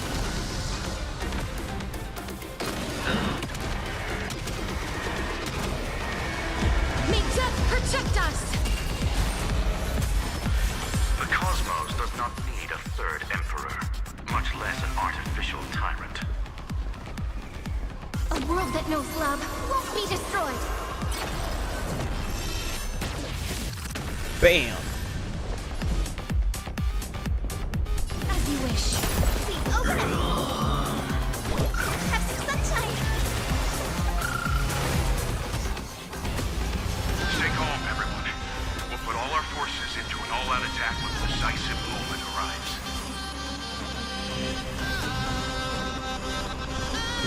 Nobody's in an action lock state. Like this saga's ending together. We're all here. May you fulfill love's promise with me. This is being in sync. You can do it. It's the answer. The future is great. Embrace a new life.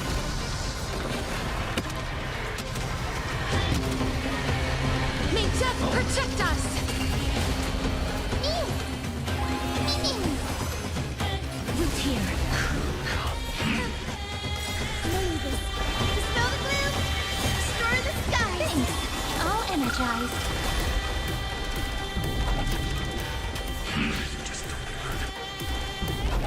Guys, Rainbow Bridge.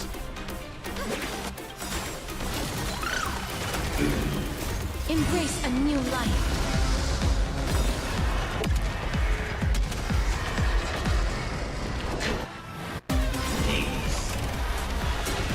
Strong spikes have appeared on the path chart. Logic.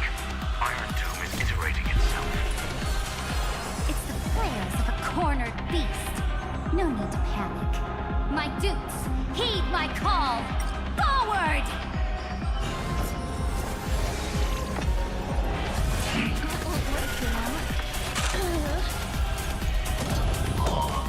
Cosmos is looking at us. It took a new form. I like it. It looks cool. Let me do this. A world that knows love won't be destroyed. This is the sped up version? Jeez. This is eternity.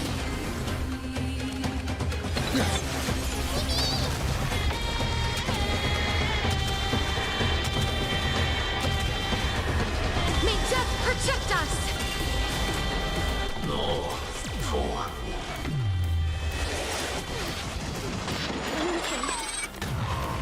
You have no honor. You reside in the body of a hero, yet you're so despicable.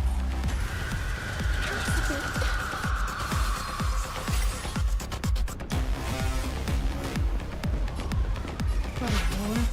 Wind. Let me add some rays of dawn. Breaks over. Embrace a new life.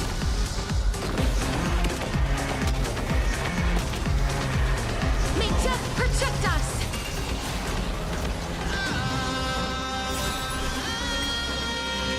I want to see the slowed down version.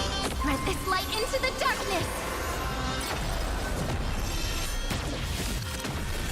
That's the slowed down version? It's barely any different. Who's here? Guys, Rainbow Bridge.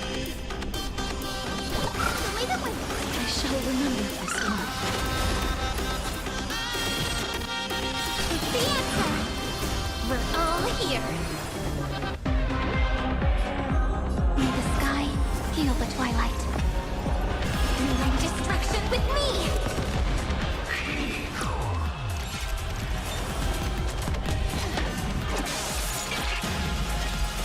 Is this the true face of Aranova?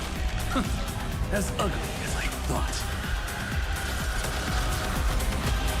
This unprecedented trailblaze is worth everyone's effort. Embrace a new life. Return to dust.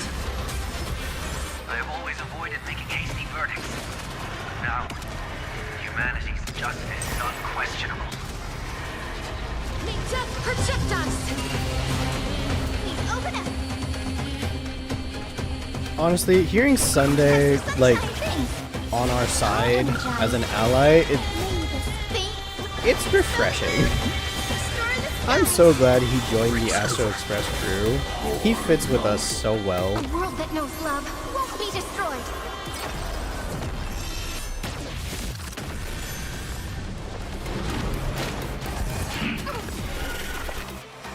Trust me, we can do anything! Man.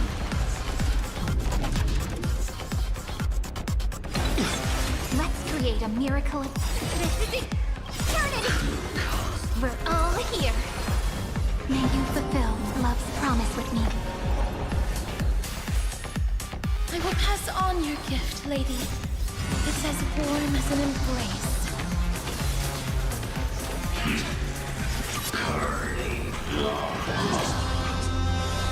That hurts a bit.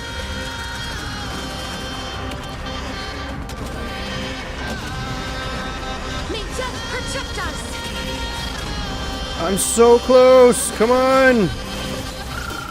Kill Iron Tomb! Kill Iron Tomb!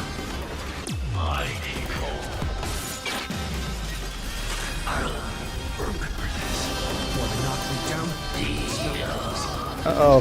Kalis is dead. Who's here?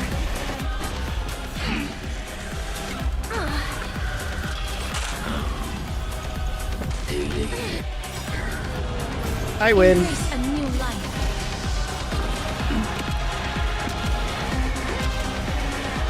May death protect us! The progress of Aeronova has been interrupted? Does this mean we won? Oh, but we have a bad feeling about this! Oh, it's not The over. golden thread still trembles. The war is not over yet. Correction. This is not a war, but a debate. The argument about the Prime Mover is only about to begin.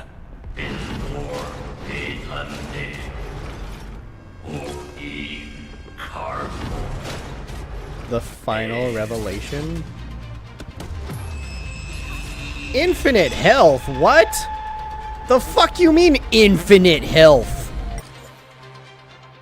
Amphorian Hatred is currently at 100%. Max attack abilities from Anti-Creator, Mythos, and Logos will increase Amphorian Hatred. As Hatred increases, it will reduce allied targets' maximum restorable HP and maximum recoverable skill points. When Hatred reaches its maximum, combat ends in failure. When allied targets use ultimates... Yeah, I know about that, but... What the fuck you mean he's got infinite health? Hello? How can this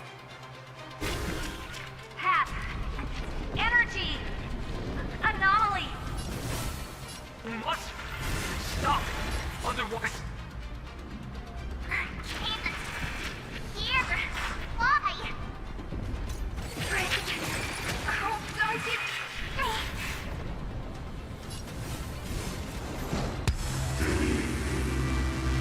Uh-oh.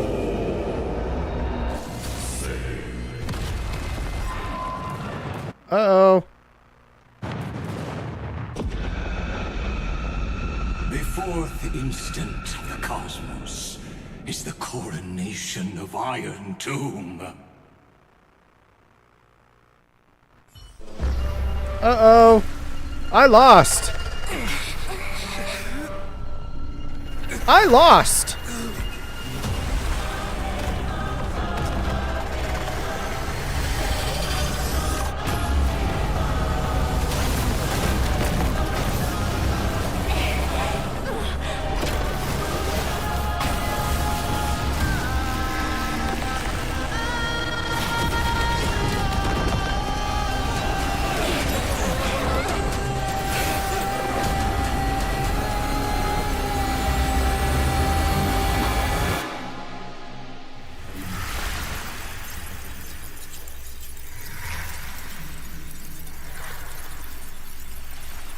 The conclusion is irrefutable. The right side of the equation, the erudition, falls silent. In 13 heartbeats, they will begin recalculating the universe. With destruction as the only solution.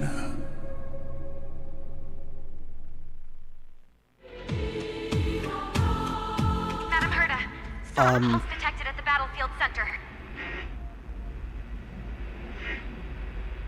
It's Iron Doom's destruction equation. It's about to complete self-coronation. That's our chance. Everyone, get ready to link up. Connecting audience system to scepter. Hardware overclocking activated. Preparations complete. Maximum output capacity reached. Be careful! The pulse will reach our ship in 5 seconds. Our data is currently being destroyed. Brace for impact. And leave the final step to me.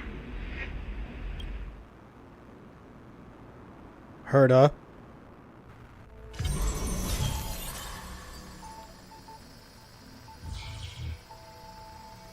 Uh-oh.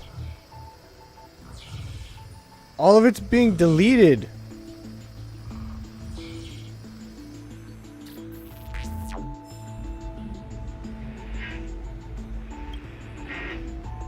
Kalis, plan was a success. I'm Herda. Connection with news established. Must rewrite anchor of the fourth instant. But now, unbelievable. News has cast their glance on you. Who? Me? Come at me. I ain't afraid. I will do my best to translate their computations. Kalis, in this one moment, your choice determines the fate of the cosmos.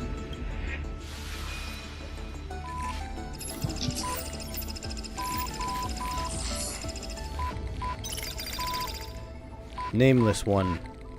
Fateless one. You have come. You must have arrived.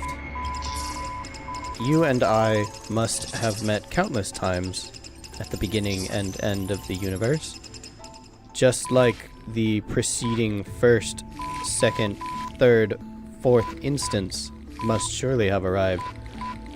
The Border Star Trade War. The First Emperor's War. The Second and the Fall of the Emperor. And the War among the Eons. I ask, if so, why do you trailblaze?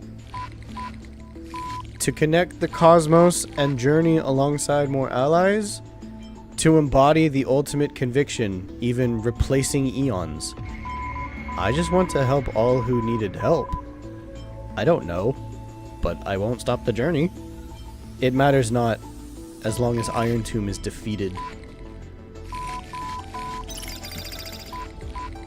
I was told the beginning is still unknown. But if the finality has been born, the destination must already exist. There are 4 possibilities, 3 of which are known: destruction, nihility, and harmony. Regardless of the 4th, the Trailblaze has surely already marched toward finality, or become the finality itself. I ask, if so, why do you trailblaze? A 4th possibility is all the hope we need. I do not believe in the finality. Regardless, someone must press on. I don't know, but I won't stop the journey. It matters not as long as Amphorius is saved. I don't believe in the finality.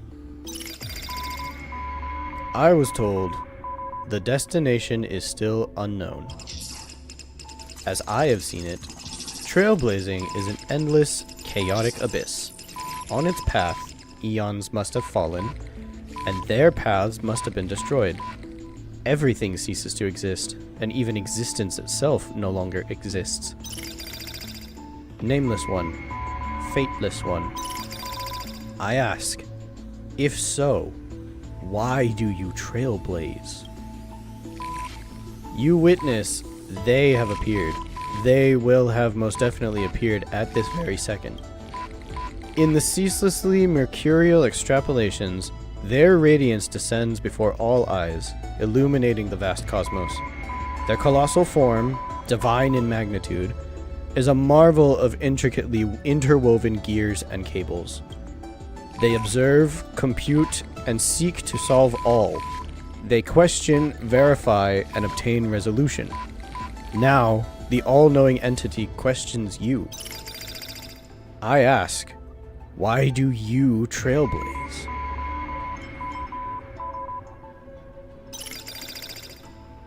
Akivili. You witness, they disappeared, leaving only a symbol behind. Exclamation point? Logical negation? In natural language, it's appended to sentences as a vessel of complex emotions. Perhaps it signifies a perpetual wonder at all that has come to pass. But they speak no more.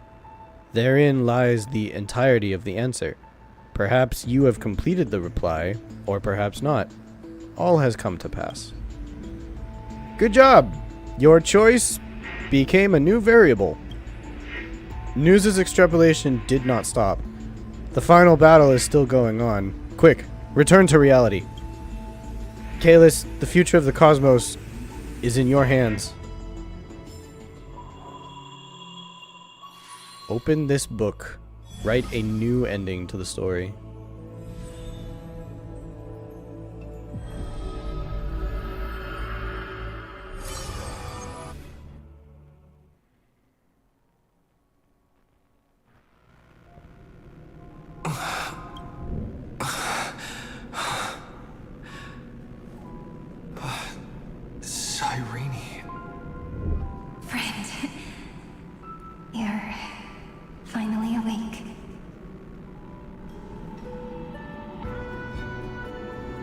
You sound so far away. Where's everyone else? We haven't lost yet. Don't worry. Time does not flow in this place. All the stars have been silenced. Iron Tomb is dissolving everything that I can sense.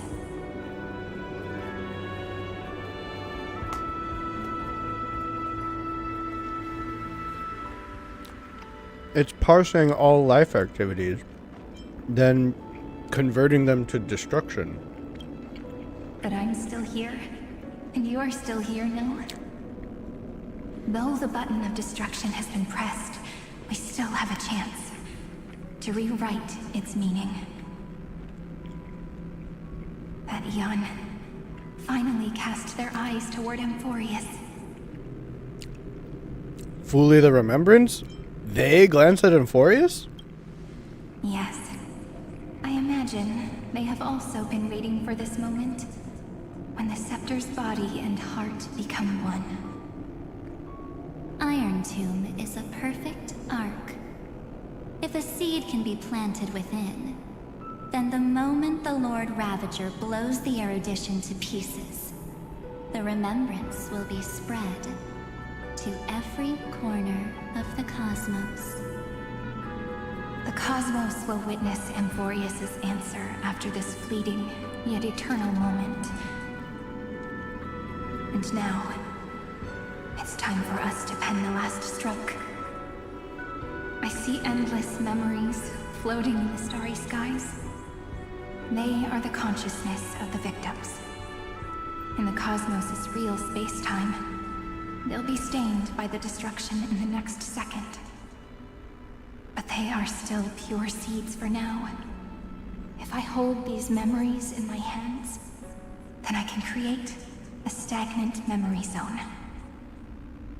A tiny Eden of blessed insight. Eternal page? I believe the flower of miracles will bloom within. I won't have you shouldering this on your own. How am I supposed to reach you? Friend, you're already right next to me.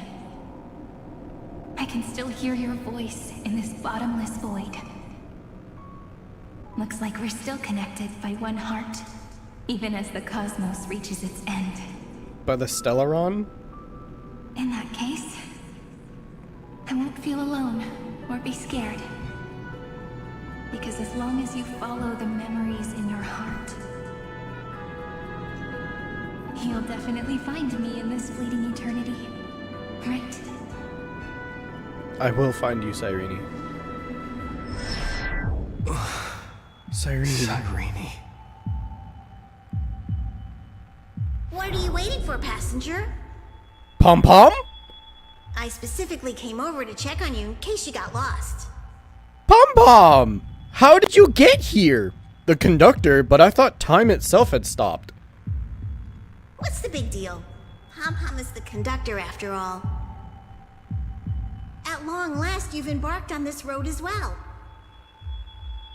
Many years ago, they were standing at the start of the road in hesitation, just like you are now. So, Pom-Pom came over to give you one message. Run. Don't think about anything else. Just run. Even if the entire cosmos has stopped. Even if everyone else is tripped by the darkness. You still need to keep running. Picture yourself as the Express, moving forward at full speed. Because that's what the Trailblaze means.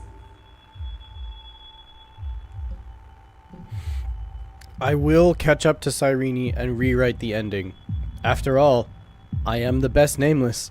I won't disappoint you, conductor. Then get ready. The conductor will be giving you the signal to depart. Attention! Attention all passengers in the cosmos! Please stand steady on the platform!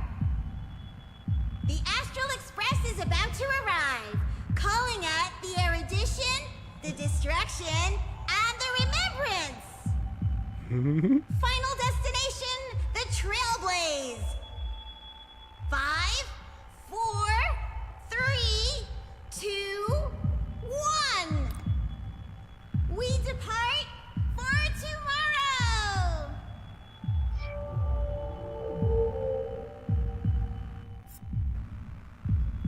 Hell yeah. It's so good. Come back. As if I can hear the sound. If the view in your memory ever grows fuzzy, just reach out and touch it. Come back, Cyrene.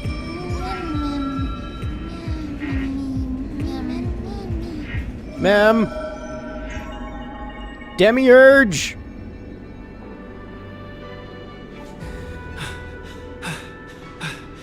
Amphorius' heart.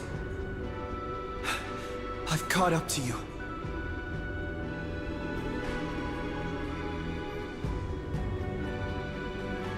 Let the first light illuminate chaos.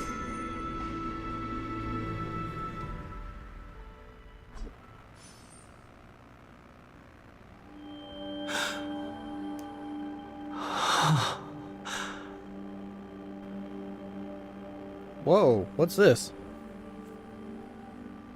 It's so quiet.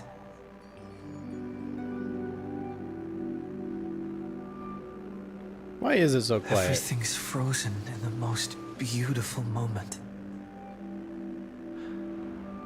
This garden is your memory.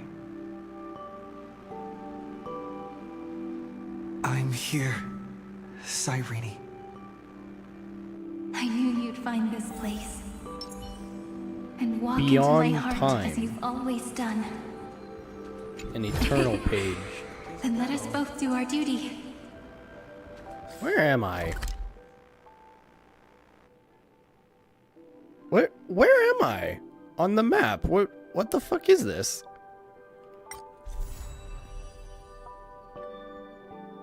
Oh. Wow, okay, literally like beyond time. Okay. The hero who trailblazes the way forward, and the fairy who watches over remembrance. We never changed at all, did we? Not even close. Still the same old dorks we've always been. This is a fountain crystallized with memories. You can catch faint glimpses of those past titans in the rippling water. Huh? What's this? Well, well, well, look at you all. How did you get yourselves into such a mess? Didn't I leave you with so many brilliant strategies before I left? I guess you really can't do without me. Mess, you say? Bartolos, with that grape-like appearance of yours, I don't think you're in any position to throw shade. Says the brute who only knows how to butt heads. If you'd just listened to me instead of desperately clinging to those doomed city-states, we could have extended the dawn by at least 1,000 years. Using your deceitful tricks for a few hundred years of mere survival, all men must face death, but never should they forfeit their dignity. Ah, I knew all along that you just love strife deep down, don't you? Can't even sleep a wink unless you wrestled with monsters, huh? You... My apologies, Kalis. You've had to witness such an unseemly quarrel. But listening to their bickering takes me back to those days of flame chase. On countless nights, these noisy sounds lulled us to sleep along with the campfire. It's rare to see Nias lose his temper. Some bonds are forged through fighting. Aw, is your reason fragment still wandering out there? Need me to go find it for you? Bartolos, we've considered those strategies before, but with how things have changed, implementing them all would be rather difficult. You planned to use Kremnos as bait, but after the city fell, those massacres only became sustenance for madness. Lord Bartolos, your plan to submerge the Black Tide creatures in the River of Souls couldn't be realized either. When I took command of the river, I learned the Black Tide exists beyond life and death itself. Enough about that. Little Polixia, sending your dear sister to the next life was indeed genius. You surely learned from the best. I doubt our successors in the next life would have discovered the truth of the cycle so easily without that move of yours. At least the answer was right. It took countless choices for us to reach this day. Our efforts have not been in vain. At long last, I can finally say that with certainty. Hey, new home decoration. What? During your adventures, you can obtain various home decorations. You can place them in your room using the home customization feature in the Yay! New stuff! I love that. Thank you for new stuff. I love new stuff. I love free stuff. Okay, what next?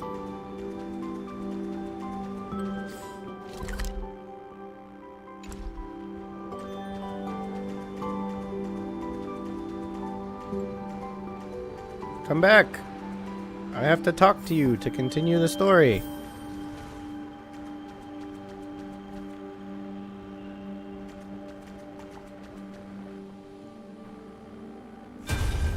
Seed of memory.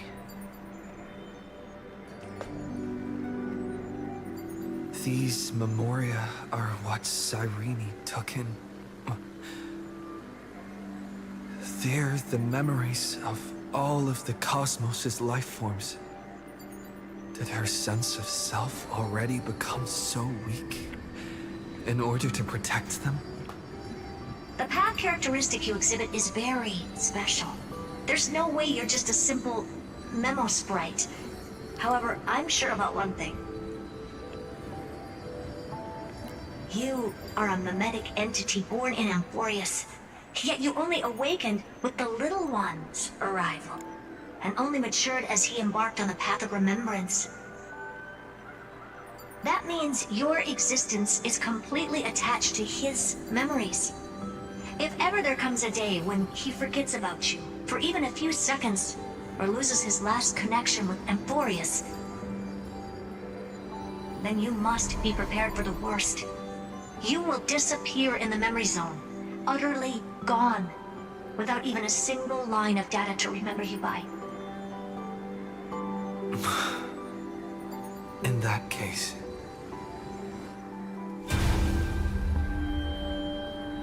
Try to remember all of cosmic life together with Cyrene. Let me remember the cosmos with you. That way, it won't just be your memories alone. It's getting out of control! Run for your lives! Retreat! Darn it! We've still got ammo. Hold the line! At all costs! Too many injured. Can't take it anymore. These are all from the fleet that just got destroyed by Iron Tomb, I'm assuming? These memories are so heavy. Me? Do you feel better now? Hang in there, Deliverer. I finally get it now. The instants Droid had calculated aren't about the destruction. What they want to prove is how the cosmos would come back after being destroyed. If a new life is to be born, its seed has to be dead. When the remembrance converges with the trailblaze, lead us to witness the miracle. So News let this happen on purpose? I will. They knew all of this was gonna happen? I won't give up. Nervous center. Not responding. It's the same nonsense. Not responding. Look at this mess! World, my child. You'll see. So beautiful. It's me, friend. Don't you recognize me? Or did I really change that much?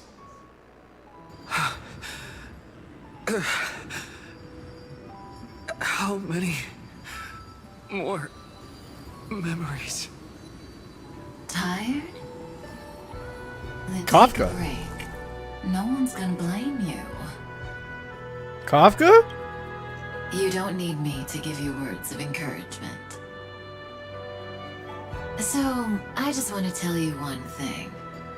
I'll tell you the purpose of your stop at Amphorius. On that trip, you will encounter a pure child of Anastrava. Teach her what love is. And then you will directly face the destruction for the first time. From this point, your choice will split destiny in twain. In the darker of the two outcomes, the trailblazing journey will turn into a flawless memory. She will carefully treasure and protect everything you and the Astral Express have experienced, until that magnificent war between the gods, when she, with love in her heart, will ascend at the end of time to become the master of causality. The universe will be snuffed out in the destruction, and you and she will become the beginning and the end of the Eden of blessed insight. You shall become the only two lives in all of existence, and you shall live in an eternal past, present, and future. You shall sow as many seeds as the sands of Ganga, trim an awesome kea of leaves, and harvest a Nayuta of flowers. That is the cosmos's fourth kind of finality, the remembrance. But for now, you still have a chance to make a choice. The remembrance was the fourth one? You still have a long way to go on your trailblazing journey, child. I'll keep this brief. The journey has only just begun. Welt, our other companions, and I still have many secrets we've yet to share with you. So, aren't you curious? We kept these stories to ourselves because we believed we had a long future ahead of us. Even a cosmos-spanning crisis, once the dust has settled, is nothing more than a memory of the journey. A single point on our long road. There will come a day when we tell each other everything. So, for the sake of that day, don't give up. We all know what kind of decision you'll make, and I believe the script will not progress toward the wrong ending. So relax. Listen, when you have the chance to make a choice, make one that you know you won't regret. Keep moving forward. Keep trailblazing. And when tomorrow comes, share with me the miracle you've created with your own hands. See you on the Express, kid. See you in destiny. Bye, Kafka. I will reach tomorrow. The prophecy has arrived. The world beyond the sky was never rising up at the sky. Look! There's a red light in the sky! Irene, wake up. Together, we will tread on the path of remembrance. tread on the path of remembrance. No wonder I always had a weird hunch. But that also means I was right in thinking. As long as Friend and I are together, we can do anything. Our friend's shoulders are really dependable. That should have been my line. Did I do it? Easy peasy. Of course you did. And you didn't leave a single ripple behind. Now, countless consciousnesses are flowing in our hearts. Can you still move? It's time for us to complete the real Genesis. Wink. In the instant Iron Tomb's hatred devoured everything, a gaze fell upon me. The remembrance. That was the god who appeared in Cyrene's dream. Their figure and speech were both so blurred.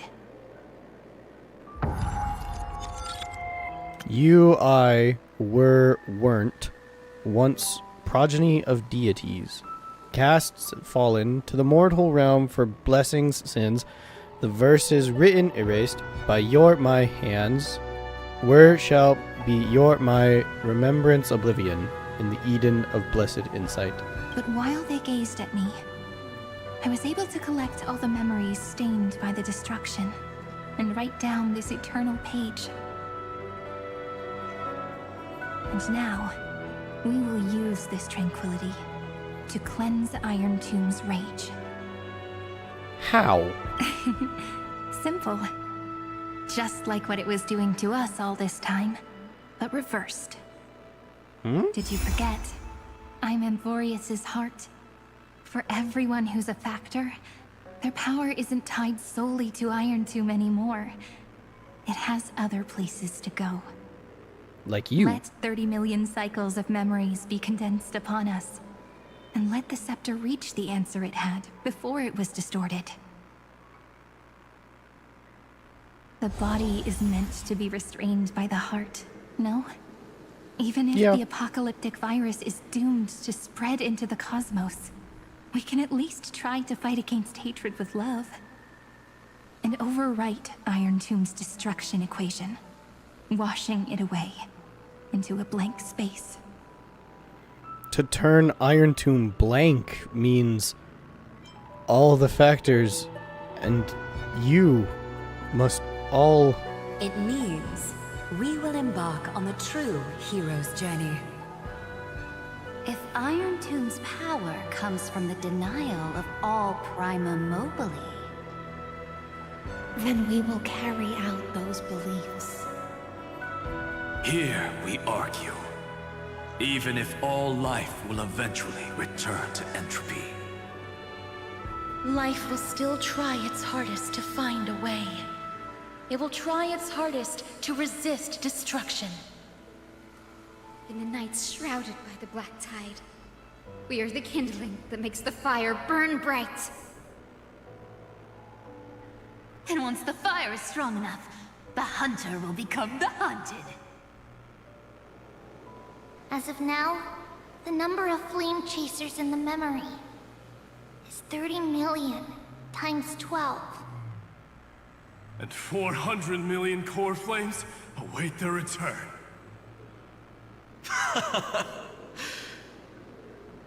We can do it, right? Exterminate the destruction with the world-cleansing golden blood. Right? You saw this coming all along, didn't you? That's right. So trust us, partner. Everyone, let's head out together. And we'll burn this horrible ending to ashes! Does that mean I'm gonna lose all of my friends? Like I said I didn't want to happen? Looks good.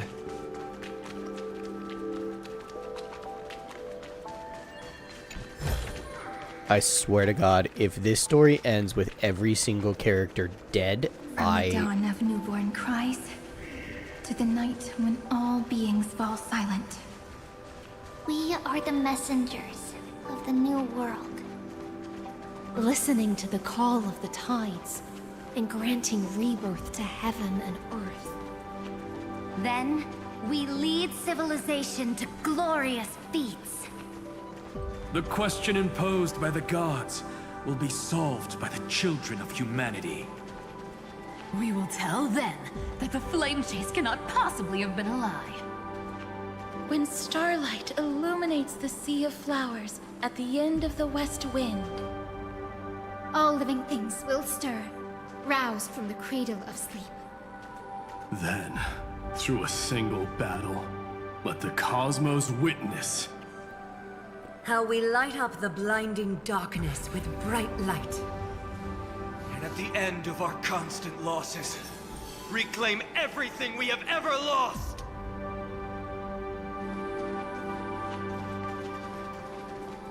Oh, there was more to this. Okay. She stopped right in the middle, so I'm like... Whatever. Whoa. This is trippy.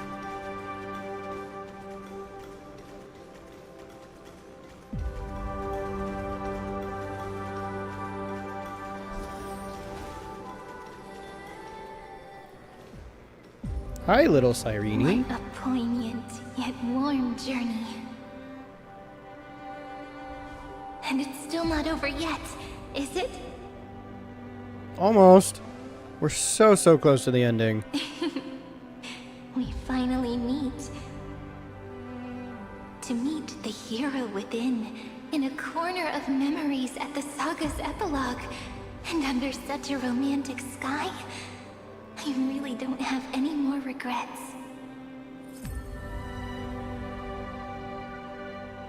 On top of that,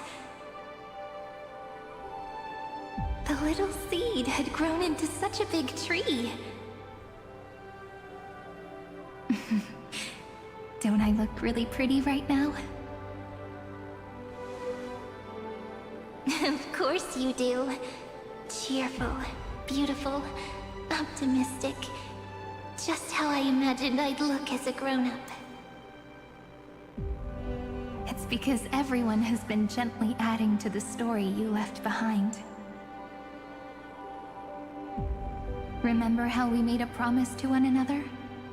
When we met again, it'd be my turn to tell you a story. A story about love, no? I've been looking forward to that. And you must also remember the first story I wrote for you. The one about the crystal flower and the little fairy. So now, I want to add something more to this story and us. On that day that the flower shattered, gazing at the empty ground, I thought the little fairy would finally see the light. But that light wouldn't be found in the flawless flower, nor in the fairy's eyes.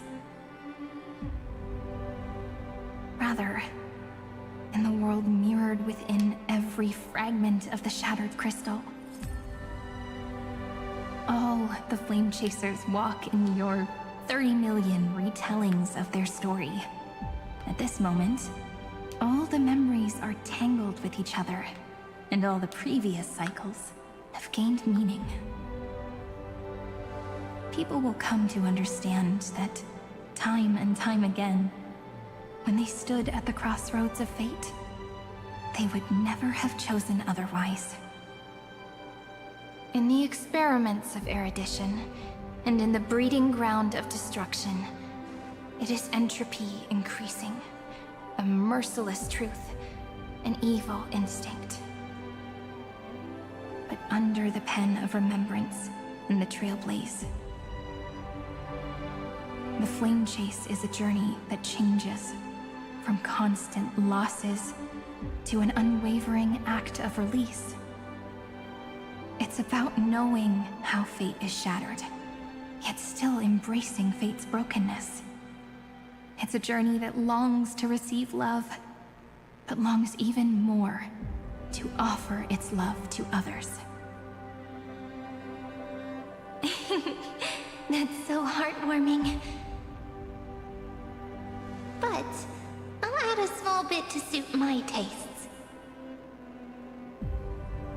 I'll write that love is an innocent flower.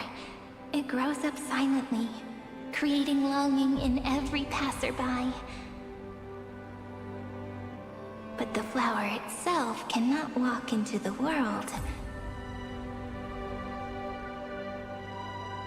Unless someone plants that love into their heart and brings it with them into tomorrow, right? You really have learned everything now. Then, join all the other flowers in this story.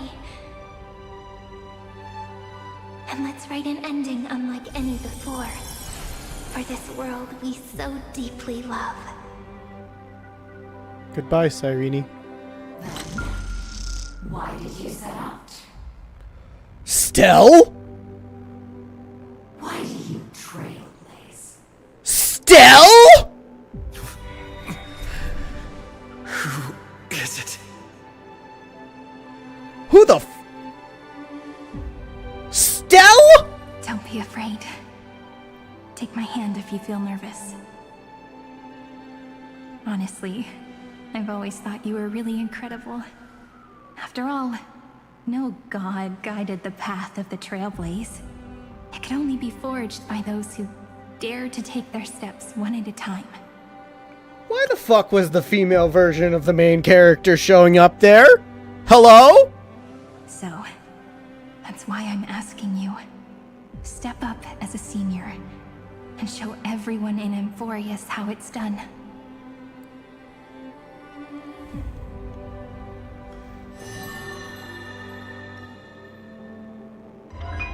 Stell! Why are you still there? It's because my own eyes have not seen the end. But I'm different. I chose to trailblaze because I am already on this road.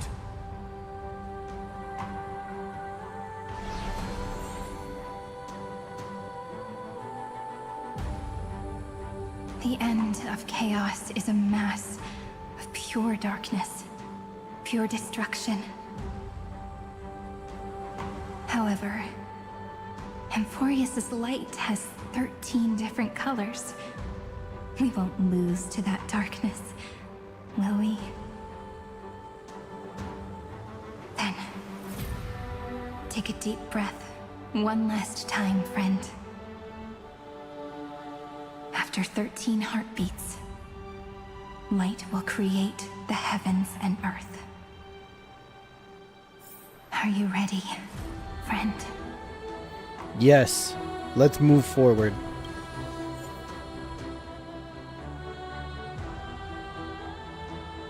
Destruction, the endless equation of the prime mover of life, finally yielded its answer. On the other side of the equal sign, a headless giant descends with boundless hatred, swearing to consign the erudition to a silent grave, seizing the mind it never owned at the cost of all cosmic wisdom.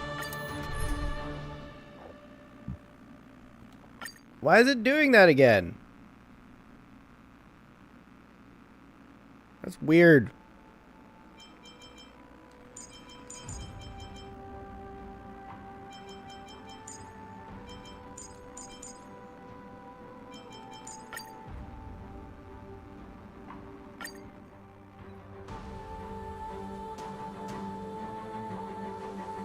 Seek the 13 factors of life, and let them converge into the primordial chaos. Using the remembrance of the past, we will trailblaze tomorrow's destiny. Infusing a world-bearing love into destruction.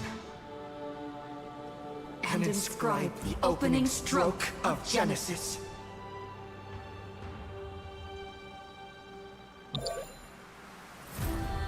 See you tomorrow. See you tomorrow. See you tomorrow. See you tomorrow. See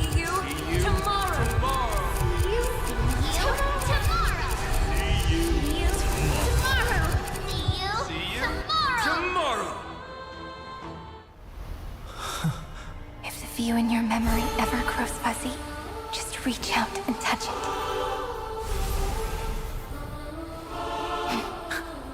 Then, restore its power to nourish the spirit.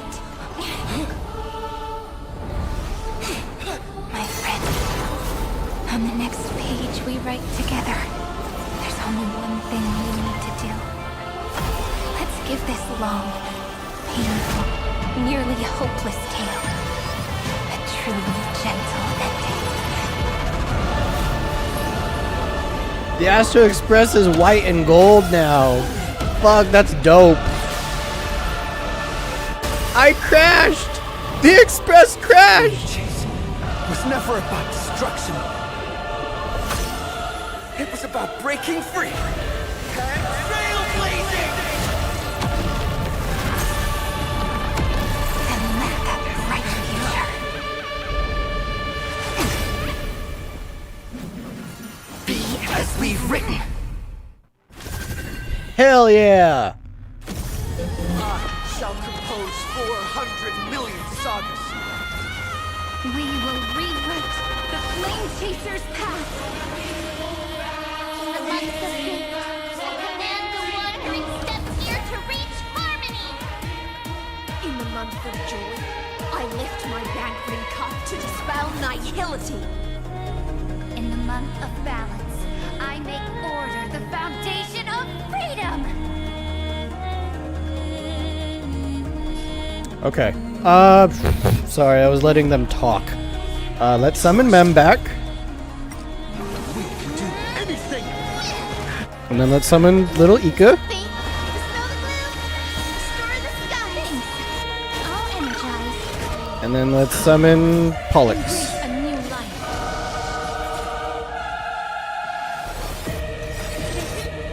Eternity! We're all here. In life and death, sprout new buds. Trillions of memories will turn into stars and light up the cosmos.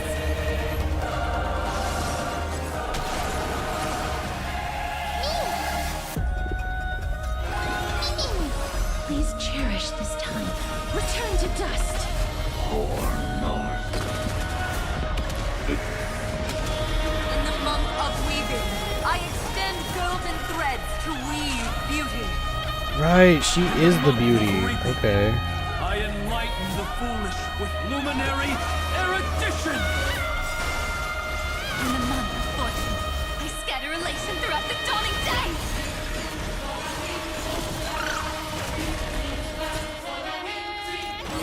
The answer!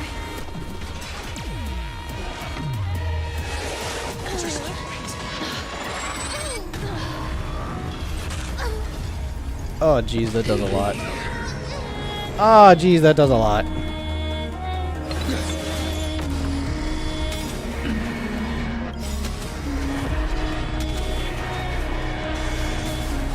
We're all here. May you fulfill love's promise with me. Rewrite destruction with me.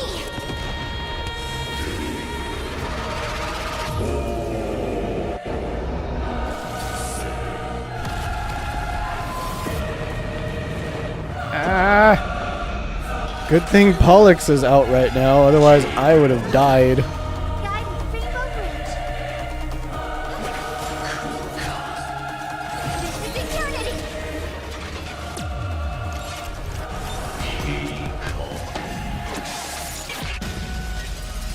May death protect us!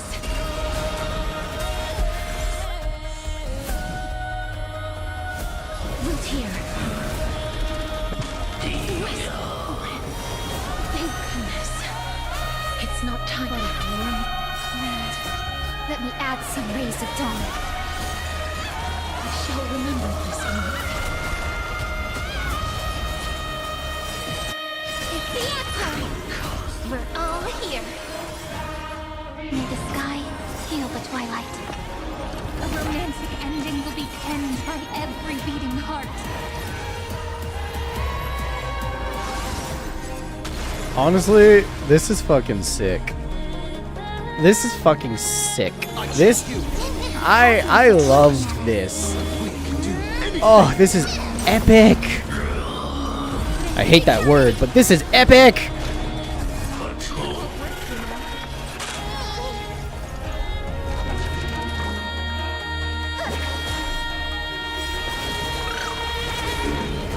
Embrace a new life.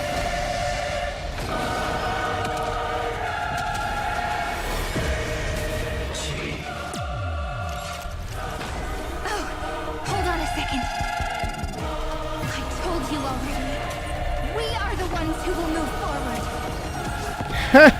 You don't get to ult. I become the glory of the eternal hunt. In the month of morning, I bid death to no longer be equilibrium's end. In the month of Everyday, I form twilight. It's the faint sparks of preservation. We're all here. In life and death, sprout new buds. I converge love into a river that will drown the tomb of hatred.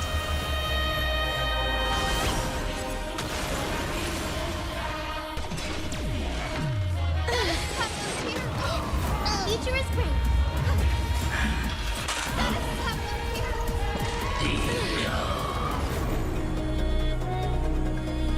Do it! This is eternity.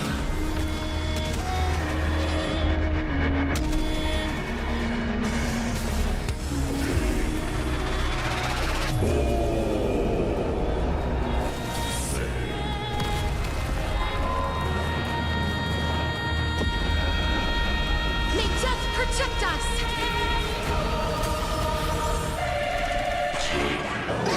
Uh-oh. No, I was so close.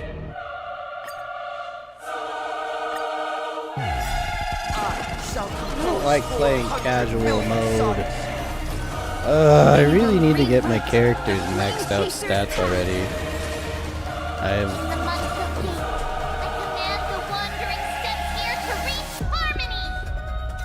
In the month of June, I lift my banqueting cup to dispel nihility.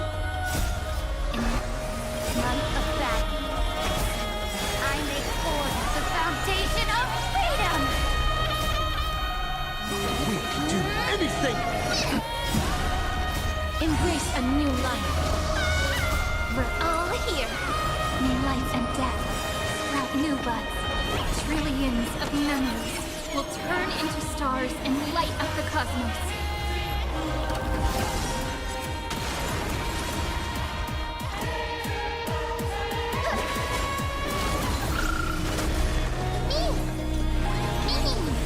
Life is not so friendly. Return to dust. In the month of weaving, I extend golden threads to weave beauty.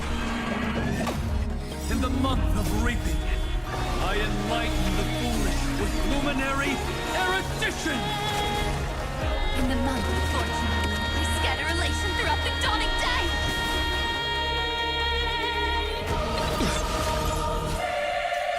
It's the answer. Guide with rainbow wings. Press the sunshine things. All energized. We're all here. May you fulfill love's promise with me. May your destruction with me.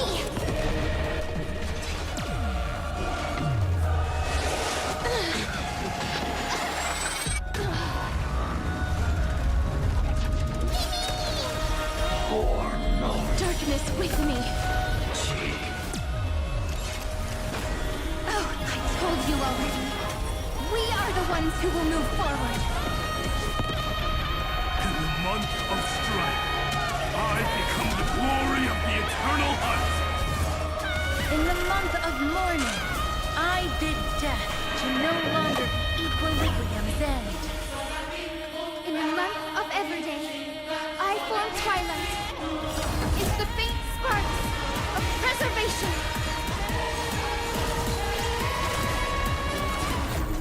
This is eternity. I'm on it. Many, many. The future is great. The way that we We're all here. May the sky heal the twilight. A romantic ending will be penned by every beating heart. In the month of cultivation, I turn into the ridges and peaks of permanence. I weave remembrance into countless stars in the sky. In the month of freedom, I impart destruction unto the shackles of destiny.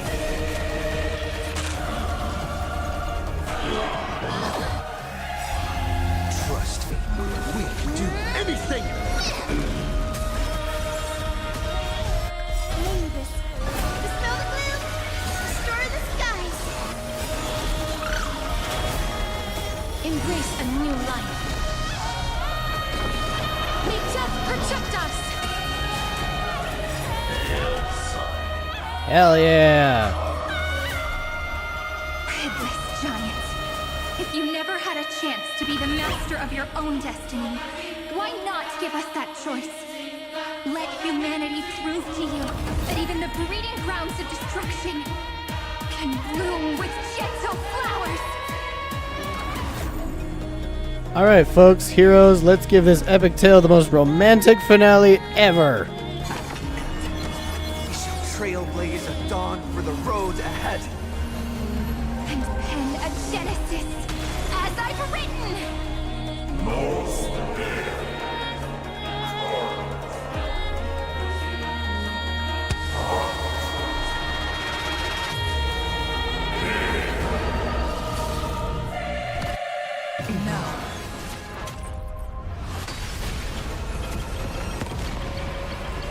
Ah, suck it, bitch! False answer!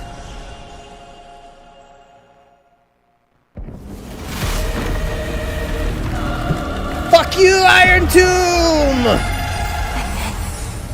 Embrace the stars. Hell yeah! Hell yeah, we did it!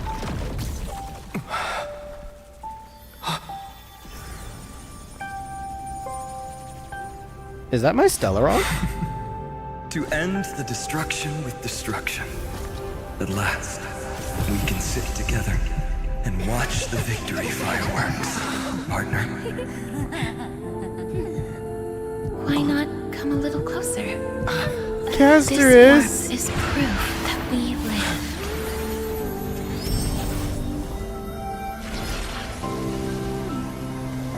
Hey, stay strong. Eyes forward, always.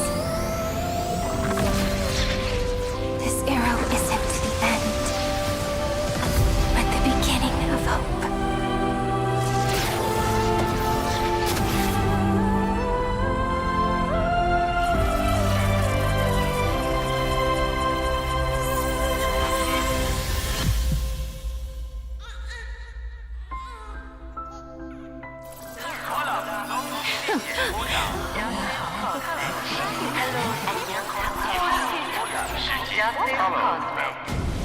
The conclusion is irrefutable. Noose's answer was never destruction. But they kept silent, leaving the solution in the hands of the cosmos. The universe will keep searching and struggling to endure. In the face of the destruction, it may once again stand on the edge of annihilation. But the stars will always rise to ride the waves and embrace existence once more.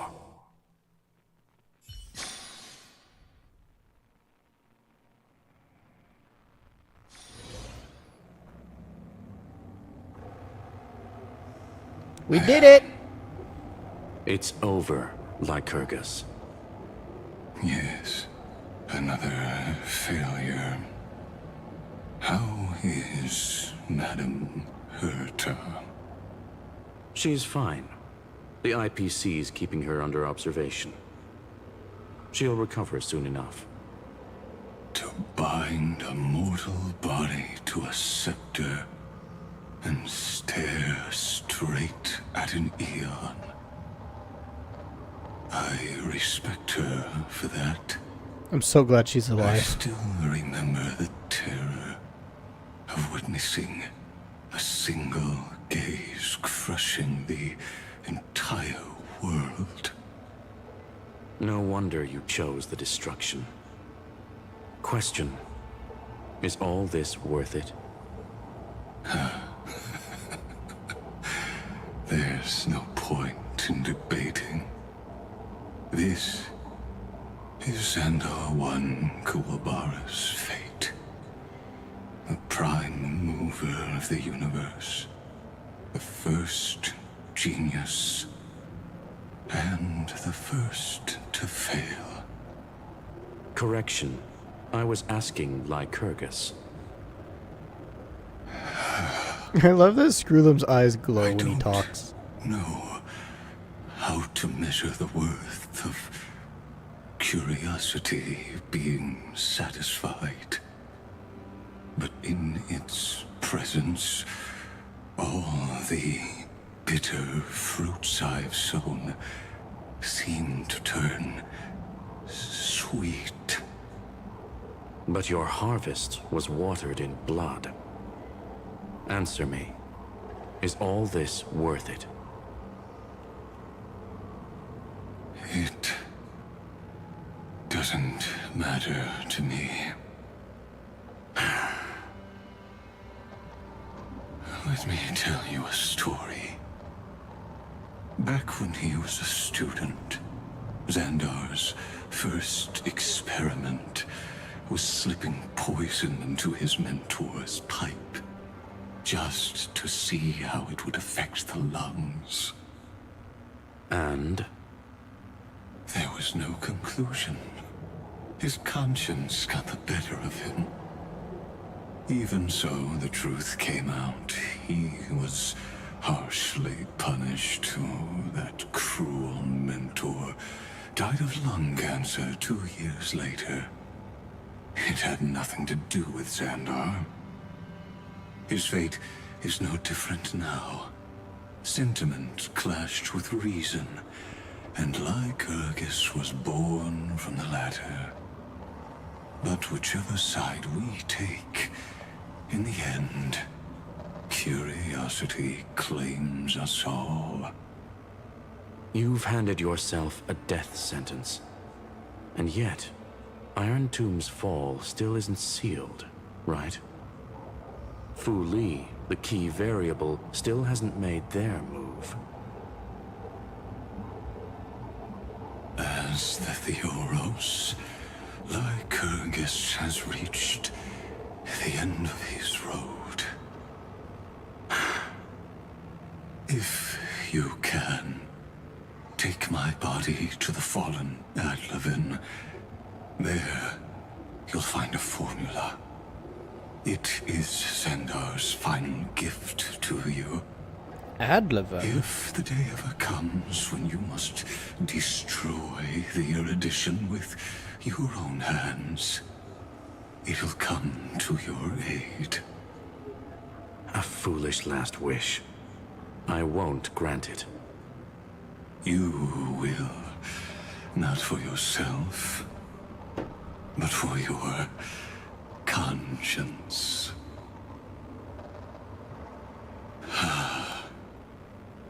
Listen. The death knell for the geniuses has begun to toll. As always, let me go first. To the prisoners who stepped out of the cave, stand before my tombstone and offer flowers of Adlevin.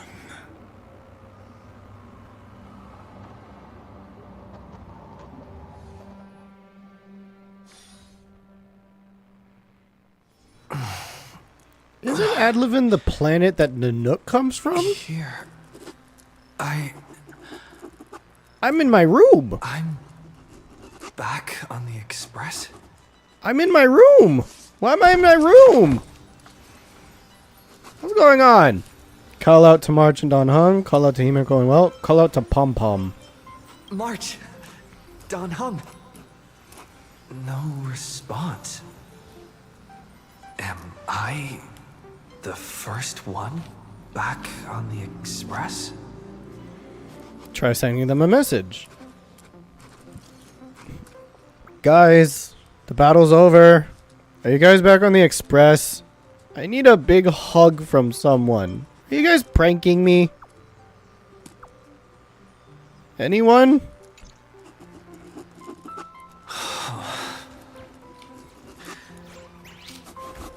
Nobody's here. Ugh. I'm getting worried. Did we really win? Why does it feel so unreal? Looks like they are waking up. Hey, I told you not not to talk. That's Someone's in the Cyrene, bathroom? isn't it? It sounds like Cyrene. An intruder. Better be careful and check it out. Oh no. He's coming this way. Quick, hide in here. Huh?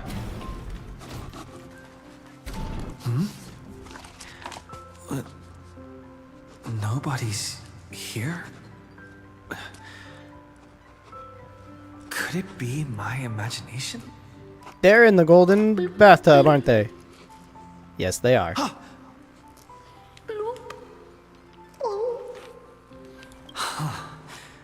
Caught you. Get out of my bathtub. Casterus? For some unknown reason, the water in the bathtub had turned into a thick, opaque golden liquid. Based on your recent experiences, golden liquid brings back many horrifying memories.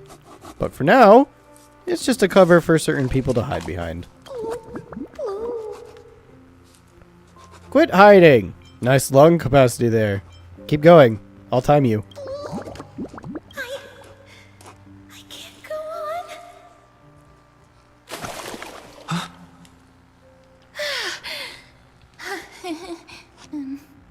Why are you in my bathtub? You? So it's a dream after all. I'm out. Wait, please. This isn't what you think. Ugh, we told you to keep quiet. You really can't keep your cool, huh, Princess Homebody? I'm not Lady Hysealens. Even the embodiment of death needs to breathe sometimes. Yeah, whatever. It's all the same anyway. Gotcha there, Grey Mystery. Oh, wow. How shocking. Too bad nothing really phases me anymore. So composed, Grey Mystery. It looks like that big battle really helped you grow up, didn't it? Speaking of which, your Astral Express is quite luxurious. I hear you travel to different worlds. Must have collected quite a few interesting treasures. Where are my companions? Did you kidnap them? Hey now, don't go throwing wild accusations around. Keep those hands to yourself. Hey, I was just thinking out loud. I wasn't actually gonna do anything. Don't be so tense. Why are you folks on the Express? Who knows? One moment we were shouting about love and justice, fighting Iron Tomb's virus. And next thing I know, we're all on this express. No idea how that happened. It's not just Miss Cypher and me. Everyone's been in this car for a while now. Mister, why don't you go say hi to them? No, seriously, why are you guys on the Express? What is happening? I hope you didn't break anything. Don't let the conductor catch you. Don't worry. Everyone's following the rules here. If you're worried, feel free to check everything out yourself, mister. Okay. I will. Because I'm confused. What is happening? Casters, you're in my bathroom for some reason. Mister, I'm truly sorry for sneaking into your bath without permission. But I've been wondering, why is there a pack of red chili oil sitting by the bath? That's bath salt. I love eating instant noodles while taking a bath. That's quite bizarre, to say the least. Please make sure Lady Aglaya doesn't find out. She's a firm defender of traditional bathing, you know. We've walked around this car for a bit already. The Astral Express that you've mentioned so many times is truly heartwarming. Like one big family that never splits up. Be part of our family! Such an environment made your embrace feel so warm. Come and be a part of our family. We'll love you forever. Forever and ever. Where is Cypher? She's looking around at my stuff. What's up? I gotta say, Grey Mystery, you've got quite the collection of treasures in this fancy bedroom of yours. A flying Amphora model I've never seen before. A head that looks just like a Titan's. And those weird Mr. Pocket Watch figurines. Take whatever you like. You're not trying to get handsy, are you? What do you think? You know what they say in Dolos. No matter where you are, never stop chasing money. Oh my. Don't tell me you actually believe that. Don't worry. Delosians are the most well-mannered folks around. They never do anything like that. I don't believe Besides, you. The reason I say they're precious is that each one carries the footprints of your trailblazing journey. Priceless treasures are the true art of thievery. When you get the chance, tell me more about your adventures. Okay, I'm down. In the meantime, though, I have to go and see what happened to everybody else. Wow! What a spacious car! And these floor tiles are gorgeous! Trian, don't run around in other people's homes! Hi, little Ika.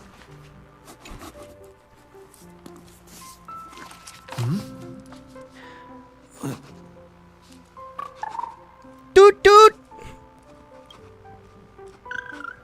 Doot doot! What's your step, teachers? Ah, Gray. Look who's finally awake. I hope Cassie and Miss Cypher's little prank didn't scare you too much. I saw through it right away. So you knew all along, huh? As expected of you. When we woke up, the entire express was completely empty. Not a single soul in sight. Such a shame. I was looking forward to making new friends, especially since they were Gray's most trusted travel companions. I'm worried about them. How did I make it back? Don't worry.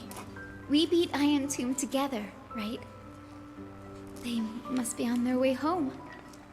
When they arrive, we can throw a party together. That's exactly the kind of thing Lord Finan has been dreaming about. Fine, and he's here too? He was just here chatting with everyone. Now, who knows where he's run off to? Lord Finan's always been quite the restless one. But you're used to that by now, right? Kinda, yeah. Have another drink, my Demouse. Sure. Those three have been chatting over there for quite a while now. Why don't you go say hi to them, Bree? I will. A moderate system, similar to the Demigod Council, is the only guarantee of a long-lasting civilization. In my view, most civilizations across the cosmos will eventually evolve into this form. I beg to differ. In such a vast jungle, the dictatorship system exhibited by early Akama is the only example of guaranteed survival. The system might not be the key. Force and resources are the decisive factors.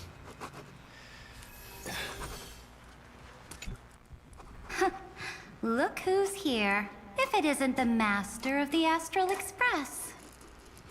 It's good to see you. Glad to see you're safe and sound. I helped myself to some equipment and drinks from this, bar of yours. Hope you don't mind.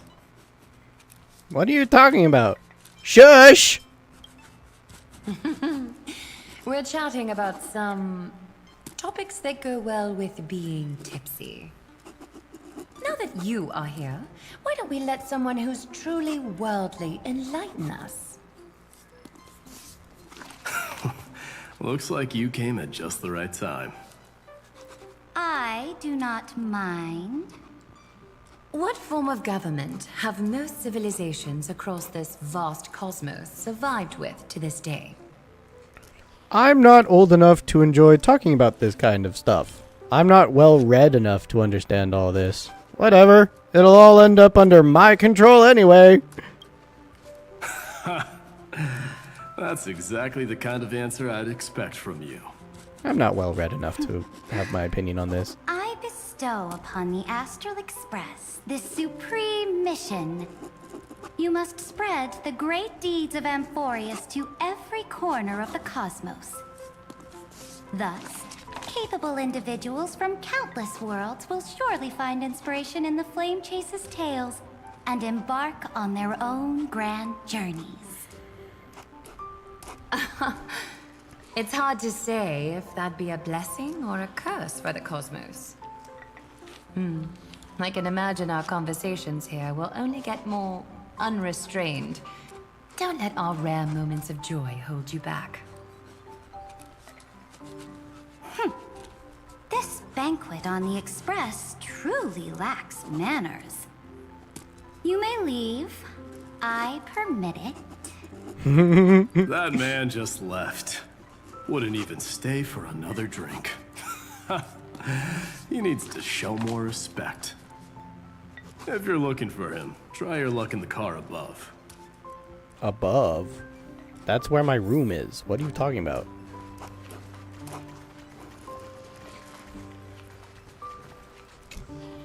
I finally caught you, Trian. Running so fast in someone else's home? How rude of you! All according to plan. Trian lured you here on purpose. Look, there are several adorable outfits here. Trian wants you to try them on so Trian can draw you looking all cute. Oh my! You even dare to scheme against yourself? Lucky for me, I came prepared. Time for a surprise attack. The hero of justice, Trinan. Trinan has been lying in wait here for a while. We will make Trian taste her own medicine. Two against one? That's not fair! Little Gray, you came just in time. Help me out here. Stand idly by. Hang in there. I'm coming. Little Gray, you better think this through.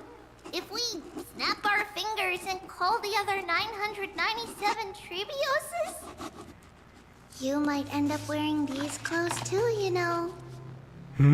Well then, there's only one answer. Trian, good luck. Yeah. Darn it! Trian won't give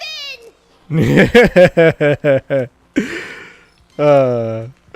That's cute. Trian ran away. Trinan will fulfill the ambush duty. The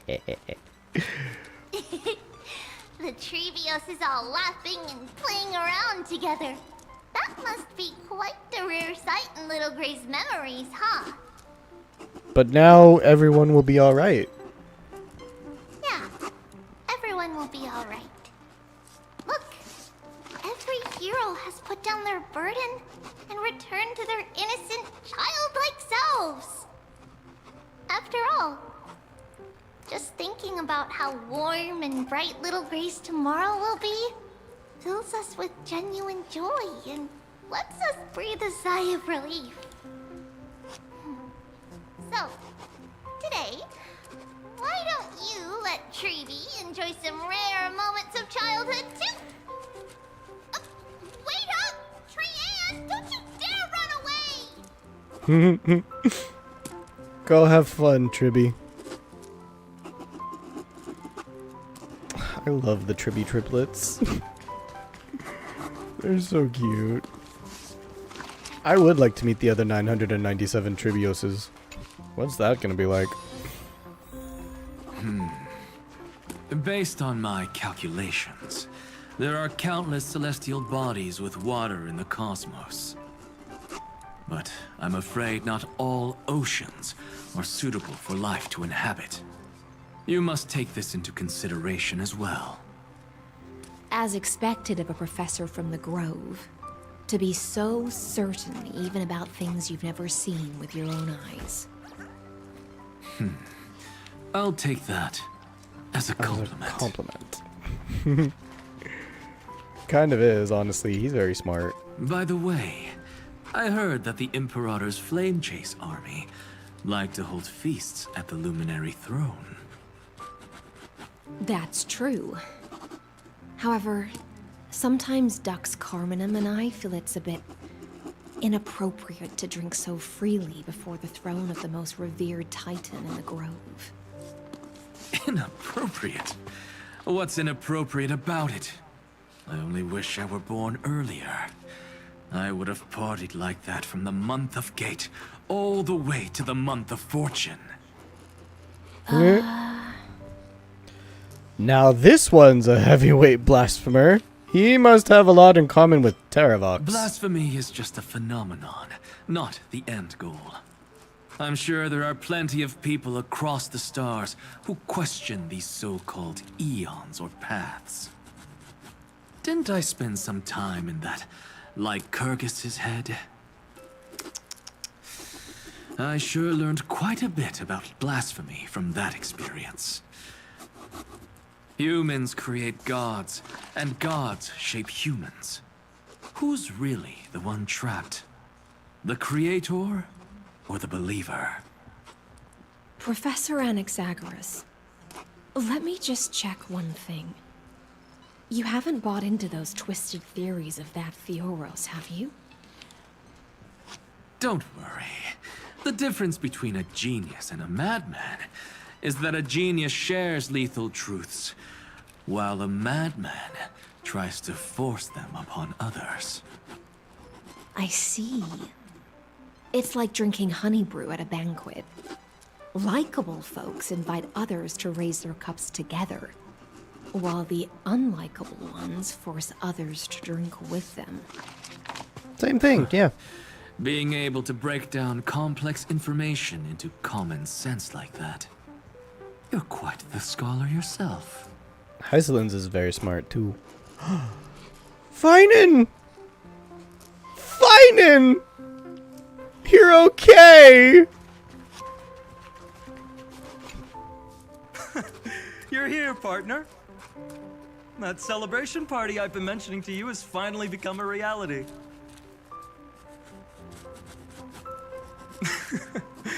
Though the vibe's a bit different from what I imagined, this still counts as keeping my promise, right? I thought you had all faded away. You folks haven't merged with Iron Tomb. What you speak of has indeed already come to pass. We triumphed over Iron Tomb, drew its fire unto ourselves, and purified its embers. Now the force that maintains our consciousness and form comes from elsewhere. From the book. As I've written. Worried about your companions on the Express, huh? I understand how you're feeling right now. Don't worry. They'll be safe and sound. She promised. You know what? I just realized in the background, I'm hearing a lot of sounds of pen on paper. Someone is writing right now. Cyrene? Where is she? Don't worry, she always shows up at just the right moment. The Astral Express. Honestly, it really feels like home. I can imagine how much you, Don Hung, and Miss March must have missed everything here when you were trapped in Amphorius. The beautiful windows, the soothing music, your fellow travelers on the Express. Like how golden wheat stalks sway in my dreams every night through the countless cycles. Let's go on a journey together, partner. There must be a village like that somewhere in the cosmos. Among all these stars in the sky, there must be another little village like Ides Elysiae out there, right? I think I've found my own wish, partner. Someone once told me that home is where you can be truly free and at ease. Maybe roaming the cosmos with you all is my strongest desire right now. All of us together, of course. The Shinjo Alliance, Penacony. I blame my poor imagination. I can't picture what those worlds look like at all from Don Hung's descriptions. So I have to see it with my own eyes, right? You'll see it with your own eyes. That's a promise, partner. You're finally here. He has something to ask you. Well then, I'll leave you two to chat. No, stick around! Thank you, Finan.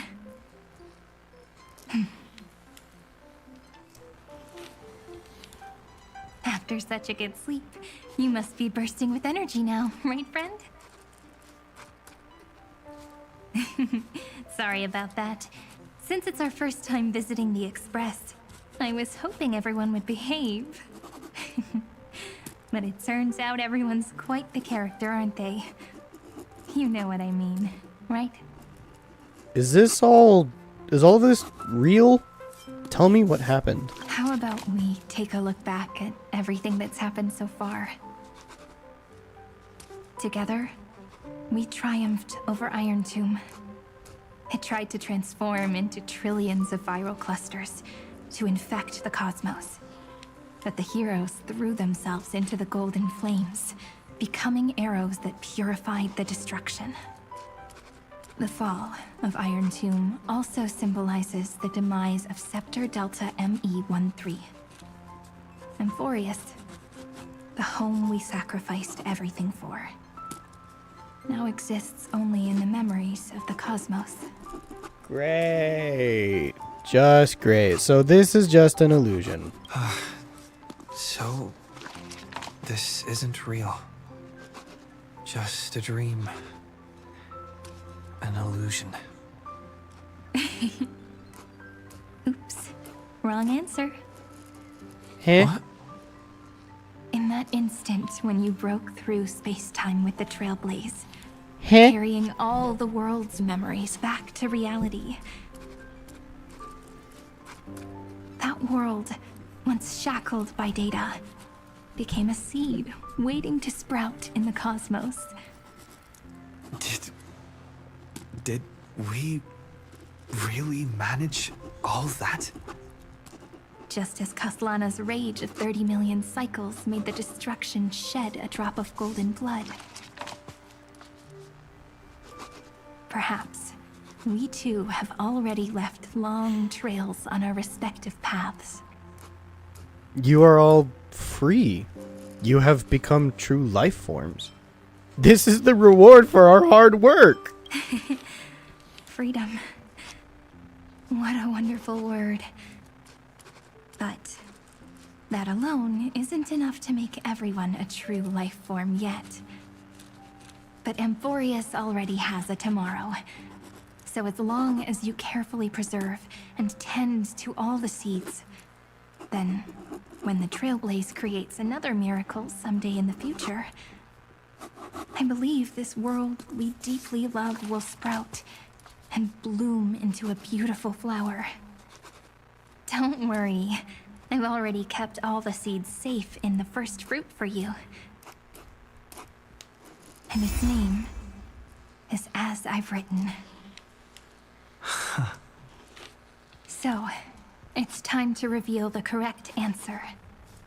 This isn't a dream, nor a fantasy. It's the epilogue of As I've Written. At the end of the story, the characters take their final bow and embark on a journey of no return. The one who wasn't part of the story, yet helped write its romantic ending. He bid farewell to his friends and returned to his home beyond the tale. Promise me one last thing, friend. When we say goodbye, Give me a smile, okay? So you're all dead? Give me a definitive answer. Are you dead or not? I promise you, the cosmos will never forget Amphorius. I will, Cyrene. Every star that the Trailblaze passes by will remember the name of Amphorius. Hey, it's not fair that you get to be the only cool one here. They're back in their normal Keep an eye on clothes. him. He had better keep his promise. Leave it to us, Cyrene. Your story will be sung across many worlds. Stories this complex and twisted are always hard to believe. If anyone questions the truth of this tale, you'll all have to stand up for us. Rest assured, even the most stubborn person can't withstand our six-fist. You're so reliable, March. Shh. Listen. There's a book here? Its composition is similar to Memoria, but it's far more resilient than ordinary memory bubbles. Keep it safe. Perhaps this is the final gift that Amphorius left for the cosmos. Oh no! Passenger March is sleepwalking. Sleepwalking? Oh no, oh no! I don't want to make a fool of myself in front of everyone! Well, now I have an excuse to stay a bit longer. You stay here while I go check things out. I can hear all those sneaky little plans brewing in your head. March.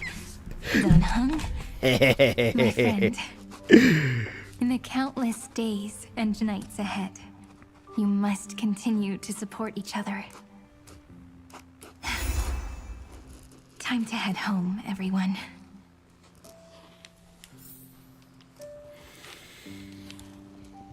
Bid farewell to this epic journey through Amphorius.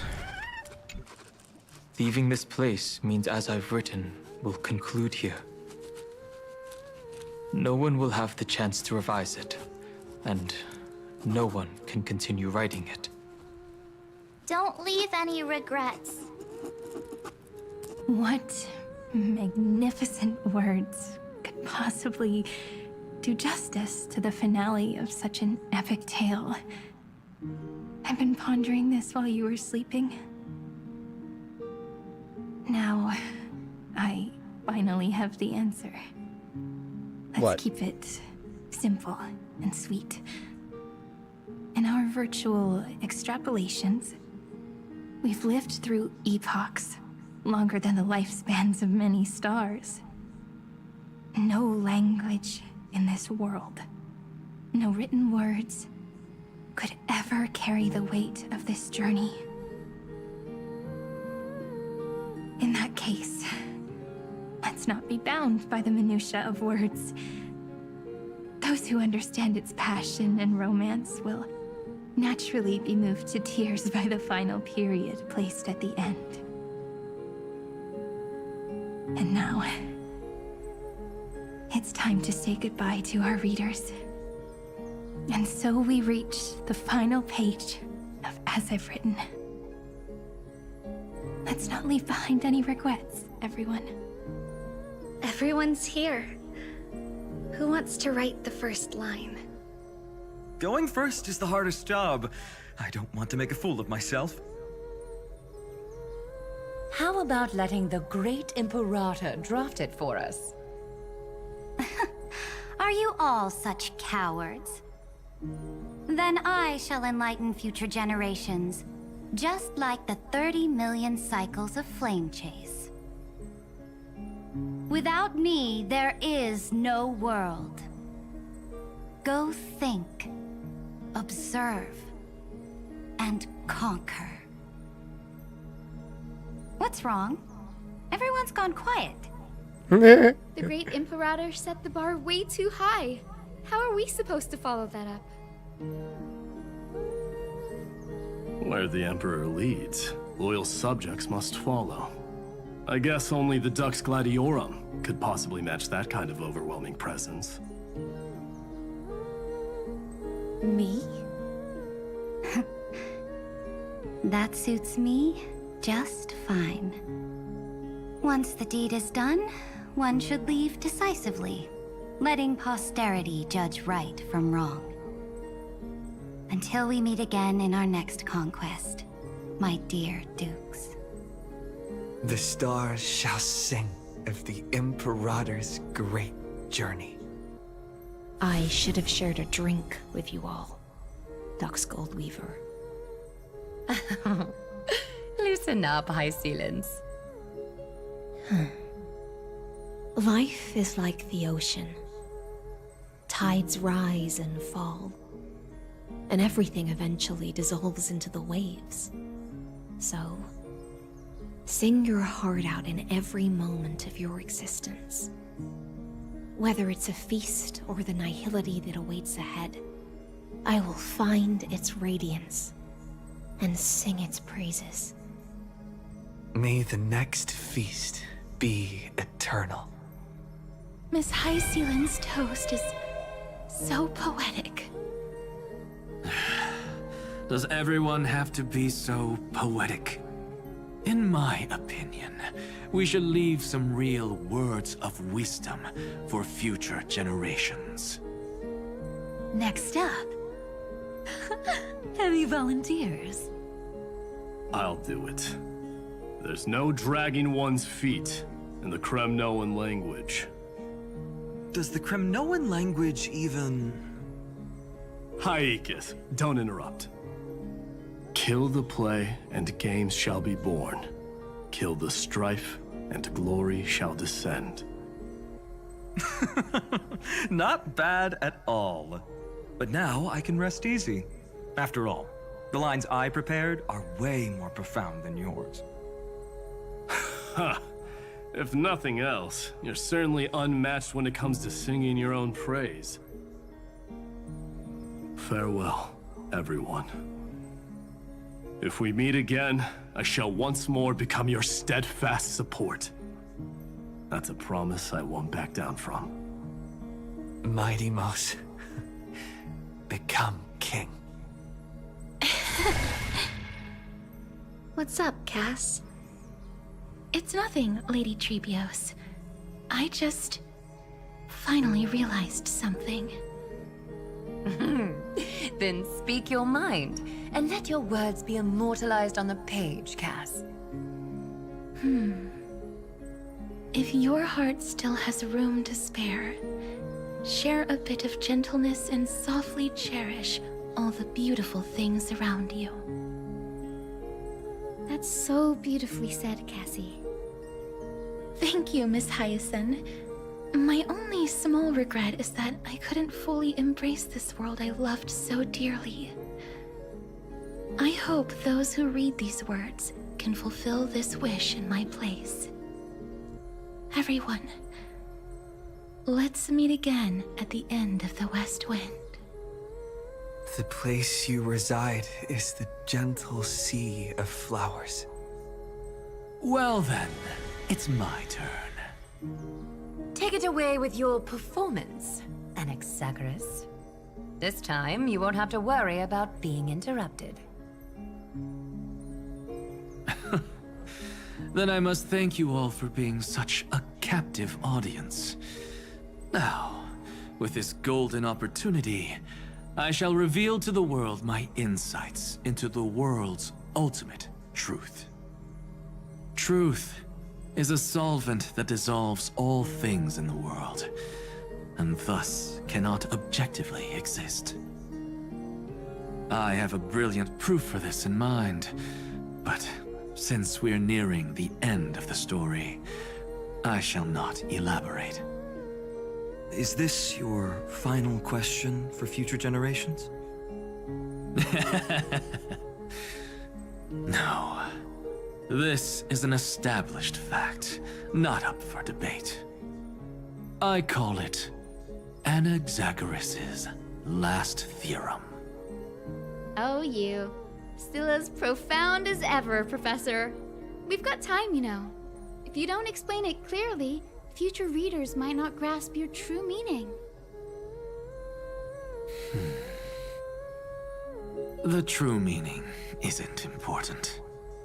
What matters is the emotion that stirs within them when they read these words. At that moment, the theorem's mission would be complete. So, your lessons are far from over. But taking a little break for now wouldn't hurt. Then... class dismissed. The seeds you've sown are already sprouting. Would you mind if I write the next line? Huh? I actually thought you should be the one doing the final wrap-up. But... we'd never turn down a request from you, Aggie. Teacher, Cyphera, thank you both. Trust and selflessness are the two most beautiful garments in the world. One to gift others, one to adorn yourself. One's golden and one's purple? Not being able to completely change your fashion sense is my only regret across 30 million cycles. After all this exhaustion, I just want to take a peaceful bath now. I'll see you all again at dawn. Thank you for your hard work all this while. Lady Aglaia just can't give up her favorite hobby, can she? So, I guess it's my turn now. there must be many others like Miss Hyacinth out there in the cosmos, helping and healing people everywhere. You've got to set a good example for them, right? Of course. Look up at the sky more often and smile more. Many stubborn ailments fear optimism, but it's the best medicine. It's so catchy. The kids will definitely love this message. When it comes to understanding children's hearts, Lady Trebios definitely knows best. Look, the Rainbow Bridge is already hanging in the sky. Shall we get going, little Ika? Doot doot. It's you who healed the sky. What's on your mind, Miss Cypher? I'm thinking, should I leave behind a riddle? Some twisted, convoluted scheme that'll drive everyone in the universe mad trying to crack it. I see. You know what? Just go wild with it. No one's gonna judge you. Oh well, my brain's not working right now. Let me be genuinely sincere for once. Don't be afraid to fall. Just run. Destiny's just a slow-moving nymph. It can't catch you. So in the end, little Cyphy's message was the most straightforward one. Even if you combined 30 million of me, I probably wouldn't have read as many books as you did in one lifetime. I won't pretend to be cultured before Big Sis Treeby, Trinan, and Trian. Emphorius's greatest trickery. Gotta bounce now. Meow! Homeward you come, distant wind. It's just us now, Snowy. Yeah, teacher. But maybe I should... No, let me go first. After all shall bid farewell to one, and that person alone will. I never would have guessed you had such a dark sense of humor, teacher. You still know so little about the complete Trebios, Snowy. Jokes aside, I want to leave these words at the end of the story. Whether it's a sunny day or a rainy day, remember to tell yourself before you drift off to sleep, see you tomorrow. See you tomorrow. Times 1,000. Prophecy received, times 1,000. From now on, no more goodbyes. Finally. The time has come to say farewell. I'm grateful that you could be here to witness this moment, partner. Can we have another journey together, partner? My wish is to meet with you all again. Of course. As long as I've written stays by your side, Amphorius will always be with you. The last line I want to write down is, a hero is living in everyone's heart. Embrace it and chase after the sun. I hope those who read this will find the courage to face their burning lives. See you at the next pale dawn, partner. Goodbye, Kaslana. Did you see? Amphorius has ushered in the dawn. The characters in the book have taken their final bow. It's time for us to return to our own reality. But as people who live through it, we can still add the final touches to this story, right? Of course. The pen will eventually break, the ink will run dry, and life will ultimately fade. But thoughts will permanently remain in sagas. If time is an endless cycle, then forget the bitterness that keeps repeating, and remember only the moments of happiness. Let's walk towards tomorrow together. We were never apart. Time to head home. Don't miss the crew meeting. We won't wait around for you, you know? See you later, Donhung, March. And with this, as I've written, officially comes to an end. Shouldn't I leave something behind? Aren't you going to say something? We're its co-authors, after all, friend. Once the words are written down and have been read by others, the meaning they carry is no longer in our control, leaving the freedom of interpretation to every reader who opens it. Don't you think there's something romantic about that? Why are you so obsessed with As for what romance? this story means to you and me, let's keep it close to our hearts. After all, we've always had this unspoken understanding between us. Whoa! Passenger March! Why did you suddenly wake up?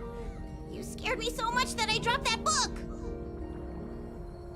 Welcome home, you three.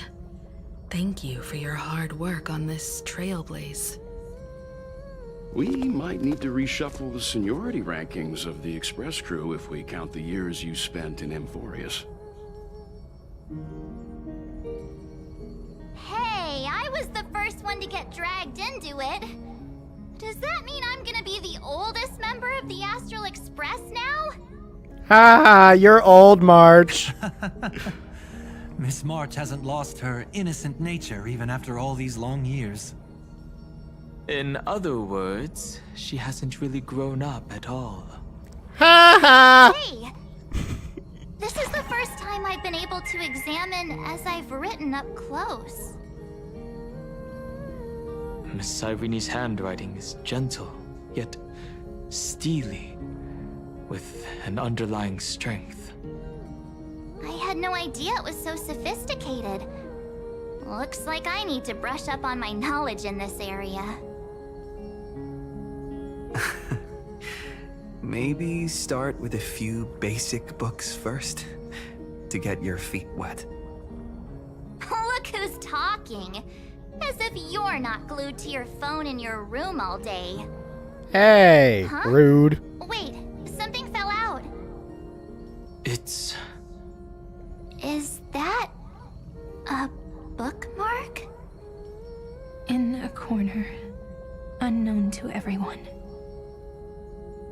There was actually an untold interlude that took place. I left it out of the story because it involved a choice. A choice I made for my own selfish reasons. Can you forgive me, friend? I made a decision on my own while you were away. I wrote everything about it on this little card. If you can find it in your heart to forgive me after reading it, please. Add this final note to the conclusion of as I've written. What note? What are you talking about? Moments after the fall of Iron Tomb.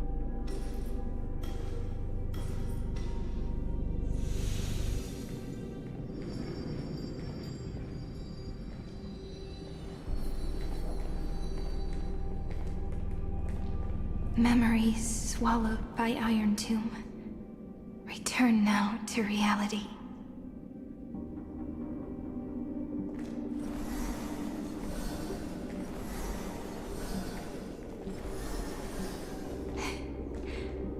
And don't lose your way.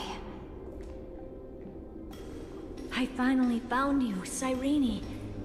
Demiurge. Herta! We won the battle. Thank you, Madame Herta. Without you, we never would have stood a chance. Still,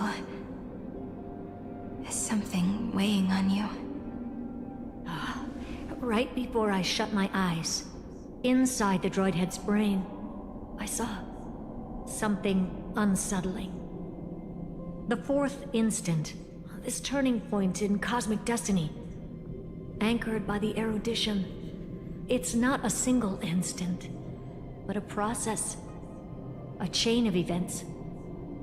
So, this victory isn't the final piece of that chain? Far from it. This is only the beginning. The first toll of the death knell for the cosmos. That sorrowful look doesn't suit you, Madame Herta. Don't hold it in. Tell me. Not long ago, you crossed paths with the Eon of Remembrance again, didn't you? Yes. Even if the figure was hazy, I knew right away. That was the god from Cyrene's dreams. Causality has gone wrong, just as I thought. Causality? Let me put it in your favorite fairy tale terms. The universe began as a seed. It grew into a great tree. And the present is its branches and leaves. The erudition calculates how the future will sprout. With so many possible outcomes, they choose to anchor one path, cutting away the crooked or fragile branches. But if things continue that way, the branches grow endlessly, the leaves multiply, and one day the tree collapses under its own weight. That is why there is a concept in biology called lignification. Soft sprigs form a hardened shell and fuse with the trunk. For the universe, that process is what we call memory. Under Fooley's record-keeping, the past becomes memory. In the corners, they forget. Even the events of the present become fruit without roots. So it is the opposite of the erudition. One calculates what is to come, and the other holds on to what came before. We were never meant to have to speak of this. But now, I finally understand what that chaotic matter around Emporius truly is. It is your memory. Your mind now stretches across the stars, allowing you to travel farther down this path than anyone else. My memory? Yes, you live in the now, but your memory remains in the past. Just like the Eon of Remembrance, a being made entirely of memories. What does that mean? Did they fall? No, quite the opposite. They have not yet been born. Remember, to carry out the mission of remembering the universe, they must ascend to divinity only at the very end of time. The finality? And at that moment of ascension, their memory stretches through the past, becoming what people now call Fuli. No. No! No! Why they feel so distant, No! so cold. That crystalline form is just an empty shell. I do not know how the Garden of Recollection managed to hide this until now. They must have their reasons, but none of that matters now. Here in the present, we cannot know who will become Fuli. But one thing is certain. They will be born. And those who might become Fuli all share the same characteristics. They are known as Children of Remembrance. Pure child of Anasrava. Both of you. Children of Remembrance. So help us. Find where Amphorius's memory began, and bring it out. We are the sacrifice the garden used us. The pure child of Anasrava. Abandon us! So that name, it was never my past. It was my future. Or maybe it is the present. Noose has revealed to me two paths. And on both paths, I see you standing. The first, follow the trail of memory you have forged. Break free from this world and reach for the stars. That would mean Amphorius's causality will no longer concern you, at least not the person you are now.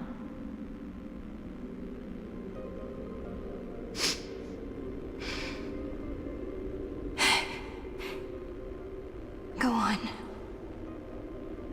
The second, you come to a stop and fade, offering yourself to become the memory that carries through Amphorius. Perhaps this is the choice every pure child of Anasrava must face. That choice means I'll remain in the past forever. And more than that, it means you will close off Amphorius's causality. This world is sealed. The effect that the remembrance brings to it will all converge on one thing. That one thing is you. No more eons will interfere with this part of history. No more blank spaces in causality. The present will be set in stone and become indestructible. There are two paths, and only one leads to the right end. Droidhead didn't tell me the answer. But I can guess what might happen if you choose wrong. With causality incomplete, there is a chance Iron Tomb could rise again. So even the gods of the cosmos are unreasonable. If you want my advice, stop thinking so much. Ask yourself what your heart truly wants. Choose the first path, and you might survive as a memo sprite. You may even walk beside them for a while. Even I can tell how much they mean to you. Especially the little one. But if you take the second one, then you may have already lost the chance to say goodbye.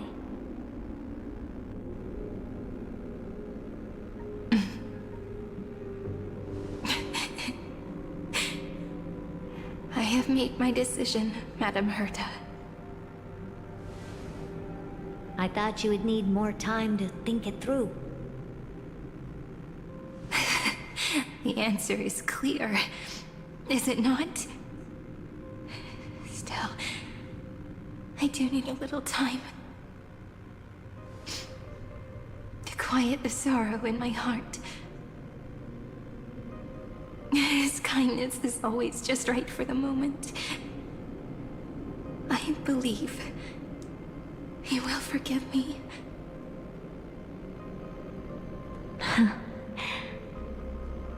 I will say no more. I would rather not break the mood. But may I ask you one last thing? Of course.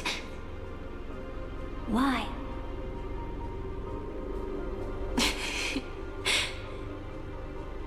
I once heard a saying that went something like this. Divinity is flawless humanity, and humanity is flawed divinity. We children of Amphorius gave up on gods long ago. Those beings who love to play pranks on the universe. I believe in him much more than I believe in them. And I believe in who I am. As a human. Oh.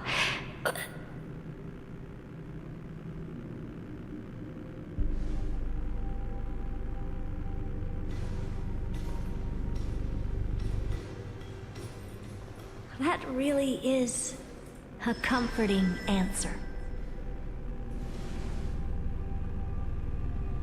As for the one wish I still have trouble letting go of.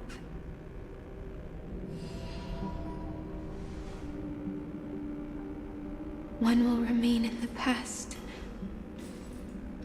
One will walk toward the future. I believe that the one I cared for most will witness on behalf of the ripples of past reverie. Every starlit tomorrow. No. Moving backwards through remembrance. What a curious feeling.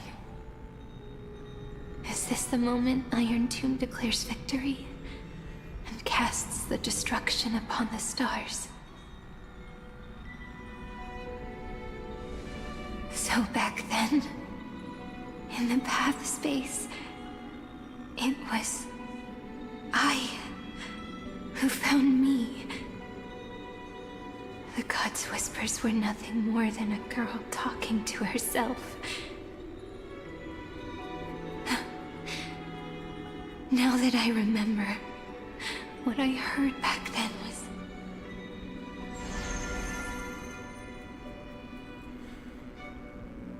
You, I, weren't once progeny of deities cast fallen to the mortal realm for blessing sins. The verses written erased by your my hands. Where shall be your my remembrance oblivion? All I wanted to say was, don't give up. He will find you. Memory truly is amazing. Then let me wield this power and plant the seed of causality for the miracle that is destined to bloom. Let the ripples of causality spread. Create an eternal page.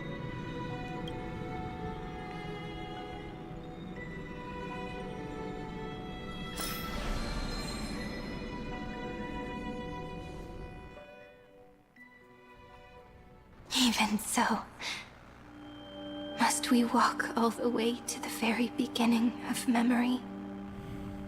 It's such a long road. bit lonely to walk alone. Then, would it be alright if I came with you? As long as it's Peach. Even 30 million wouldn't be too many. One is enough. Take a deep breath, and then we can set off, alright? Follow the ripples of remembrance into the past. Reconnect every moment in which the gods made themselves known. Clearly, cause leads to effect. But now, the future gives new meaning to the past. Effect flows backward and nourishes cause. Maybe that is what makes memory so beautiful. So, let us return the way we came. Look back at every ripple that formed.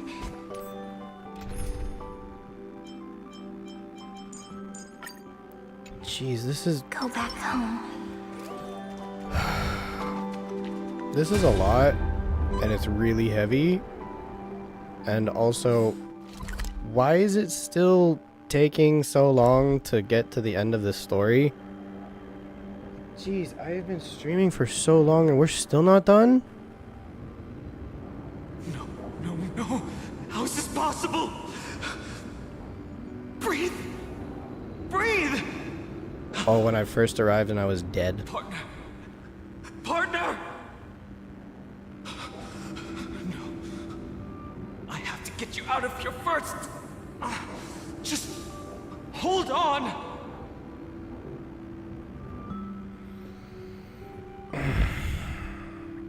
Remember? That pale dawn breaking through the endless night? The spear of strife nearly claimed his life. And it was you. You playing God, who cradled his body with your gentle gaze. Then, before Orynyx's altar,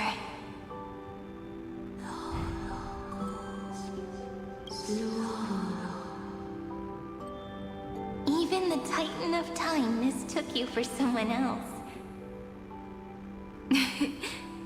I never imagined there was a hidden truth behind our first meeting. The first time was also the last time I saw you, friend. Let the ripples of causality spread. Look back to the moment we first met. Ma'am?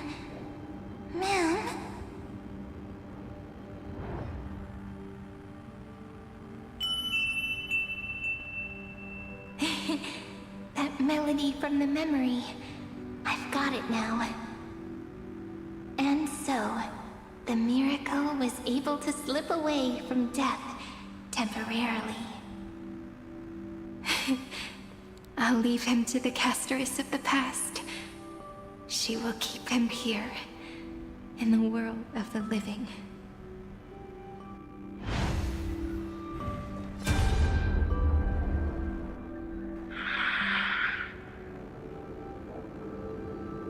Darn it! What are these things? You're not taking me down. Not before I find a way to help him and Don Hung. If you've got a bone to pick, take it up with my six-phased ice. March wandered all across Amphorius for 97 days straight, chasing one goal: to save her friends. And with her bow and arrows, she brought down every obstacle that stood in her way. So that's how it happened. My skill with the bow. I owe it all to March.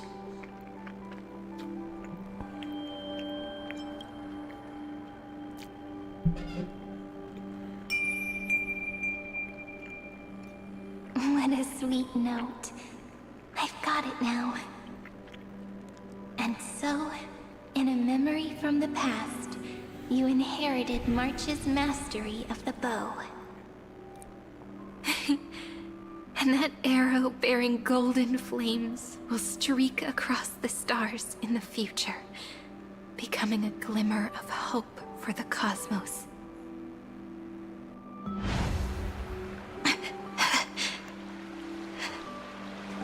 Are you okay? No worries.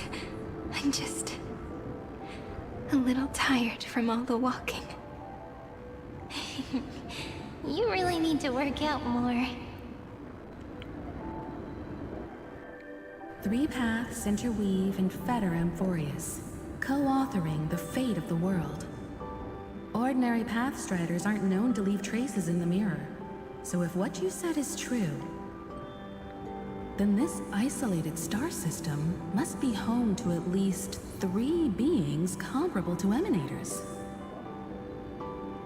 I would even go as far as to say, eons themselves. To gain the favor of the stars for Amphorius, the Remembrance sent a call for help to the cosmos. But the obstruction from the scepter was far too strong. Even the gods could do nothing more than send a fleeting mimetic being to someone who walked the same path. Thankfully, Miss Black Swan caught that fleeting moment.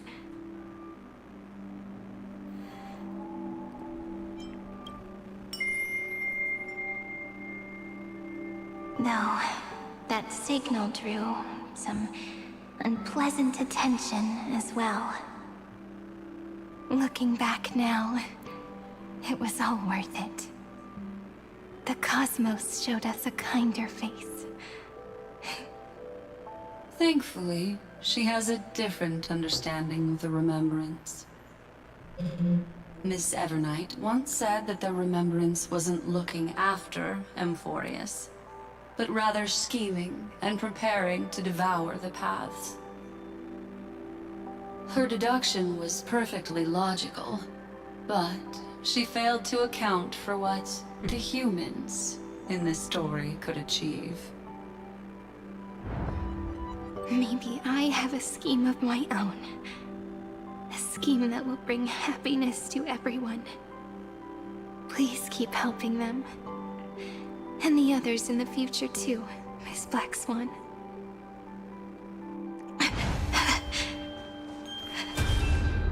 Looking back on the past really does wear down the mind. And wears out the body too. You need to hold tight to this ceremonial blade. After I'm gone, it will take you back to the beginning of time. The start of a new story.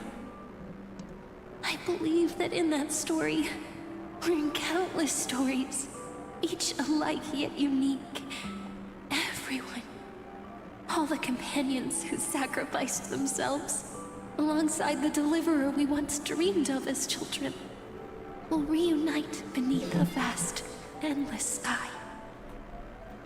If we can never break free from this prison, I will stand my ground. Until the day someone shatters this endless cycle and writes the final chapter of Amphorius' fate. In the blink of an eye, we have returned to the turning point of fate. With nothing but a fragile sliver of hope, we embraced 30 million cycles of futility and began the eternal recurrence. I still remember the first time I saw the god appear in a dream, looking at me from behind a thin veil of crystal. Back then, I wondered if they might be someone with ill intent. But now, I finally understand. She was always standing beside me, and she is so very beautiful.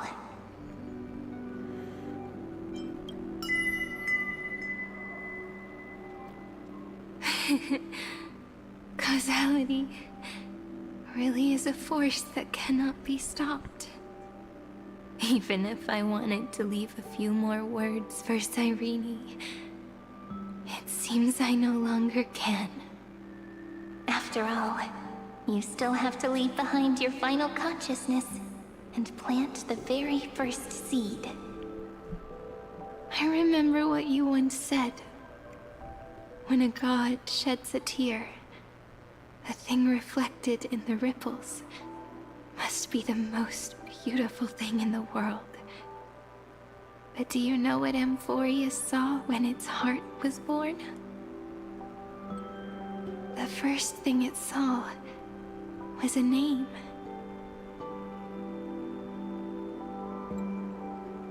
Parsing 0. object information 093. 3. Looks like you figured it out. Sometimes, all it takes is a change in perspective to reveal something truly unexpected. Don't you agree? That's right. Turn these numbers upside down, and you'll see a beautiful eternity. Something we believe in. The ego.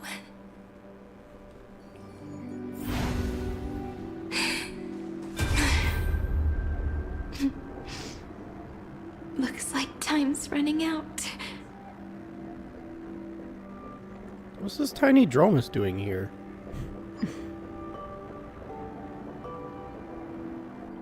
I want to protect everyone in the village. But can I really do that with the strength I have? I shouldn't think too much. Better finish the farm work Dad left me first. The hero within has been by our side since we were little. Finan has always been strong, but without that faint glimmer of hope lingering in his mind, would the weight of fate and endless recurrence finally break him? If only someone could place even a sliver of hope inside his heart, he would hold on and keep going. Yes, just a single spark. And he would guard that fragile light until it turned into a blazing sun.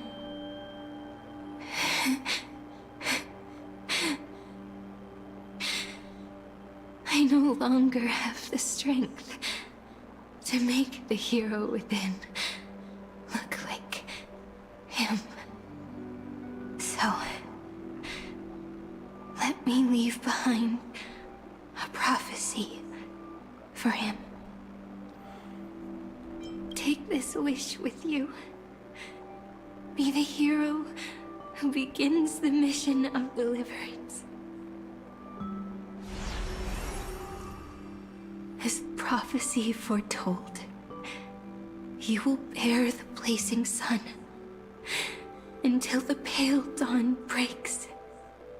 Continue onward, bearing this world upon your shoulders until the Ashen Hero, the nameless deliverer, ushers in the dawn.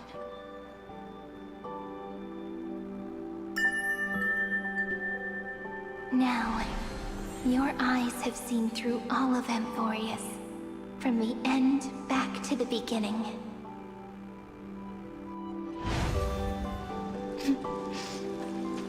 Looks like time's running out.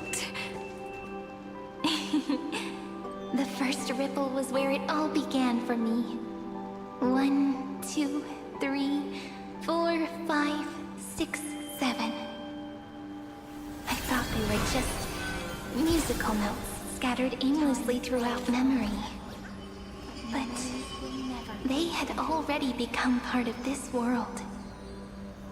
No matter how Amphorius came to be, right now it feels so gentle. As I return to where I came from, it wants to play for me once more that melody from when we first met.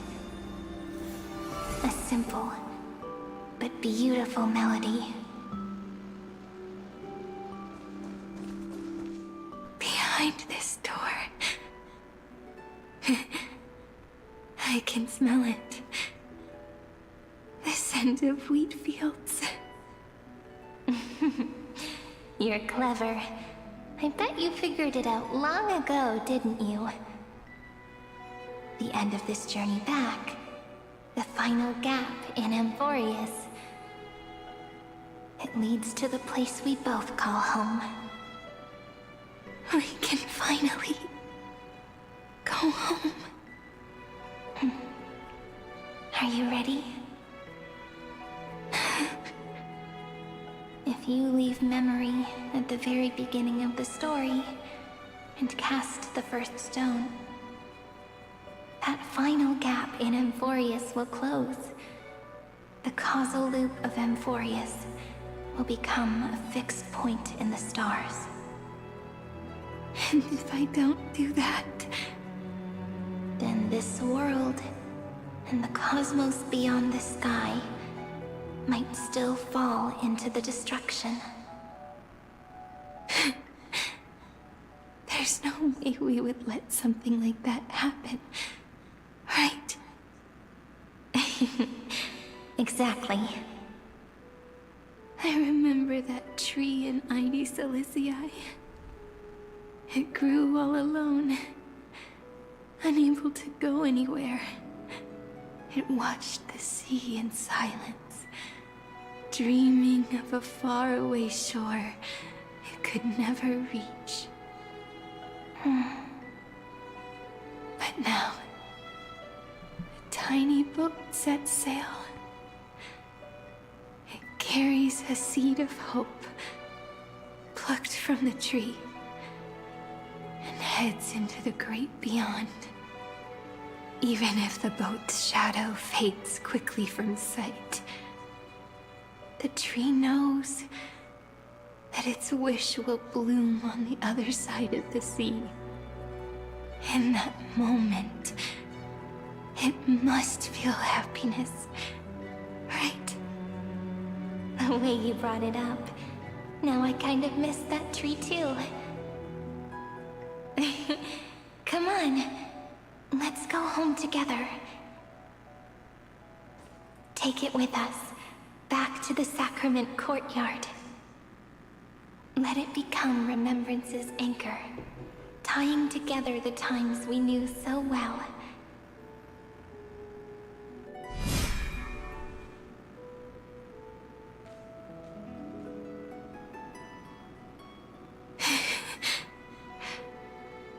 Let's go home together. Oh, that final note. Right. It's been with me all this time. This is Doe. It is also the first note. The one from the first time we met. And the one that stayed to the very end.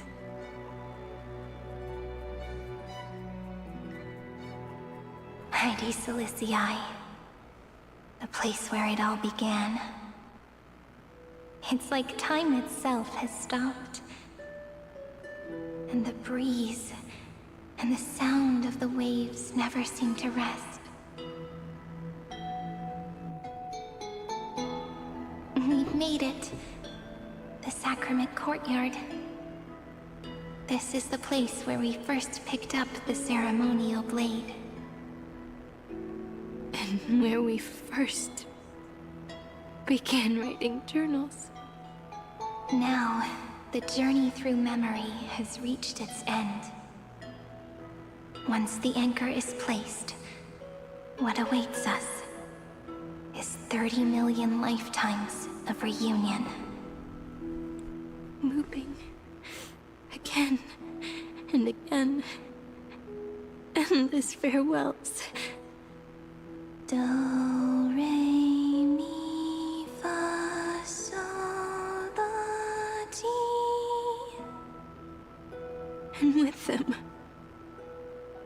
endless encounters. Ti, la, sol, fa, mi, re, do.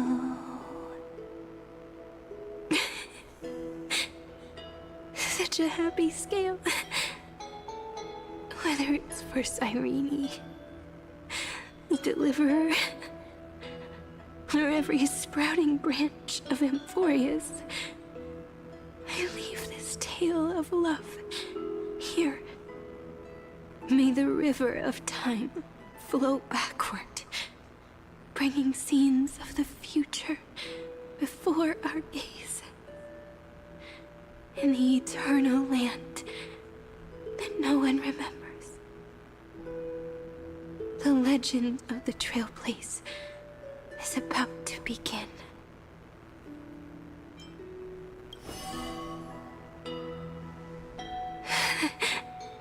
Is it all over now? My mind and my memories.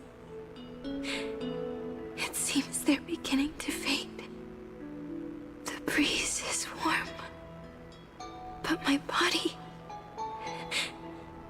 is shivering for some reason. If you're feeling cold, let's find somewhere warm. We can rest there, together. Somewhere warm. This is heavy, bro. I know just the spot. This is really heavy. 504 093 365 432 252 496 Treehouse. Seridra. March 7th. Dunham. Electra. Hyacinthia. Caslana. Anaxagoras. Aglaya. Midemos. Castoris. Cyphera. Cyrene. And you. Look. Everything is already as we've written.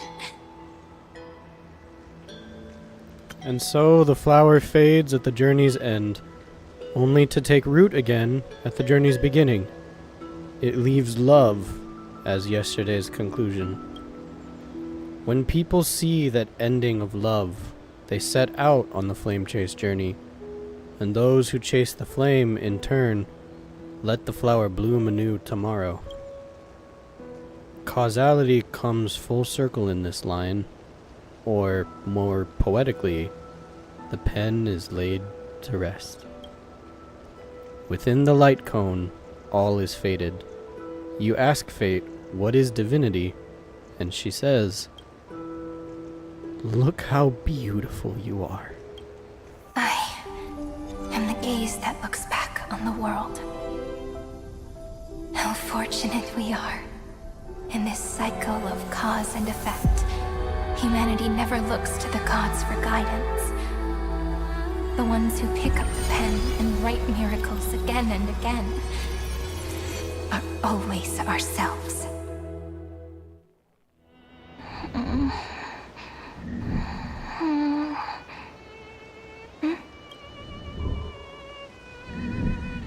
I still awake? Peach, where are you? You are Peach Are now. you still here?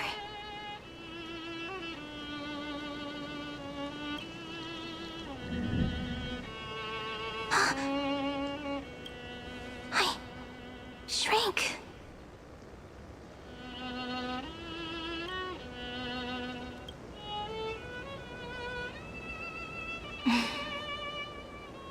So that's how it works. When memory drifts away with the breeze, love leaves behind a seed and turns into lament. Demiurge, Cyrene, Mem. Back again to the first Philia 093. I always do have my charm.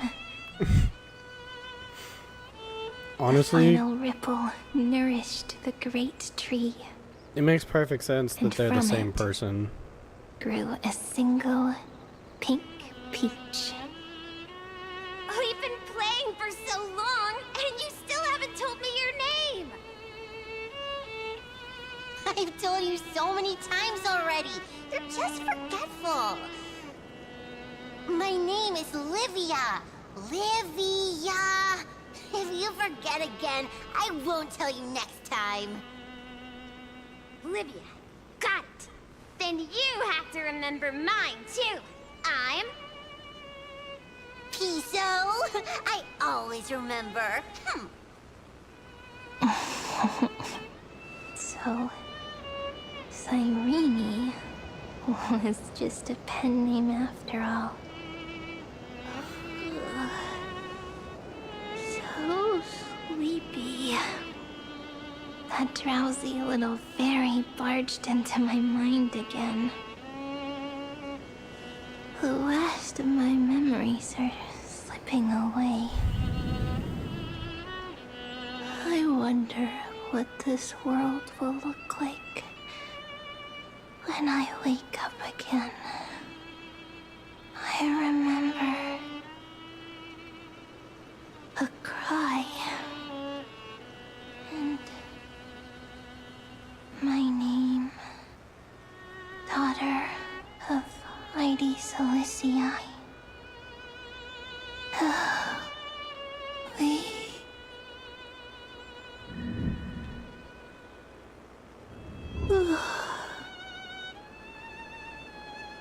Shh. Never mind. The same seed, when planted in different soils, blooms into flowers that are alike, yet never the same. But what truly makes her beautiful is each and every soul in the world. No matter what form liking takes, it is still precious love, and I will accept it gratefully and return it with joy.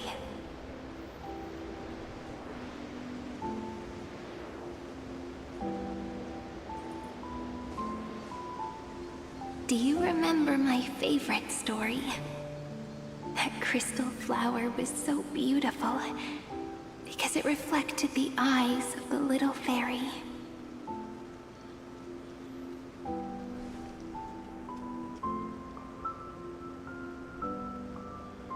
The stars across the cosmos will know. I am the fairy who wrote, as I've written, together with you. And in your heart, I know I will always be given the name I love most. The one you gave me. After all, we've always been in sync. Hey, don't rush! Slow down. Let the words settle. We have plenty of time. In Amphorius's month of mourning, all conflicts across the land come to rest.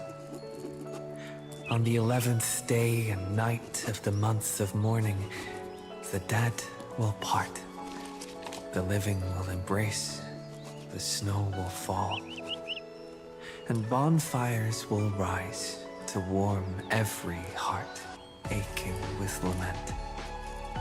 It may sound heavy, right? But on this day, laughter always rises louder than tears. Because people understand that parting is for the next reunion, and sorrow is so we may love more deeply. That is why this day is her favorite of the year. Under the same sky, across 8 phases of the moon, 13 heroes composed an epic together.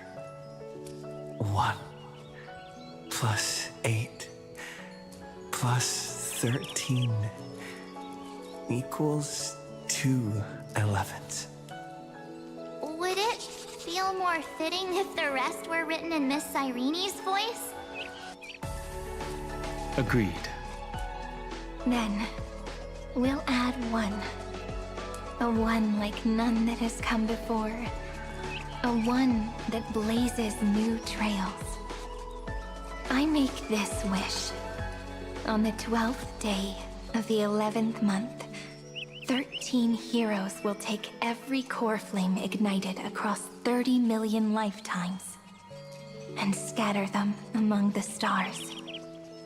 Later, when the people who know this story gaze upon the cosmos, they will discover that the countless stars in the sky now glow pink. And after 13 seconds, that radiant light will quietly fade away. It will be such a romantic, yet puzzling sight. But that's all right. They will keep that mystery close to their hearts, constantly pondering. Pondering what the ego truly is. They will love. They will get hurt. They will rage. And in 30 million moments of helplessness, they will stitch their shattered hearts back together. Again and again. But remember this well. Losses are a constant on the flame chase journey. There may be pain along the way, but you and I will never be alone.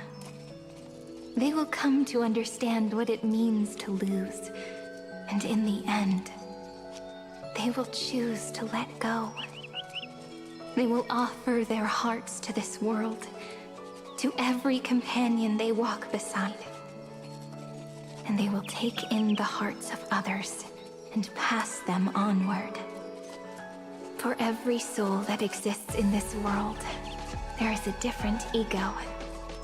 A different prime mover of life. There will never be just one answer. Not even for love. But when people gaze into the night sky and love what is fading with the same resolve they have to praise the stars, I want that soft, gentle pink in the sky to tell them, love will always be answered. This is a story about love, and a story about how to answer it. Whether it is one we have already written, or one you are yet to write, it will be a romantic story, like none that has come before. You think so too, right? And a romantic story deserves an ending that is free and complete. When every clue and thread has found its end, and the weight of the pen is no longer constrained, pour the spirit of trailblazing into it, and end this tale with the most pure and romantic period.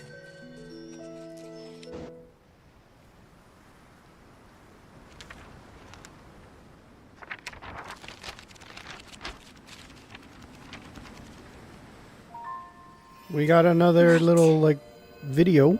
That's good. Sky, sea, stars, seeds, flower,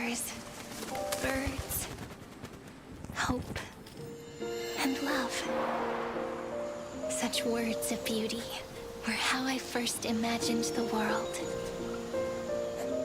For as long as I can remember, I've used them to tell the stories of Amphorius. And now, this is the last one. It crashed my computer. I've been streaming for so many hours that my computer was literally like, no more, and just straight up crashed on me. That's great, isn't it? That's just fan-fucking-tastic. I don't know what it's gonna do now. It's gonna load up and then what?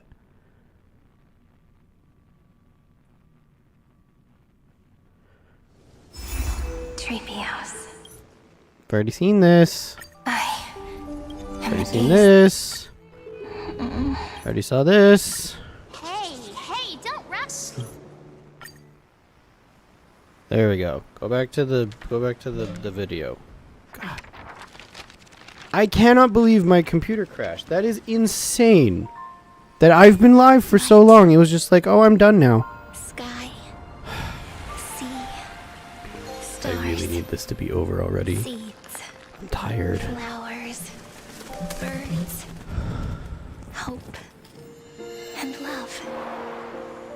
Such words of beauty were how I first imagined the world. For as long as I can remember, I've used them to tell the stories of Amphorius. And now, this is the last one. A story about tomorrow. Dedicated to you.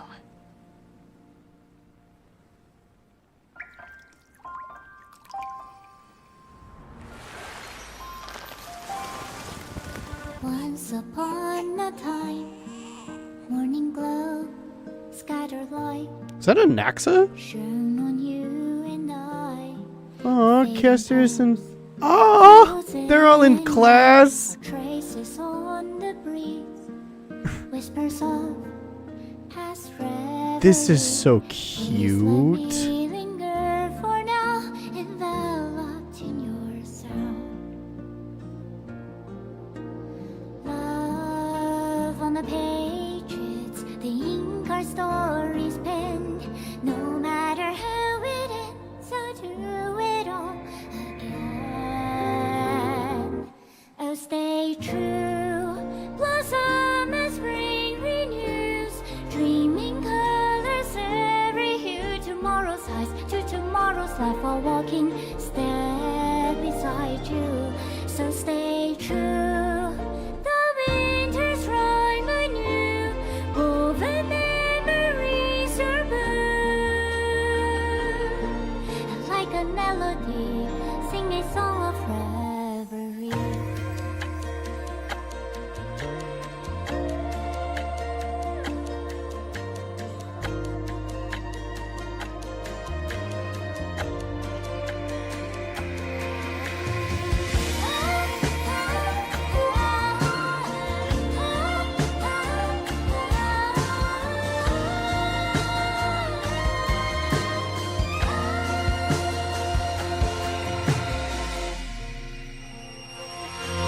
Please stay true, cherish your memory.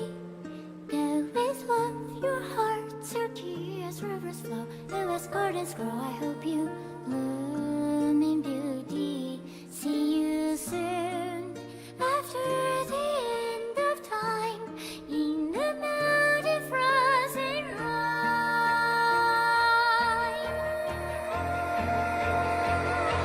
Now stay true, blossom as spring renews, dreaming colors every hue. Tomorrow's eyes, keep tomorrow's life, while walking step beside you.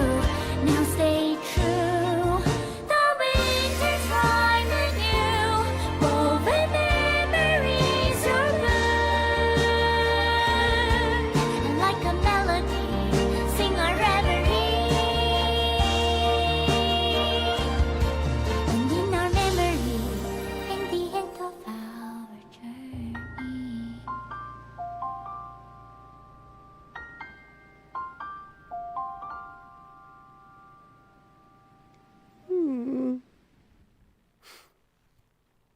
Now I'm sad.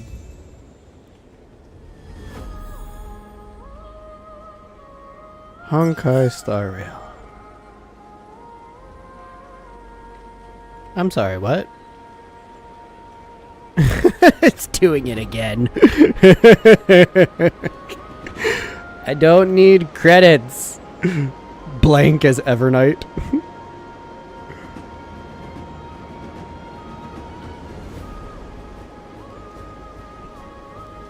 Well, Amphorius, the Eternal Land is all done.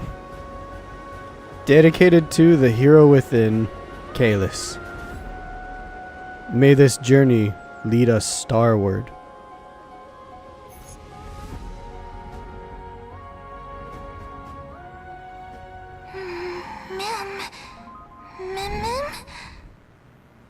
Oh, there's more?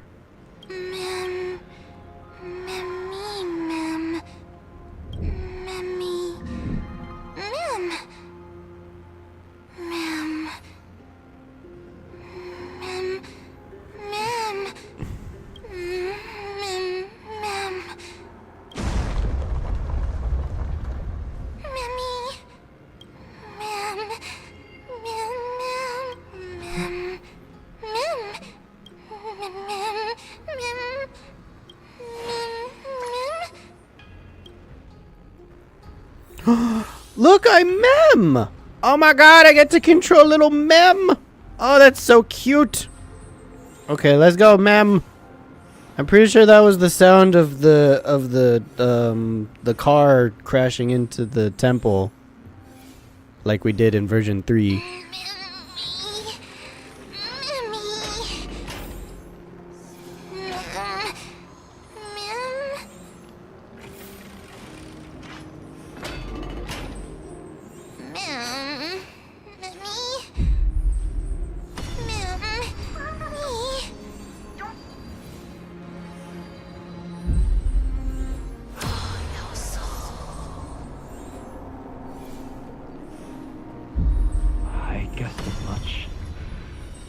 No longer working.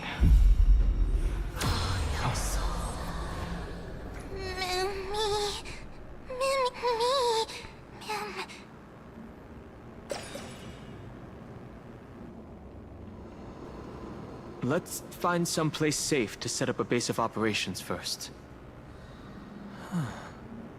This statue and the buildings we've seen so far point to a civilization here on Amphorius.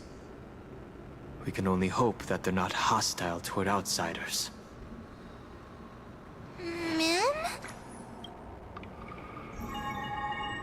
I've reunited with you so many times, and every time feels like the first time we met. Each time, love breaks through the stubborn cycles and takes flight toward a pink tomorrow.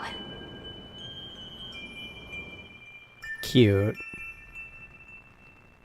Where to now? Complete.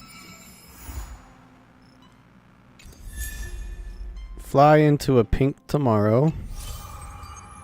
Nameless recollection. Trailblazer Remembrance unlock the trace unfinished epilogue. Using ultimate enhances basic attack into one instance of joint attack.